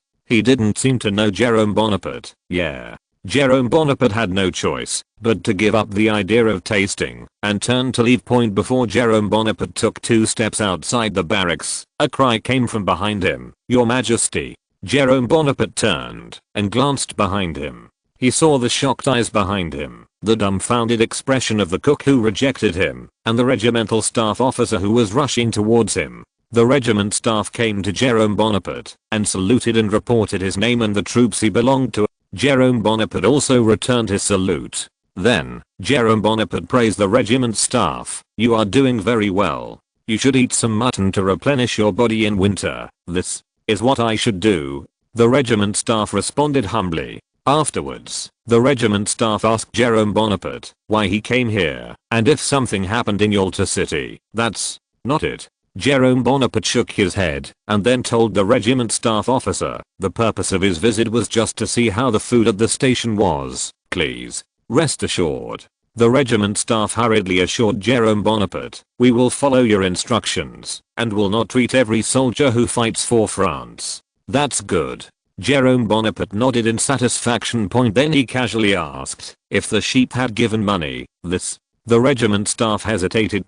Jerome Bonaparte immediately understood that these sheep were probably snatched from the homes of compatriots in Crimea, and he had to sigh in response to the regiment staff officer, "This is not an example." "Yes." The regiment staff hurriedly assured Jerome Bonaparte that there would be no next time. Looking at the sworn officer in front of him, Jerome Bonaparte was sure that there would definitely be a next time point after all. The French army is essentially a group of mercenary robbers. Even during the National War, the robbers' attributes have not changed. Jerome Bonaparte could not and would not change the inherent attributes of France. The reason why the French army is willing to support itself is not so that it can lead them to the path of getting rich. If he transformed this guy into a group of soldiers made of special materials, then he would be the first soldier to overthrow him. As the French emperor, he only needs to ensure the interests of the French army and the French. The rest, such as the great unity of the proletariat and the world revolution, should be left to later generations. After all, trust the wisdom of future generations. Laughs. Jerome Bonaparte, who went to the barracks for a stroll, returned to the canteen in Yalta City. When he stepped into the canteen again, he found that Alexander II and others did not move quickly during the period of time he was away. Eat it. Why don't you eat it? Jerome Bonaparte was stunned for a few seconds, then sat back to his original position and pointed to the foie gras placed in front of him and said to Alexander II, "Eating is usually a matter of time. A beautiful thing. Your Majesty, you haven't come yet. We dare not eat it." Alexander II responded to Jerome Bonaparte in a teasing tone. "What's the matter?" Jerome Bonaparte unceremoniously cut off a piece of foie gras and stuffed it into his mouth, chewing. "Eat it." Jerome Bonaparte ate without hesitation, causing everyone present to let go of the cause, and they also began to use the knife one after another, and the lunch officially began. Due to the lack of wine, the entire lunch lasted only half an hour and ended in a hurry. After a moment of rest, everyone who had eaten and drank began the second round of negotiations. Compared with the first round of negotiations, the second round of negotiations in the afternoon was not so full of gunpowder. However, Walewski and Neshelrody still did not give in on their positions and interests throughout the afternoon. The two sides gradually negotiated the third issue of the right of navigation in the Russian Empire. That is, the merchant ships of the Russian Empire could travel on the Danube under the supervision of Britain, France, and Austria. Just as the two sides are preparing to talk about Article 4. At that time, Jerome Patterson appeared in Yalta. Jerome Bonaparte hurriedly stopped the negotiation and left with Jerome Patterson. "What happened in Sevastopol?" Jerome Bonaparte immediately asked Jerome Patterson. "Paris has received a letter from St. Petersburg. Duke Golitsyn says they will launch a coup against Nicholas I at the end of the month. He wants us to crush the Russian Empire on the Crimean Peninsula as much as possible and let them powerless to withdraw and return." Jerome Patterson replied to Jerome Bonaparte, "Okay, I see." Jerome Bonaparte nodded and responded to Jerome Patterson. When Jerome Bonaparte returned to the dining hall, he suddenly said to Alexander II, "I don't think we need to talk anymore. Your Majesty, you agree?" Alexander II, who misunderstood what Jerome Bonaparte meant, thought that Jerome Bonaparte was going to make concessions on Article 4. If Jerome Bonaparte is willing to back down on Article 4, he is absolutely sure of winning the peace. "What? Do I agree too?" Jerome Bonaparte replied calmly to Alexander II, "I mean that the negotiations between the French Empire and the Russian Empire will end from now on, and it will depend on our two countries. Their skills on the battlefield are up." The sudden suspension of Jerome Bonaparte made Alexander II feel a little unacceptable. He had already made a lot of concessions for this peace negotiation, and now Jerome Bonaparte suddenly told him not to negotiate any more peace talks. Isn't this just making fun of the Russian Empire? Thinking of this, Alexander II felt like a complete fool, being played by Jerome Bonaparte. "Your Majesty, you proposed the peace talks at the beginning, but now you are going to tear up the peace talks." Alexander II blushed and roared, "What is your purpose for doing this? For what?" Jerome Bonaparte thought for a moment, with a triumphant smile on his face. "If I say it's just for fun, do you believe it?" Hearing Jerome Bonaparte's answer, Alexander II was struck by lightning. His face suddenly turned pale, and his lips kept trembling. "Liars, villains, you and your henchmen are a complete group fraud." "Alexander." Jerome Bonaparte cast a sympathetic look at Alexander II. "We are fighting a war, not a game for children, so a little fraud is also essential. I swear, I will definitely send you and your army to hell." Alexander II shouted at Jerome Bonaparte in a rage. "Alexander, there is always a certain gap between ideal and reality." Jerome Bonaparte responded unhurriedly, "Sometimes, reality is more terrifying than ideal. By the way, there is one more thing. The war between us will officially begin at dawn tomorrow, and I hope you and your soldiers will be ready for the French attack by then." That night, Jerome Bonaparte returned to the fortress of Sevastopol and actively deployed a strategic plan to attack Bakhchisaray and Simferopol Point, and Alexander II handed over all the rights to Gorchakov and stayed in the room alone in a daze. Chapter 693, Strategic Deployment. On November 17th, Jerome Bonaparte, in the name of Supreme Commander of the headquarters of the Expeditionary Force, who makes it impossible for the entire Expeditionary Force to have a higher position than Jerome Bonaparte, and no one better than France, able to fight the army, which led him to easily order the three kingdoms of Insitu to issue the order together. The commander of the English Expeditionary Force, Marshal Raglan, the commander of the Sardinian Expeditionary Force, Marshal La Merimore, and the Ottoman Expeditionary Force, Commander Omar Pasha, together with their adjutants and staff officers, went to the French Expeditionary Force Command in the cold wind and accepted the unified command of the French Expeditionary Force Command Point. When everyone arrived near the French headquarters, they saw Jerome Bonaparte and Marshal Perlassier standing at the door. They quickly accelerated their pace and arrived at the headquarters. "Your Majesty." Marshal Raglan and others who entered the headquarters bowed and saluted Jerome Bonaparte in unison to show their respect. Jerome Bonaparte slightly smiled and responded to Raglan and the others, "Thank you for your hard work. Please come with me, everyone." Afterwards, everyone who arrived at the headquarters came down to the conference hall of the Expeditionary Forces headquarters at the invitation of Jerome Bonaparte. At this time, there were a small piece of cake and a cup of steaming coffee on the long conference table in the conference hall. It seemed that these should be specially prepared for them. "Sit down, everyone." Jerome Bonaparte's voice reached everyone's ears. "Considering that you all came from the north bank of Sevastopol in the cold, I specially asked the kitchen to prepare it for you. Stuff. Hope you are satisfied." Jerome Bonaparte's words caused everyone present to feel a warm feeling in their hearts, and they respected Jerome Bonaparte even more in their hearts. Raglan, Yuan and others thanked Jerome Bonaparte once again, and then found their respective seats and sat down to enjoy cake and coffee. As soon as the steaming coffee entered the stomach, the chill and exhaustion were immediately dissipated, and everyone present couldn't help but feel a lot more energetic.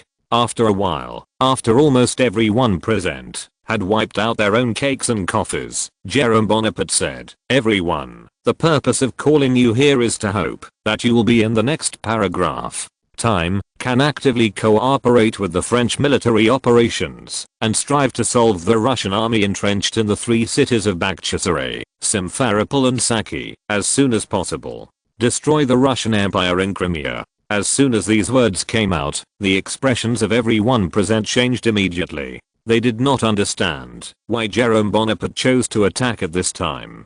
Could it be that France and Russia broke up so soon? A few days ago, the French Empire and the Russian Empire were still negotiating peace. Just when everyone was wondering why Jerome Bonaparte chose to attack at this time, Marshal Raglan, who was second only to Jerome Bonaparte in the coalition, raised his hand gently. "Marshal Raglan, what do you want to say?" Jerome Bonaparte asked with a smile. Marshal Raglan stood up and asked Jerome Bonaparte in a respectful manner, "Your Majesty, please forgive me for asking you a question. Why do you want to attack the Russian Empire at this time, Marshal Raglan? Do we need to pick an auspicious date when we launch an attack?" Jerome Bonaparte asked back, "That's not what I meant." Marshal Raglan hurriedly shook his head and cautiously put forward his own understanding. "I just think that it is not appropriate to launch a general attack on Bakhchisaray under such weather. Our troops are not used to fighting in such weather. If you attack rashly, it may affect the combat effectiveness of the army." "Not used to it?" Jerome Bonaparte raised his eyebrows and replied sternly, "We don't have time to wait for the soldiers to get used to the combat environment. This is the battlefield, and not a place for children to play, so we must just take action." "Why do we attack so urgently?" Marshal Raglan asked Jerome Bonaparte again. "We can wait until next spring to attack them."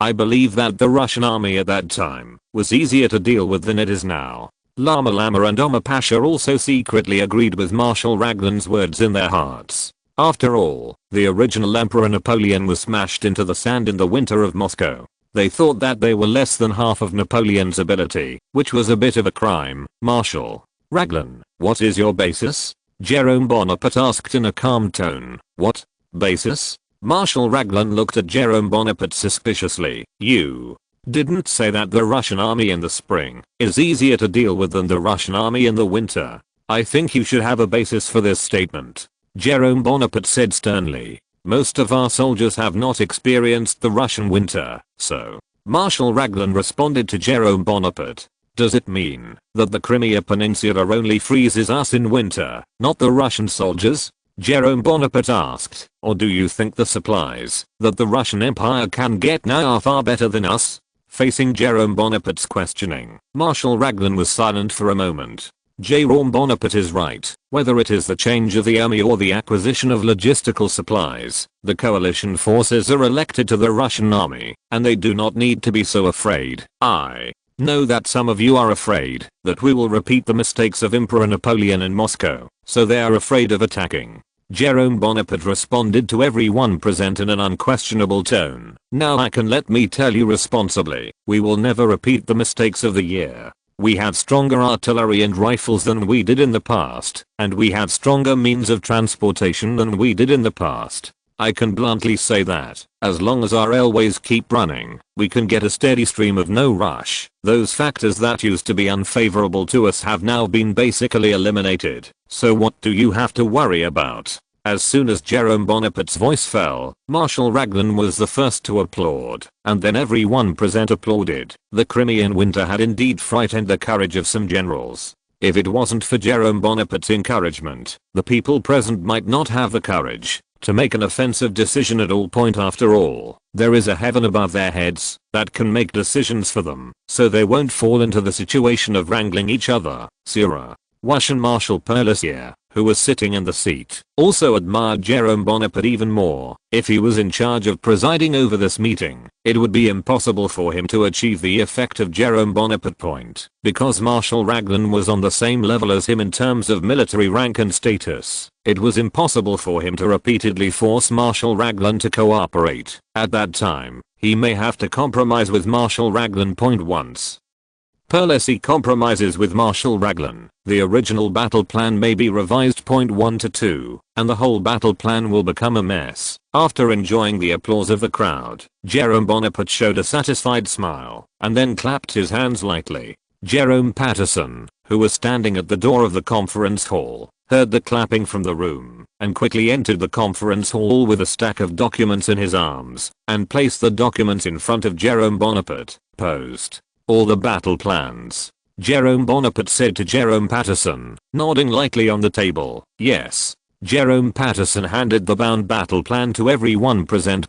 Everyone who received the battle plan looked at the battle plan intently, and Jerome Bonaparte said again, this is just the initial plan. If there are changes in the subsequent wars, then there will be new battle plans. Not long after, there was a rustling sound, a page turning in the conference hall, and no one said a word. About 10 minutes later, Jerome Bonaparte crossed his hands and asked in a sullen tone, do you have any questions for me? This time, it was still Marshal Raglan who stood up. Your Majesty. Read 1.com in the battle plan. Our British army of 50,000 needs to dispatch 45,000 people. Isn't this a bit too risky? Adventure? Jerome Bonaparte spread his hands, shrugged his shoulders and said, Marshal Raglan, I don't think this is too risky. Sevastopol doesn't need so much force. Besides your 5,000 people, there are also 5,000 people from Omar Pasha. As long as your 45,000 people plus the 20,000 people left behind by Yevpatoria can completely suppress the Russian army of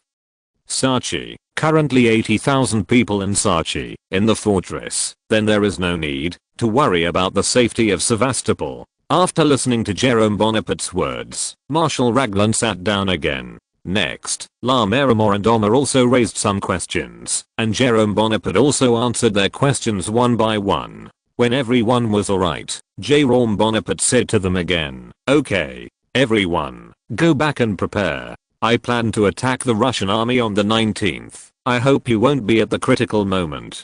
Time to drop the chain. Everyone present hurriedly got up and responded to Jerome Bonaparte. Understood. After the meeting left the French headquarters. That night, Ivanov Gorchakov appeared again in front of Jerome Bonaparte and informed Jerome Bonaparte of Alexander II. She wants to continue the peace talks. Please tell everyone your crown prince that the French army will not back down. We will occupy Bakhchisaray at the end of this month. At that time, the Russian Empire will discuss the issue of peace talks. Chapter 694. Offense begins. Jerome Bonaparte's crisp answer cut off Ivanov Gorchakov's last hope. When he thought of how busy he was staring at Jerome Bonaparte with a murderous look. If he had a deadly weapon in his hand now, he would not hesitate to die with Jerome Bonaparte. Jerome Bonaparte also felt the resentment emanating from Ivanov Gorchakov, and he hurriedly shouted, "Come on." The guards who were standing outside the door quickly broke through the door, and Ivanov Gorchakov was directly controlled by lightning and flint. "Your Majesty, what are you doing?" Ivanov Gorchakov asked Jerome Bonaparte through gritted teeth. "Mr. Ivanov, your gaze just now was too dangerous. I had to take precautions." Jerome Bonaparte responded flatly. "I didn't expect that. As the monarch of an empire, you are actually afraid of people like me." Ivanov Gorchakov showed a contemptuous smile at the corner of his mouth. Jerome Bonaparte said to Ivanov Gorchakov indifferently, "Mr. Ivanov, I'm a human being, not a god. It is impossible for me not to be on guard against a person with an abnormal mental state." Then, Jerome Bonaparte ordered Ivanov Gorchakov to be sent out of Sevastopol. Ivanov Gorchakov, who had left Sevastopol, quickly returned to Bakhchisaray and explained his experience in Sevastopol to Alexander II.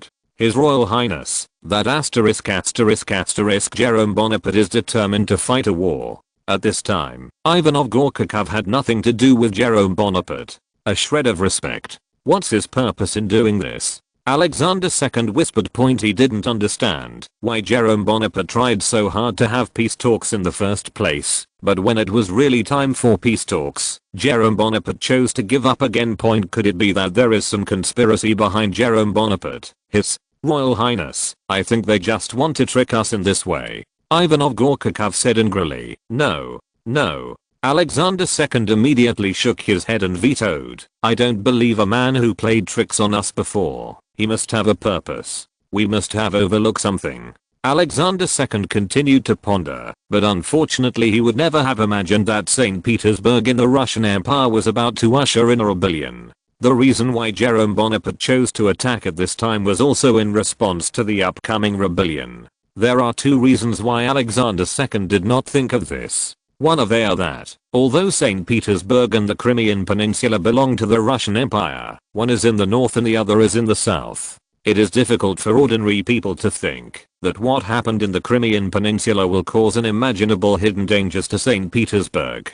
The second is the secret work of Duke Golitsyn, which is too hidden, not to mention that the current Nicholas I is completely isolated from the inside and outside of Duke Golitsyn. The last time Alexander II got news of Nicholas I was when after the arrival of Nesherody and others. Just when Alexander II was thinking about why Jerome Bonaparte stopped the peace talks, Nesherody and Gorchakov knocked on Alexander II's door. His Royal Highness.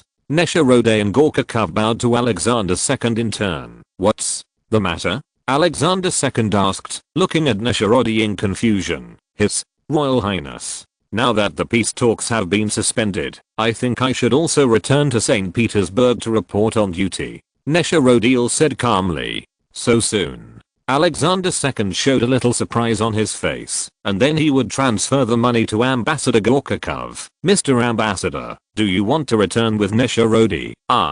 Gorchakov hesitated for a moment, and now he doesn't want to return to St. Petersburg. "Ambassador Gorchakov will stay here." Nesherody saw that Alexander II wanted to keep Gorchakov, and he hurriedly responded for Gorchakov. Gorchakov looked at Nesherody with a surprised look on his face. He didn't understand why Nesherody did this. "That's fine." Alexander II nodded, then smiled. "Ambassador Gorchakov, what do you think? My subordinates are willing to obey His Highness's instructions." Gorchakov hurriedly said, and then Nisherody and Gorchakov left. Alexander II. Ambassador Gorchakov, who was walking in the corridor, immediately asked Nisherody why he said that. "I can tell that your highness still holds you very highly." Nisherody pleaded with Gorchakov in a slightly tired tone. "Within 10 years, my position will definitely belong to you. So I don't need to offend a rising politics star. Of course, I don't expect to use this method to erase nearly 20 years of what I've done to you. However, I still hope that you will not be angry with other people." Ambassador Gorchakov calmly responded, "Your Excellency Minister, thank you for your affirmation of me." After speaking, Gorchakov walked away. On November 18, Nisherody and some of his entourage left Bakhchisaray. Gorchakov, together with Alexander II, sent Nisherody out. In the afternoon of the same day, the Cossack cavalry comrades in charge of reconnaissance of the Alma Heights received news that the French troops on the Alma Heights were moving along the Alma River at the same time. The heads of the 2nd and 3rd Divisions, located between the Kacha and Alma rivers, were also encircling in the direction of Bakhchisaray. Once they converged, Bakhchisaray would be trapped and layers of layers siege. As a result, Gorchakov, then the commander of the Russian Expeditionary Force, immediately found Alexander II and made a request to Alexander II to go to Simferopol. "What will Bakhchisaray's army think if I'm leaving?" Alexander II immediately rejected Commander Gorchakov's request. "Your Highness, you are the future of the Russian Empire. We cannot ruin the future of the Russian Empire here." Gorchakov once again asked Alexander II to go to Simferopol. Later, Commander Gorchakov euphemistically said to Alexander II, "If Bakhchisaray is unfortunately broken, then Alexander II will become a prisoner of France. By then, the morale of the entire Russian Empire will be irreversible." Alexander II had no choice but to follow Gorchakov's advice and leave Bakhchisaray. Along with Alexander II, Bakhchisaray left the headquarters of the Expeditionary Army, and the defense of Bakhchisaray was all left to Count Ostensak. The transfer of Alexander II and his command naturally did not deceive Jerome Bonaparte. The Tatar cavalry roaming the Crimean Peninsula reported the news of the movement of the Russian command to the 3rd Division commander Troche, and when Jerome Bonaparte was at it, Jerome Bonaparte just responded slyly, "Don't worry about them." Then, continue to order the 2nd and 3rd Divisions to speed up their advance and strive to surround Bakhchisaray before dark. When night fell, the 2nd and 3rd Divisions and Elmar's 5th Division arrived at the designated position at the same time, and the entire Bakhchisaray was completely surrounded by the French army. The first course of all realms after the scheduled plan was completed, Jerome Bonaparte again gave the 3 divisions the order to set up camp. The tent with the isolation layer was located outside the range of the Bakhchisaray artillery like a star. Jerome Bonaparte, who had done all this, did not let them rest, but ordered the heavy artillery that the artillery would pull in, all concentrated and fixed on the north and south sides of Bakhchisaray. Nearly 1,000 heavy artillery pieces were evenly distributed on the north and south sides. Riyadh1.com. As long as Jerome Bonaparte gave an order, the artillery pieces would immediately launch an attack on the city of Bakhchisaray.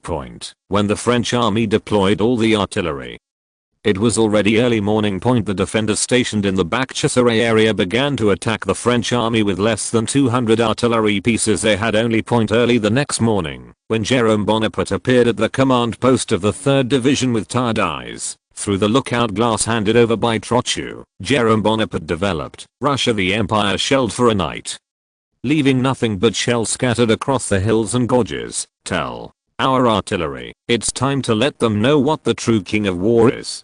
Jerome Bonaparte gave Troche an order. Yes. Troche responded quickly, then turned and left the headquarters. After about 20 minutes, the sound of artillery that was even more deafening yesterday came from the French artillery position, crossed a graceful arc in the air in the form of a parabola, and then slammed into the city of Bakhchisaray on small bastions and trenches under the powerful kinetic energy of the large caliber heavy artillery. The bastion fortification was directly blown up, and the splashing stones hit the Russian army in the trench. After a while, there were screams from the Russian army in the trench. A small number of Russian soldiers struggled to climb out of the trench. Who knew that they would be hit by a stone that flew out of nowhere in the next second? Seeing the effect of the heavy artillery attack, Jerome Bonaparte yawned and gave Troche an order to bombard Bakhchisaray for 4 consecutive hours. Then he returned to the rear to make up for sleep. If you're listening to this novel on a channel other than Fanfic World, it means they downloaded and uploaded it without effort. We cordially invite you to visit our channel, Mundo Fanfic Novelos. There you'll find the original version of this story and you can explore many other novels of various genres. We're waiting for you to immerse yourself in a world of incredible novels. Chapter 695. Break the line of defense. Your Majesty. Your Majesty. With a shout coming from his ear, Jerome Bonaparte slowly opened his sleepy eyes, and he saw Trochu standing beside the marching bed. So, he yawned and asked lazily, "What happened? Your Majesty, the bombardment time you specified has come. Are we going to launch an attack on Bakhchisaray now?" Brigadier General Troche responded quickly. 4 hours so soon? Jerome Bonaparte slightly widened his eyes and said in disbelief.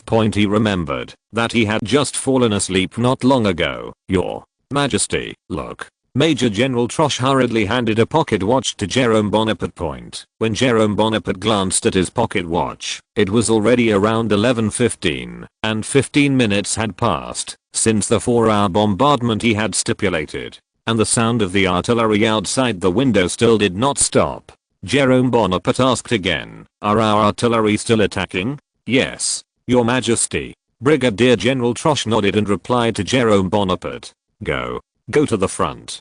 Jerome Bonaparte quickly got up from the camp bed, walked to the hangar, put the nappered hat hanging on the hanger on top of his head, and left. Troche saw it. Afterwards, go together. After about 10 minutes, Jerome Bonaparte appeared at the headquarters of the 3rd Division on the front line of Bakhchisaray. Spyglass. Jerome Bonaparte, who had just entered the headquarters, had not waited for the staff of the headquarters to salute La before he immediately stretched out his hand and said briefly to a staff officer beside him, "Yes." The staff officer quickly agreed and then handed the telescope into the hands of Jerome Bonaparte. Jerome Bonaparte, who looked through the telescope, observed the situation of the entire Bakhchisaray position in a bunker near the headquarters. The French Empire was nearly destroyed by concentrated fire for nearly 4 hours. Now the entire defensive position is full of stones and dust. I don't know if it's a psychological effect or what. Jerome Bonaparte, who observed the bastions in the distance through a telescope,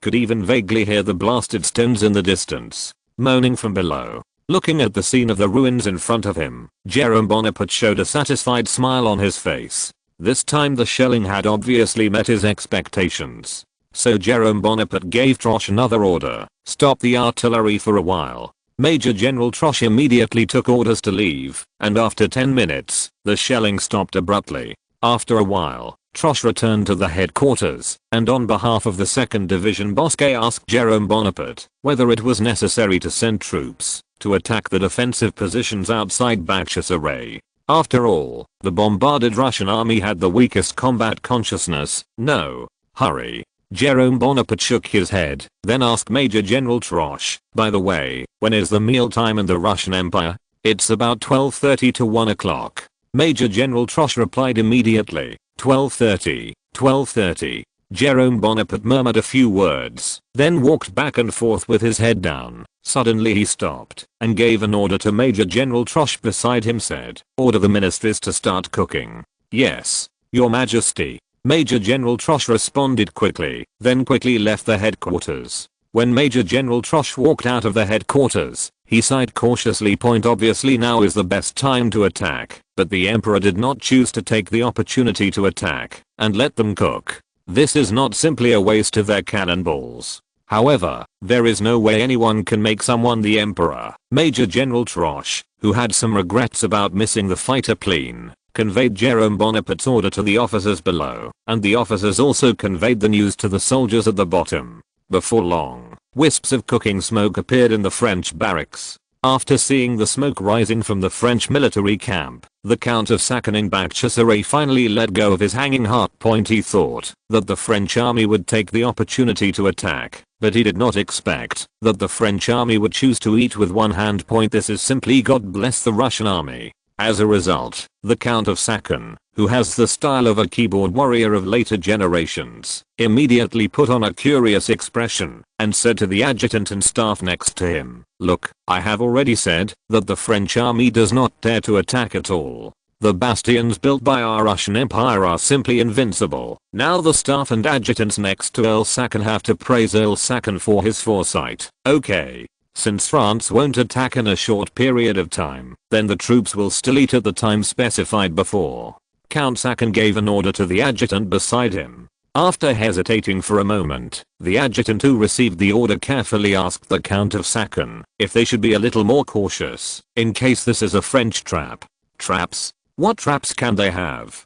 Count Sakhan showed a disdainful look on his face and then still insisted on ordering his troops to strictly enforce the mealtime point at about 12 o'clock. Plumes of cooking smoke also appeared in the positions of the Russian Empire. Around 12:30, the Russian soldiers on the outskirts of Bakhchisaray began to lay down their weapons one after another to eat. At 12:40, soldiers from two Zouave regiments dived into the trenches and bastions, while the Russian soldiers outside Bakhchisaray were dining. The Russian soldiers who were eating were stunned when they saw the French soldiers suddenly appeared in front of them. Except for a few Russian soldiers who responded quickly, the vast majority of other Russian soldiers were all dogged by the Zouave regiment.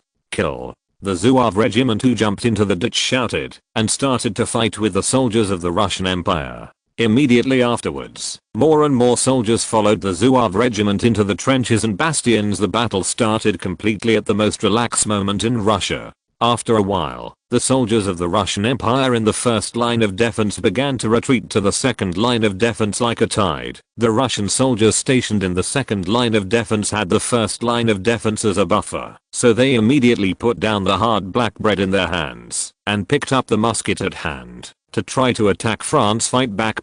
However, before they began to point their guns at the French army, they saw the Russian soldiers in the first line of defense desperately retreating in their direction. Their hearts also collapsed, and some soldiers began to suspect, should you surrender yourself? However, most of the Russian soldiers still chose to resist the French attack. At this moment, the French army in the distance immediately sent a broken Russian, "Don't kill your guns. Your parents are still waiting for you to return safely." Although this Russian sentence is very lame, it is indeed fatal to the morale of the Russian army. After hearing this sentence, the soldiers who originally wanted to resist the Russians subconsciously thought of their parents, and the will to resist was instantly disintegrated. Subsequently, the French army occupied the second line of defense in one go. After Alexander II carefully arranged the two lines of defense to be captured by the French army with ingenious means, the French army did not attack the third line of defense again. Mainly, the third line of defense not only has bastions, but also mounds, parapets. It is really difficult to attack, but stop to wipe out the Russian troops in the two lines of defense. Standing on the heights of Bakhchisaray city, Count Sakhan saw that the two defense lines outside Bakhchisaray were easily broken by France, and his calm face instantly fell into confusion and fear. He never thought that he would lose two positions in a row in just 1 hour a day earlier. The Count of Sakhan had patted his chest and assured Commander Gorchakov, who had appointed him, that you read www.urkanshu.com will surely keep the French army firmly behind the two lines of defense and gain enough preparation time for Simferopol. Unexpectedly, it took less than an hour for France to point Bingfeng to the city. Counterattack. Hurry up and organize a counterattack. Earl Sakhan roared at the adjutant and staff next to him. Upon seeing this, the adjutant and the staff hurriedly conveyed Sakhan's order on horseback to the commander of the third and last line of defense. The commander stationed in the third line of defense also knew the consequences of Franchilov's occupation of the first and second lines of defense. He quickly organized manpower to launch a counterattack against the French troops in the first and second lines of defense. The platoon of artillery in the third line of defense began to launch a counterattack against the French army, which caught the French army, who had just experienced a deportation battle, by surprise, and a small number of soldiers began to spread out in fear. The second line of defense is in a precarious situation. If the Russian troops in the third line of defense can take advantage of the uneasy situation of the French army and launch an attack, then they are likely to expel France from the second line of defense. As for the first line of defense, since the line of defense itself is exposed within the range of the French artillery. Even if the French army withdraws from the first line of defense, it is also difficult for the Russian Empire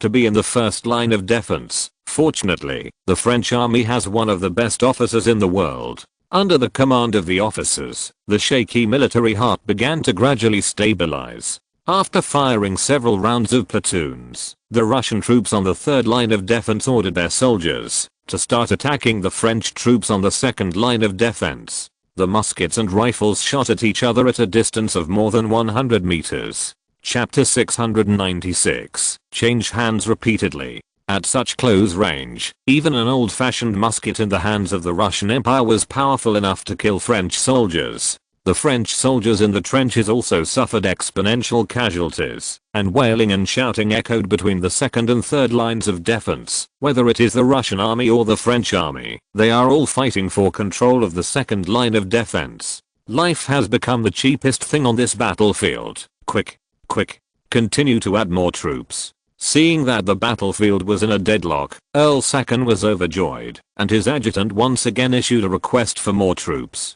The 3 regiments of Russian soldiers, led by 3 brigadier generals, walked out of the city and threw themselves into the battle for the second defense system. The addition of 3 regiments, the number of soldiers originally responsible for the offensive force increased immediately, and the platoons of artillery on the mound continued to attack the positions occupied by France. The French soldiers fell either under the guns of the Russian soldiers or under the platoon. Soon, the number of casualties of the French army in the second line of defense had exceeded 500, and the entire line of defense had once again fell into a precarious situation. The French soldiers who had been full of hope for victory were attacked by the Russian soldiers who were not afraid of death.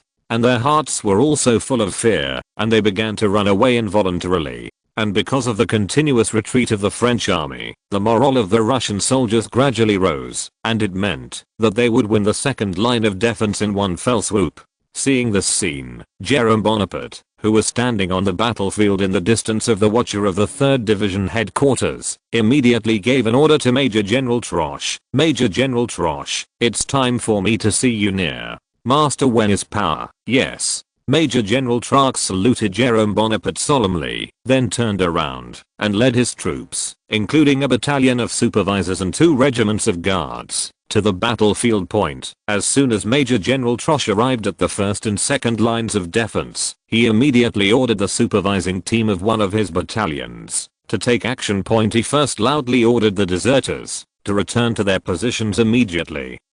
But these deserters who came down from the battlefield did not follow Troche's order to return. Afterwards, Major General Troche immediately took out his pistol and killed the soldiers who were running at the front, and the supervising team around him also took out their pistols to deal the most severe blow to the soldiers who were trying to escape the battlefield. Dozens of people died in exchange for nearly 100 French soldiers to stop, and they stared at Major General Troche with fearful eyes. You think about your parents. Do you want some of them to hold their heads down? Major General Troche said loudly in front of the group of French soldiers who wanted to flee. Or do you want you to work hard? Has the annual pension for most of your life been cancelled? If Troche mentioned his parents earlier, it would only make the French soldiers feel ashamed. Then the cancellation of the pension at the back is a veritable killer. The expressions of most French soldiers changed from shame to panic. As French soldiers, they knew too much about the punishment of deserters by imperial soldiers. Annuity cancellation, kicking out of the army. Even just one of them will make their future worse than death. After all, most of the French soldiers present were semi-professional soldiers. It can be said that these guys don't have any other skills other than killing people. It is too hard for them to compete for jobs with workers in other factories. Once they are forcibly kicked out by the army, they will have absolutely no guarantees in the future, and death is an inevitable situation. Those who were killed by me just now will not be included in the ranks of deserters. If they have descendants, their descendants will also enjoy the care of the army. Major General Troche continued. Under the grace of Major General Troche, the French soldiers who had fled began to follow the instructions of Major General Troche and returned to the second line of defense. After Major General Troche's battalion and the guards of the 2 regiments rushed into the second line of defense, the French army once again stood firm in the line of defense. The original attacking Russian army was also slowly repulsed, and 2 of the 3 brigadier generals also died at the hands of the French soldiers. The tug of war lasted from 1 o'clock to 6 in the afternoon, and the temperature of the Crimean Peninsula dropped suddenly as the sun gradually disappeared from the horizon point. The Russian army, who could no longer bear the casualties and starvation, began to retreat involuntarily. Count Sakhan could only sigh regretfully after seeing this scene. After the Russian Empire returned to the third line of defense one after another, the tense expression of the French army was also relaxed. Then, there were bursts of cheers from within the second line of defense. Major General Troche, covered in the blood of Russian soldiers, showed a smile on his face. He finally lived up to Jerome Bonaparte's expectations and successfully defended the second line of defense. Subsequently, the staff of the 3rd Division headquarters appeared in the position, and he conveyed the blessing of Jerome Bonaparte to everyone in the position. "Master, your majesty asked you to come over there." "I see." Major General Troche responded sullenly, and then left the position, after handing over the statistics of casualties to one of his brigadier generals. When Major General Troche arrived at the command post of the 3rd Division, General Bosquet, the commander of the 2nd Division, also appeared in front of Major General Troche. "Master Troche." Bosque warmly greeted Major General Troche. "Master Bosquet." Major General Troche also smiled and nodded to Bosquet. Then Troche and Bosquet entered the headquarters, and they saw Jerome Bonaparte standing in front of map of Crimea at the moment, gesturing back and forth with his hands. "His Majesty, His Majesty, General." Bosquet and Troche responded in unison to Jerome Bonaparte. "You are here." Jerome Bonaparte, who heard Bosquet and Troche's voice, turned his head and nodded to them with a smile, and then asked about the casualties of Brigadier General Troche. "Your Majesty, this casualty may be the worst since we entered the Crimean Peninsula," Major General said to Jerome Bonaparte in a heavy tone. "I have already been prepared for this." Jerome Bonaparte replied to Troche, "I have seen the whole process at the headquarters." Jerome Bonaparte gave a thumbs up and praised General Troche. "You have done a great job. Your Majesty, you are too much." Major General Troche responded with a bow. "General Bosquet, how are you doing?" Jerome Bonaparte turned his head to General Bosquet again. "Our casualty figures may not be optimistic. This time the Russian army is really crazy." Bosque shrugged and responded helplessly, "As long as we hold the position, we will succeed. Our goal is to keep pressing." Before Jerome Bonaparte could finish speaking, the rumble of artillery sounded from outside the window. Jerome Bonaparte immediately stopped speaking and looked in the direction of the artillery sound. It turned out to be Bachchiza. The artillery in Leh City is carrying out a covering attack on the French army in the second line of defense. However, the intensity of the Russian Empire's attack this time was far less than the previous one, so Jerome Bonaparte did not care about the situation of the French army in the second line of defense. He continued what he had not said before. "Our goal is to continuously reduce the sphere of influence of the Russian army in the Bakhchisaray area and fight with them in the city." At the same time, the defenders of Bakhchisaray were seduced to ask for help from Simferopol. Only in this way can we achieve the strategic goal of encircling the points and fighting for assistance. Have you understood? Understood. General Bosquet and General Troche responded immediately. "Well, that's all I have to say. Do you two have anything to add?" Jerome Bonaparte asked Bosquet and Troche. You reading www.orkanshu.com. "Your Majesty, I remember that more than the 2nd and 3rd Divisions participated in the siege of Bakhchisaray. Where is the other division?" General Bosquet asked Jerome Bonaparte with a puzzled expression. "This division should be here now." Jerome Bonaparte pointed to the high ground in the northern part of Bakhchisaray and responded to Bosquet, "As long as I occupy this commanding height, I will be able to fight against Bakhchisaray's high ground. Artillery bombardment in the city and loneliness. Hello to the Russian troops in Bakhchisaray." "Understood." General Bosquet glanced at Jerome Bonaparte's finger, nodded and replied. That night, the statistics of the 2nd and 3rd Divisions came out. During the nearly 5-hour battle between the two divisions, more than 3,700 people were killed or injured. Jerome Bonaparte was also startled when he saw the numbers reported in front of him. More than 3,700 casualties were equivalent to nearly 1/10 the strength of the 2nd and 3rd divisions. If you have experienced several wars of this intensity, the 2nd and 3rd divisions can be directly reimbursed and the results they have achieved are also gratifying. It is roughly estimated that nearly 11,000 Russian soldiers, in fact, about 15,000 people, were left between the 2nd line of defense and the 3rd line of defense, nearly 3-1, with a ratio of 4-1. France can be said to have fought a near-perfect war at the same time. The British Army in the Sachi area also achieved staged success. The powerful firepower of the British Army, because Sachi is closer to the sea, so warships can be called to help suppress the 80,000 soldiers in the Sachi area. The Russian army has completely huddled in the bastion and dared not show up.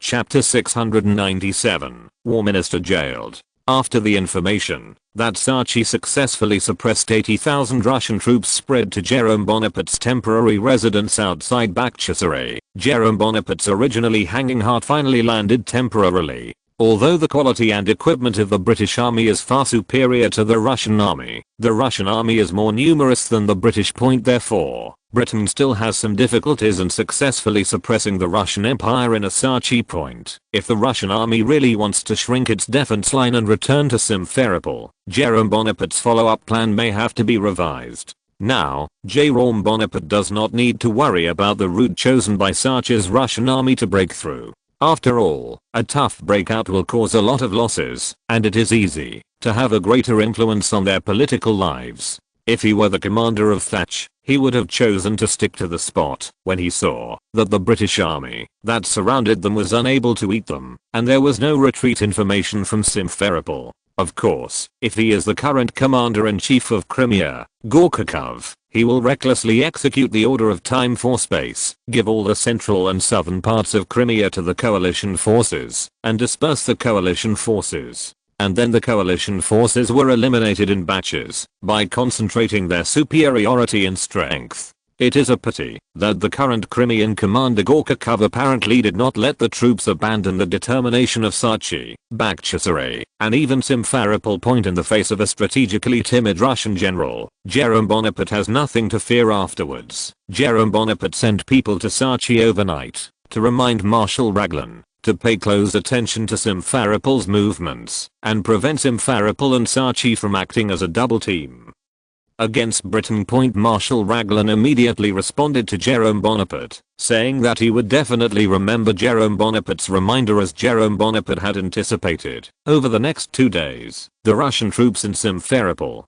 provided part of the reinforcement to Bakhchisaray and Sachi respectively. Perhaps because the number of reinforcement was not enough to overturn the war situation, both times there was only one corps.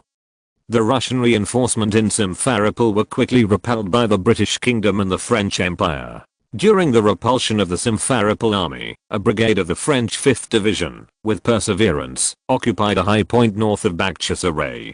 Some artillery pieces were able to pass through the heights to deliver shells to Bakhchisaray, and the whole city began to panic. And the battle revolved around Bakhchisaray's 3rd line of defense, and there was no slack in the slightest point. In just 2 days, nearly 20,000 corpses were dropped between the 2nd and 3rd lines of defense. More than half of them were Russian soldiers on defense, about 16,000. Russia's army in Bakhchisaray is on the verge of collapse. Time soon came to the early morning of the 3rd day of the attack, when it snowed in Bakhchisaray. Walking in the snowflakes, Jerome Bonaparte looked at the 3rd line of defense amid the artillery fire in the distance, and the corner of his mouth couldn't help but murmured, "It must have started on Duke Galet's inside." After finishing speaking, Jerome Bonaparte once again gave the order to attack to Major General Troche beside him. The artillery stopped abruptly after 10 minutes, and hundreds of French soldiers in white cotton uniforms slowly charged towards the 3rd line of defense. Just as the coalition forces and the Russian army were fighting fiercely on the Crimean Peninsula, a major event was also taking place in St. Petersburg, thousands of miles away. That was enough to tear the Russian Empire apart for several years. On this day, Duke Golitsyn, governor of Petersburg and commander of the Imperial Guard, went to Nicholas I's bedroom as usual to report to Nicholas I standing at the bedroom door. He first knocked on the bedroom door, and after Nicholas I in the bedroom, said come in a weak voice, Duke Galitzin your majesty. Duke Galitzin who entered the bedroom quickly walked to Nicholas I's side and bowed to Nicholas I, who was lying on the fireplace sofa. Cough, cough. Duke Galitzin, now, how is the situation in Petersburg? As the temperature in St. Petersburg gradually dropped, Nicholas I's condition gradually worsened. At this time, even if he was lying in bed, the wood-burning fireplace makes you gasp for breath. Your Majesty, under your wise deployment, all the chaos in St. Petersburg has been swept away. Duke Galitzin flattered Nicholas I, hearing that all the rebels were captured. Nicholas I had a smile on his face. He stretched out his hand to pat Duke Galitzin on the shoulder to show his encouragement. Who would have thought that he could not even straighten his hand? Disappeared point. Upon seeing this, Duke Galitzin immediately put his shoulder in front of Nicholas I's hand, and Nicholas I smiled with relief. Galitzin, hard work, you. For the Russian Empire. No matter how hard it is, it's worth it. Duke Galitzin responded to Nicholas I with the appearance of a loyal dog of the Empire, and then he deliberately showed a hesitant expression on his face. Only but just. What? Nicholas I asked Duke Galitzin. Nothing. Duke Galitzin responded hesitantly. You must be hiding something from me. Come on, what happened? Nicholas I asked Duke Galitzin with a frown. Your Majesty, I don't know if I should say it or not. Duke Galitzin responded to Nicholas I again. What can't be said? Nicholas I responded to Duke Galitzin. Then Duke Galitzin told him that Viscount Nikolai Orlov in the third room had discovered that the ministers of the Empire had contact with the rebels during the recent Operation Thunder. Who is this man? Nicholas I asked in a hoarse voice. Your Majesty, it's Prince Dolgorukov. Duke Galitzin gritted his teeth and responded to Nicholas I. How could it be him? Nicholas I muttered with a dull gaze, his face paler than before. He never thought that the person who betrayed him was Dolgorukov. Although Dolgorukov go, and he have had some conflicts in recent years due to policy issues, he never thought that Dolgorukov, a minister drawn out by him, would collude with the rebels, also overthrow him. Could it be that he just wanted to let me down? As the so-called love is deep, hatred is all. Once Nicholas I's heart is full of hatred for a person, everything he has done before can become proof of his infidelity. Your Majesty, or many of the princes of Dolgorukov don't know their identities. Maybe he was also deceived. Duke Galitzin kindly cleared Dolgorukov of the crime, being deceived. Nicholas I sneered at the corner of his mouth. How could he be deceived by such a coincidence? I think he can't wait to let me die, and my son will inherit the throne. Yes, he must have thought so. Duke Galitzin remained silent, leaving Nicholas I to play freely. Brain supplement. Cough, cough. Galitzin. Nicholas I, who was coughing violently because of his emotions, called Duke Galitzin again. Your Majesty. Duke Galitzin hurriedly replied. Can you help me get rid of that **** traitor? Nicholas I asked Duke Galitzin. Fairy. Would your Majesty? I think we should consider this matter in the long run. Duke Galitzin once again persuaded Nicholas I. There is no direct evidence that Dolgorukov is affiliated with the rebels in the evidence in the third chamber. There is a direct relationship. Those chaotic parties are only guests of Prince Dolgorukov's literary salon. Before Duke Galitzin could finish speaking, Nicholas I rudely interrupted Duke Galitzin. This is enough to prove that Dolgorukov is with them. What you have to do now, yes, arrest Dolgorukov immediately. But Duke Galitzin showed a hesitant look on his face again. He didn't seem willing to offend Dolgorukov. Galitzin, are you going to betray me too? Said Nicholas I aloud to Duke Galitzin. Of course not. Duke Galitzin said in a loud voice. I will never end the kindness that your Majesty has shown me in my life. How could I betray you, your Majesty? Okay. I order you in the name of the Emperor of the Russian Empire, and you immediately send someone to arrest Dolgorukov and imprison him. I don't want to see this guy stay in the position of the Minister of War for a moment. Nicholas' pale face showed a particularly serious expression, and he gave orders to Duke Galitzin. Yes, your Majesty. Duke Galitzin responded to Nicholas I.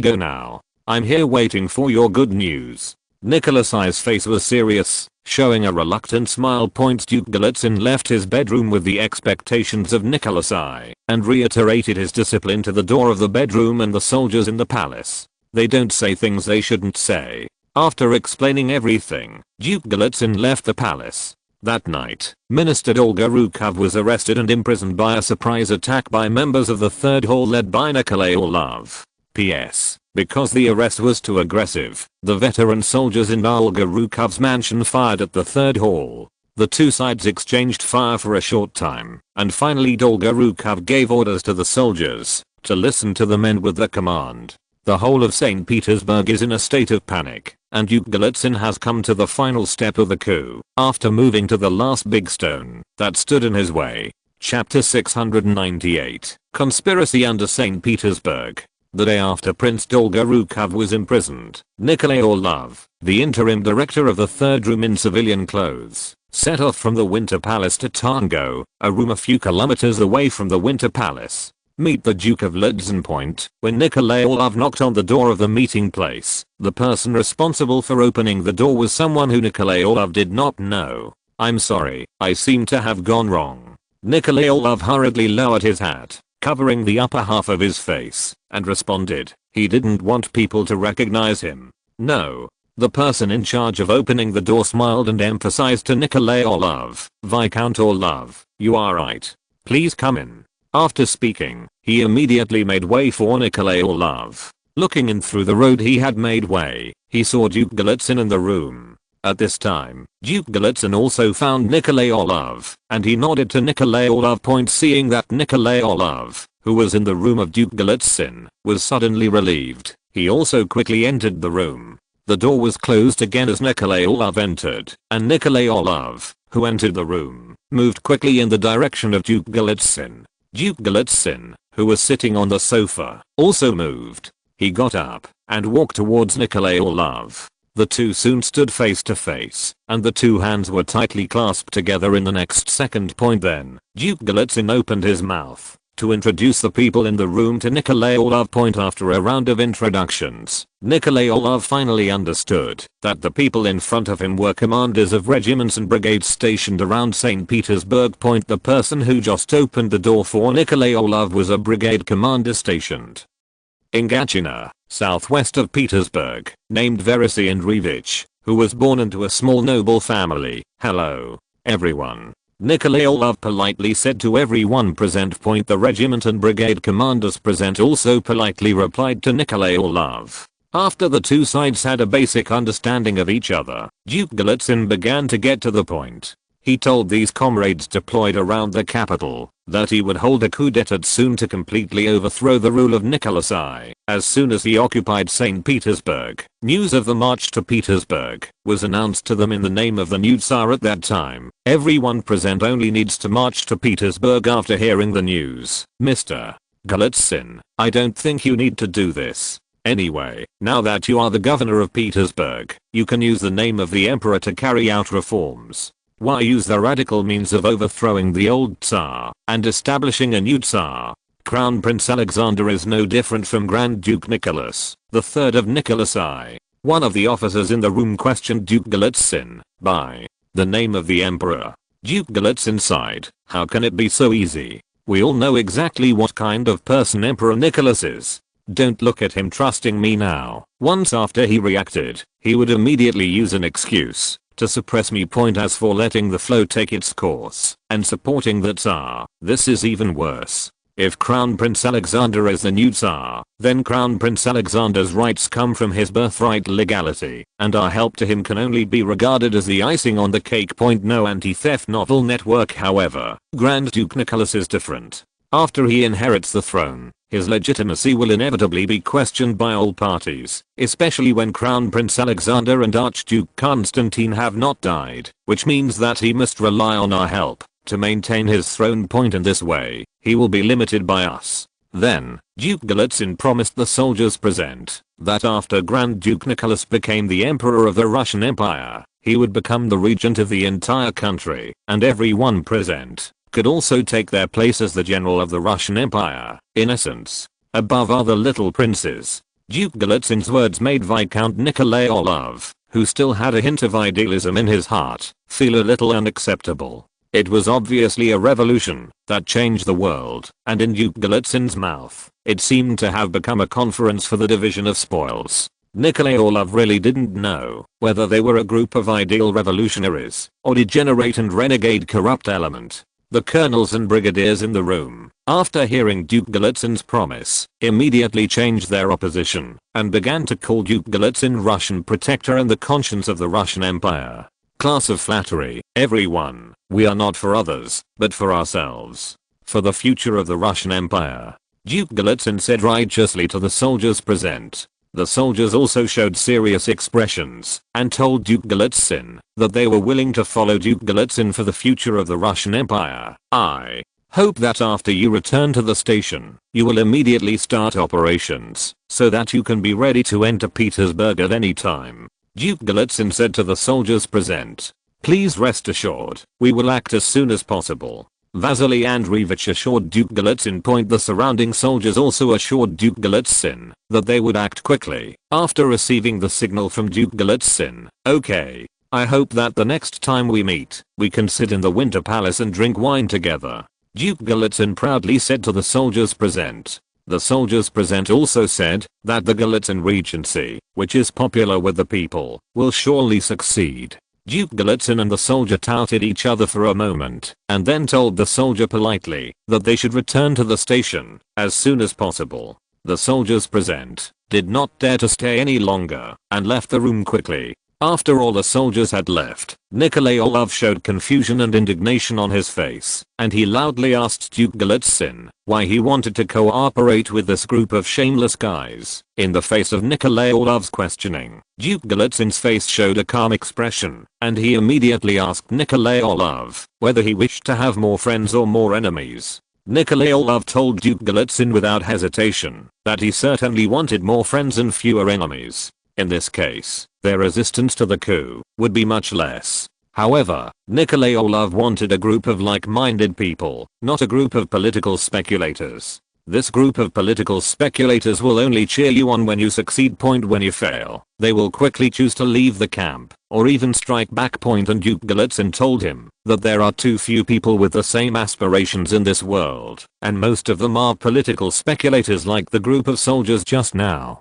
It is undeniable that they are also a force that can influence the situation. The most important people in the revolution make more friends and fewer enemies so that they can achieve the goal of isolating the enemy. To isolate Nicholas I and Crown Prince Alexander, he had to satisfy the wishes of some Russian soldiers so that he could control Petersburg and its surrounding Russian forces. And those generals who have been fattened by Nicholas I will definitely not take a fancy to the 3 melons in the hands of Duke Golitsin. So the only people who Duke Golitsin can unite are the middle-level cadres of the army. Someone told me that if you want to master a division, you must have a good relationship with the regiment commander. If you want to master an army, you must have a good relationship with the brigade commander. The reason why I tried so hard to win over them is to hope that after the coup d'etat, they can support the new regime we established with a neutral attitude. Duke Golitsin said bitterly to Viscount Nikolai Orlov. However, I think they are always unreliable. Nikolai Orlov replied to Duke Golitsin. I know this too, so I asked them to lead the army over after the victory of the coup. Duke Golitsin showed a sly smile. As long as they get to Petersburg, then they don't even think about going out. A surprised expression appeared on Viscount Nikolai Orlov's face. He never imagined that such an operation would be possible. Compared with Duke Golitsin, he is so ignorant. What can I do? Viscount Nikolai Orlov hurriedly asked about his mission. Strengthen the control of the third hall. I don't expect the third hall to help us when the coup d'etat begins. I only hope they can maintain a neutral attitude. Duke Golitsin told Nikolai Orlov responded. Please rest assured. The vast majority of the members of the third hall have complaints against Tsar Nicholas. Once a coup d'etat takes place, it will be difficult for them to be loyal to Nicholas. Nikolai Orlov told Duke Golitsin replied. That's good. Duke Golitsin nodded with satisfaction. A day later, after Duke Golitsin received urgent information from the Crimean Peninsula, he quickly took the telegram to Nicholas I. In front of Nicholas I, this dishonest liar, After listening to Jerome Bonaparte's termination of negotiations at Yalta, Nicholas I felt like being played by a monkey. Your Majesty, rest your anger. Rest your anger. Duke Galitzin, who was secretly delighted, said to Nicholas I with a look of concern, I can't wait to go directly to Crimea and tear up that asterisk liar.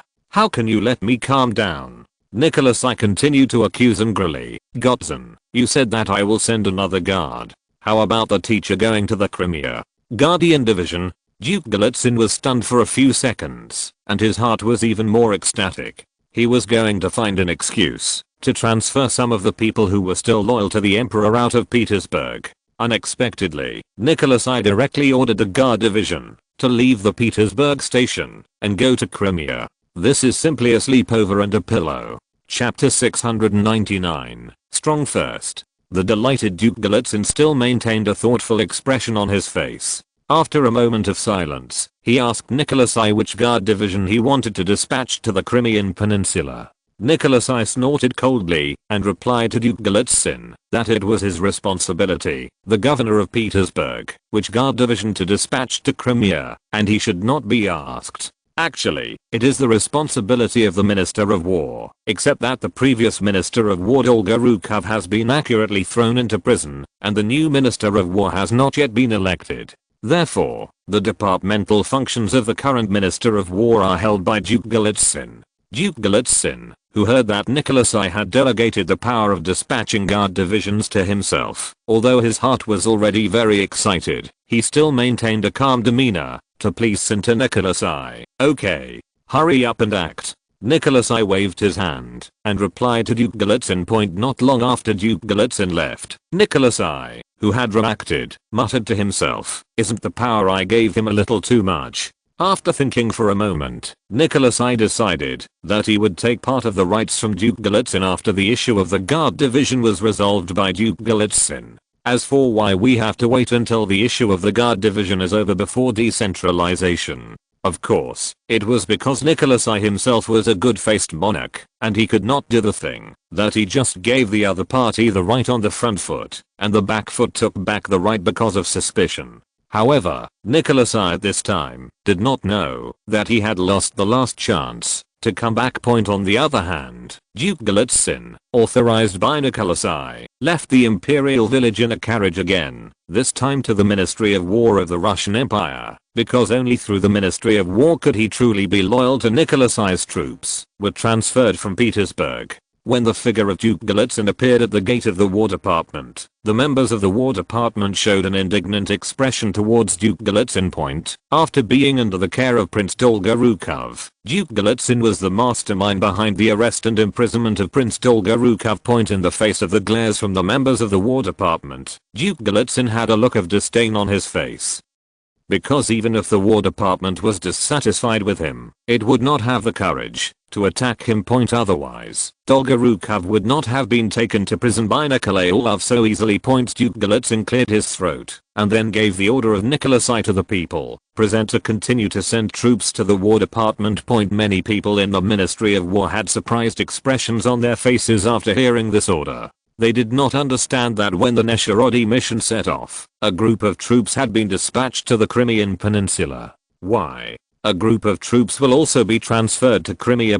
His Majesty Nicholas I, isn't he afraid of being taken advantage of by the chaotic party? Hurry up and prepare the list of the guards. Duke Galitzin ordered the Ministry of War with a stern face. Yes. Although the War Department was against Duke Galitzin's orders, they did not dare to disobey him. The autocratic monarchy of Nicholas I for more than 20 years has destroyed all the departments that originally had subjective initiative, leaving only a bunch of submissive slaves. Then Duke Galitzin entered the War Minister's office alone. After sitting quietly in the office for nearly half an hour, the list of members of the Petersburg Guards was handed over to Duke Galitzin.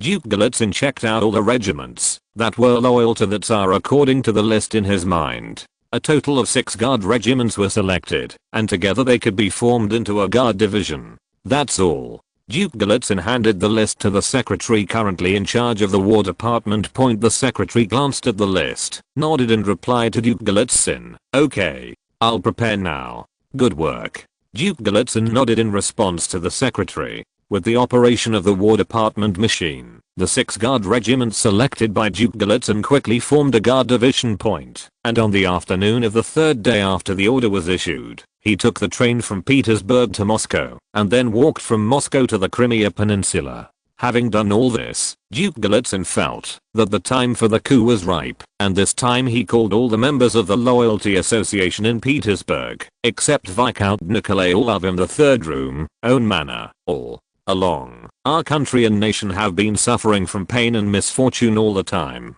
Some of these pains and misfortunes come from certain nobles who have no bottom line, and some people come from the royal family. It is not the source of misfortune that causes Russia's misery and misfortune. The country's system point the time for the transformation of the Russian Empire is ripe, and we must seize this opportunity firmly and use our own power to overthrow this system that brings misfortune to our country and nation. Let our subjects all be able to live under the blue sky of freedom. Kang, Duke of Galitzin in the manor, said enthusiastically to everyone present. After hearing Duke Galitzin's speech, everyone in the Loyalty Association immediately applauded Duke Galitzin. Later, Duke Galitzin once again reiterated the necessity of building a constitutional monarchy of the Russian Empire, and at the same time, promised the members of the Loyalty Society that after the completion of the constitutional monarchy, anyone who participated in the coup d'etat would be given a position to match it. When Duke Galitzin finished saying these words, the applause was even louder than before. Obviously, most people in the Loyalty Association are not saints without desire. They may have joined the Loyalty Association because of their passion in their early years. However, with the passage of time, after the blood was gradually cooled by the world, they only had naked interests in their hearts. Of course, the loyal present are not completely controlled by interests, otherwise they would have turned traitors long ago. Although they still have a lifetime of blood in their hearts, they will not serve the association as unconditionally as before, but the price of their service to the association is much lower than that of people who have no faith in their hearts. After Duke Galitzin finished speaking, he immediately called over the most important members of the association. They are the head of the guards stationed in Petersburg, and in this coup plan, they will serve as the main force in the entire coup. You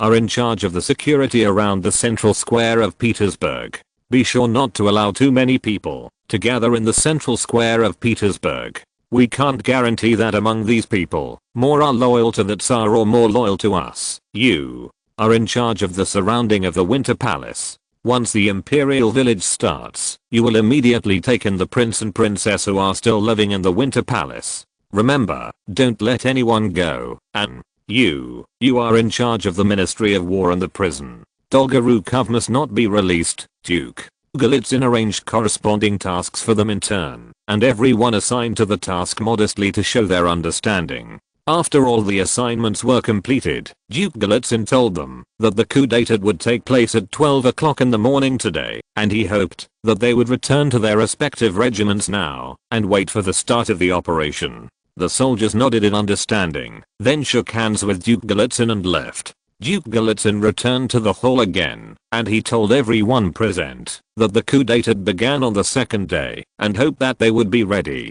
Everyone in the banquet hall said goodbye to Duke Galitzin one by one, until after the banquet hall was empty, Duke Galitzin came to a room again. The figure of Nikolai Orlov appeared in the room, and Duke Galitzin hurriedly asked Viscount Nikolai Orlov how things were going. Viscount Nikolai Orlov told Duke Galitzin that he had dispatched henchmen to monitor some of the people at the banquet who might defect. That's good. Duke Galitzin nodded with a smile, and then responded to Nikolai Orlov, they will never, and will never know, the timing of our actions will be it's today. Yeah. Nikolai Orlov also nodded. That evening, Duke Galitzin went to the Imperial Village to meet Nicholas as usual. Galitzin, said Nikolai, smiling to Prince Galitzin, Your Majesty, what are your orders? Duke Galitzin hurriedly responded to Nicholas you interested in being Minister of Foreign Affairs? Nikolai asked Duke Galitzin, Foreign Minister? Wasn't that Mr. Nesherody? Duke Galitzin responded to Nesherody, Nesselrody is old. Nicholas sighed and responded to Duke Galitzin, I'm afraid he is no longer up to the job, so I hope you can take up this position. Me. Duke Galitzin shook his head and replied to Nicholas Your Majesty, I'm afraid I can't. I have never done anything related to diplomacy at all. How can I be qualified for this position? Don't worry if you haven't done it. Nikolai comforted Duke Galitzin and said, as long as you are willing to learn, there is nothing you can't learn. I believe you will be able to do it. The Governor of Petersburg. Duke Galitzin asked tentatively. Governor of Petersburg, after you have served as foreign minister, please resign. Nikolai responded to Duke Galitzin in an easygoing tone. Also, the imperial village does not need so many soldiers to guard it now. Just leave a small number of soldiers to guard. After Nikolai said this, Duke Galitzin immediately understood that Nikolai was weakening his power. Otherwise, how could he, a governor of Petersburg, be the foreign minister? Chapter 700. Sir, this is your empire. Your Majesty, thank you for your trust in me. I'm willing to obey your orders and serve as foreign minister. Duke Galitzin immediately responded to Nikolai. What he needs to do now is to stabilize Nikolai and then quietly wait for the news of the occupation of the Winter Palace and the Ministry of War to reach the Imperial Village. Cough, cough. Nikolai coughed twice and said politely with a smile on the corner of his mouth again, Mr. Galitzin, the future of the empire is handed over to you. Please, rest assured, I will definitely not betray your trust in me. Duke Galitzin also responded to Nikolai with a serious expression. Duke Galitzin's obedience made Nikolai trust Duke Galitzin even more in his heart. He raised his head slightly and glanced at the time of the grandfather clock. It was already 10 o'clock in the evening. It's not too early. You two go back and rest early. Yes, your majesty. Duke Galitzin responded quickly, then bowed to Nikolai and left. Duke Galitzin, who left the imperial village, did not return home directly, but stood a few hundred meters in front of the imperial village, as if waiting for something. Time passed minute by minute, and it soon came to around 11 o'clock. A neatly lined and orderly army appeared in the dark night like a ghost, walking towards Duke Galitzin from far and near, and stopped in front of Duke Galitzin. After saluting Duke Galitzin, the head of the army said, His Excellency Galitzin, the St. Petersburg Musketeers salute you. Yes, Duke Galitzin was waiting for the Musketeers of St. Petersburg. I'm afraid that Nikolai would not have thought that this army, which was originally the most loyal of the Tsar, has now joined the camp that rebelled against him. And all this is due to the credit of Nikolai. If he hadn't authorized Nikolai to clean up the chaotic element in the Guards, then Duke Galitzin would not have easily extended his hand to this army. Those officers who were originally loyal to the Tsar were exiled by Duke Galitzin, and the new officers were selected from officers loyal to the Tsar. After funding, he successfully joined the army. Therefore, their interests with Duke Galitzin can be said to be a win-win relationship. Mastering the grassroots officers of a regiment is equivalent to mastering the entire regiment. As for those soldiers who can't read a bunch of characters, they only have the right to obey orders. However, in order to prevent the St. Petersburg Musketeer Regiment from making mistakes during the coup d'etat, the officers smartly fooled them before leaving the station. They told these soldiers that, because His Majesty the Tsar listened to the slander of the villain around him, he wanted to disband the St. Petersburg Musketeers. For these soldiers who finally joined the Guards division, the disbanding of the St. Petersburg Musketeers was simply an order from them. So, under the deception of the officers, the soldiers decided to go to the Imperial Village to kill the villains who listened to the slander. Only in this way can the supreme sanctity of His Majesty the Tsar be maintained. Go. Duke Galitzin waved and ordered the St. Petersburg Musketeer Regiment to march towards the Imperial Village. At 11:45, the St. Petersburg Musketeers arrived at the Imperial Village. You, get out. Duke Galitzin pointed at the 3 battalion commanders of the St. Petersburg Musketeer Regiment and said, You arrest you according to the list I gave you before. Remember, don't let anyone go. Yes. The 3 battalion commanders responded to Duke Galitzin in unison.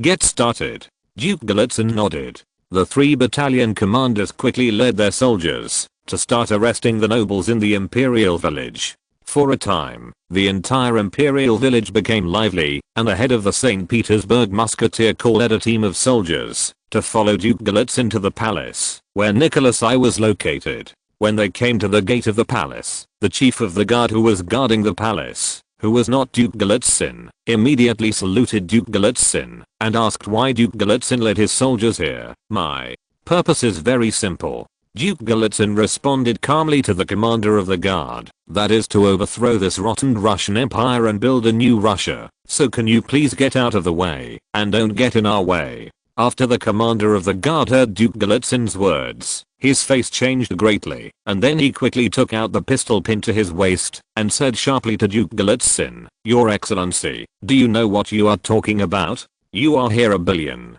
Treason?" Duke Golitsyn showed a disdainful smile on his face. "Can you tell me, who am I rebelling against?" "Of course, His Majesty Nicholas I." The chief of the guard responded without hesitation. "I'm not guilty of making a single husband." Duke Golitsyn asked the captain of the guard in a calm tone. "Of course." The chief of the guard replied without hesitation. "If you say rebellion is a crime, then I ask you who judged Catherine the Great and His Majesty Alexander I?" Duke Golitsyn told the commander of the guard. "Did Catherine the Great also rebel against His Majesty Peter? Is His Majesty Alexander I also rebelling against His Majesty Paul? That's different." The chief guard shook his head in response. "Why is it different?" Duke Golitsyn asked again. "I don't think there is any difference between them and me, except that they have passed away, and I'm still alive. In any case, I will never allow you to do this." The commander of the guard replied to Duke Golitsyn. "It's not up to you." A smile appeared on the corner of Duke Golitsyn's mouth. Hearing a pop, the chief of the guard fell to the ground. White smoke drifted from the muzzle of the soldier's flintlock pistol behind the guard commander. "Hey." Duke Golitsyn sighed and said to himself, "Why do you do this?" Then Duke Golitsyn entered the palace. Nicholas I, who was still in the bedroom at this time, also heard a gunshot from the outside world, and a panic appeared on his face. Who did not understand the outside world? After the 3 knocks of dong dong dong came from outside the door, Nicholas I solemnly asked, "Who?" "Your Majesty, it's me." Duke Golitsyn's voice entered the room from outside the door. Nicholas I immediately felt a lot more settled in his heart, and he hurriedly responded to Duke Golitsyn, "Come in, Duke." Golitsyn entered the room, followed by the commander of the St. Petersburg Musketeers, who also followed him. "Who is he?" Nicholas I asked Duke Golitsyn, pointing to the commander of the Musketeers. "Your Majesty, I'm the head of the St. Petersburg Musketeer Corps, Andrew Nikolaev Golitsyn."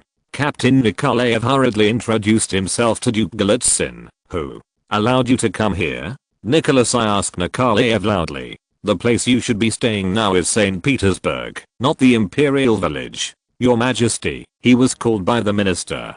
Duke Golitsyn responded calmly. The minister not only called him alone, but also called all the members of the St. Petersburg Musketeers. "What exactly do you want to do?" Nicholas I asked Nicholas I solemnly. "Your Majesty, it's time for you to abdicate." Duke Golitsyn responded politely. "Abdicate?" Nicholas I, who was obsessed with power, didn't want to abdicate just like that. He shouted at Duke Golitsyn, "I will never abdicate, Your Majesty." Duke Golitsyn responded to Nicholas I in a humble manner. "If you don't choose to abdicate now, then it will be difficult for me to guarantee your safety.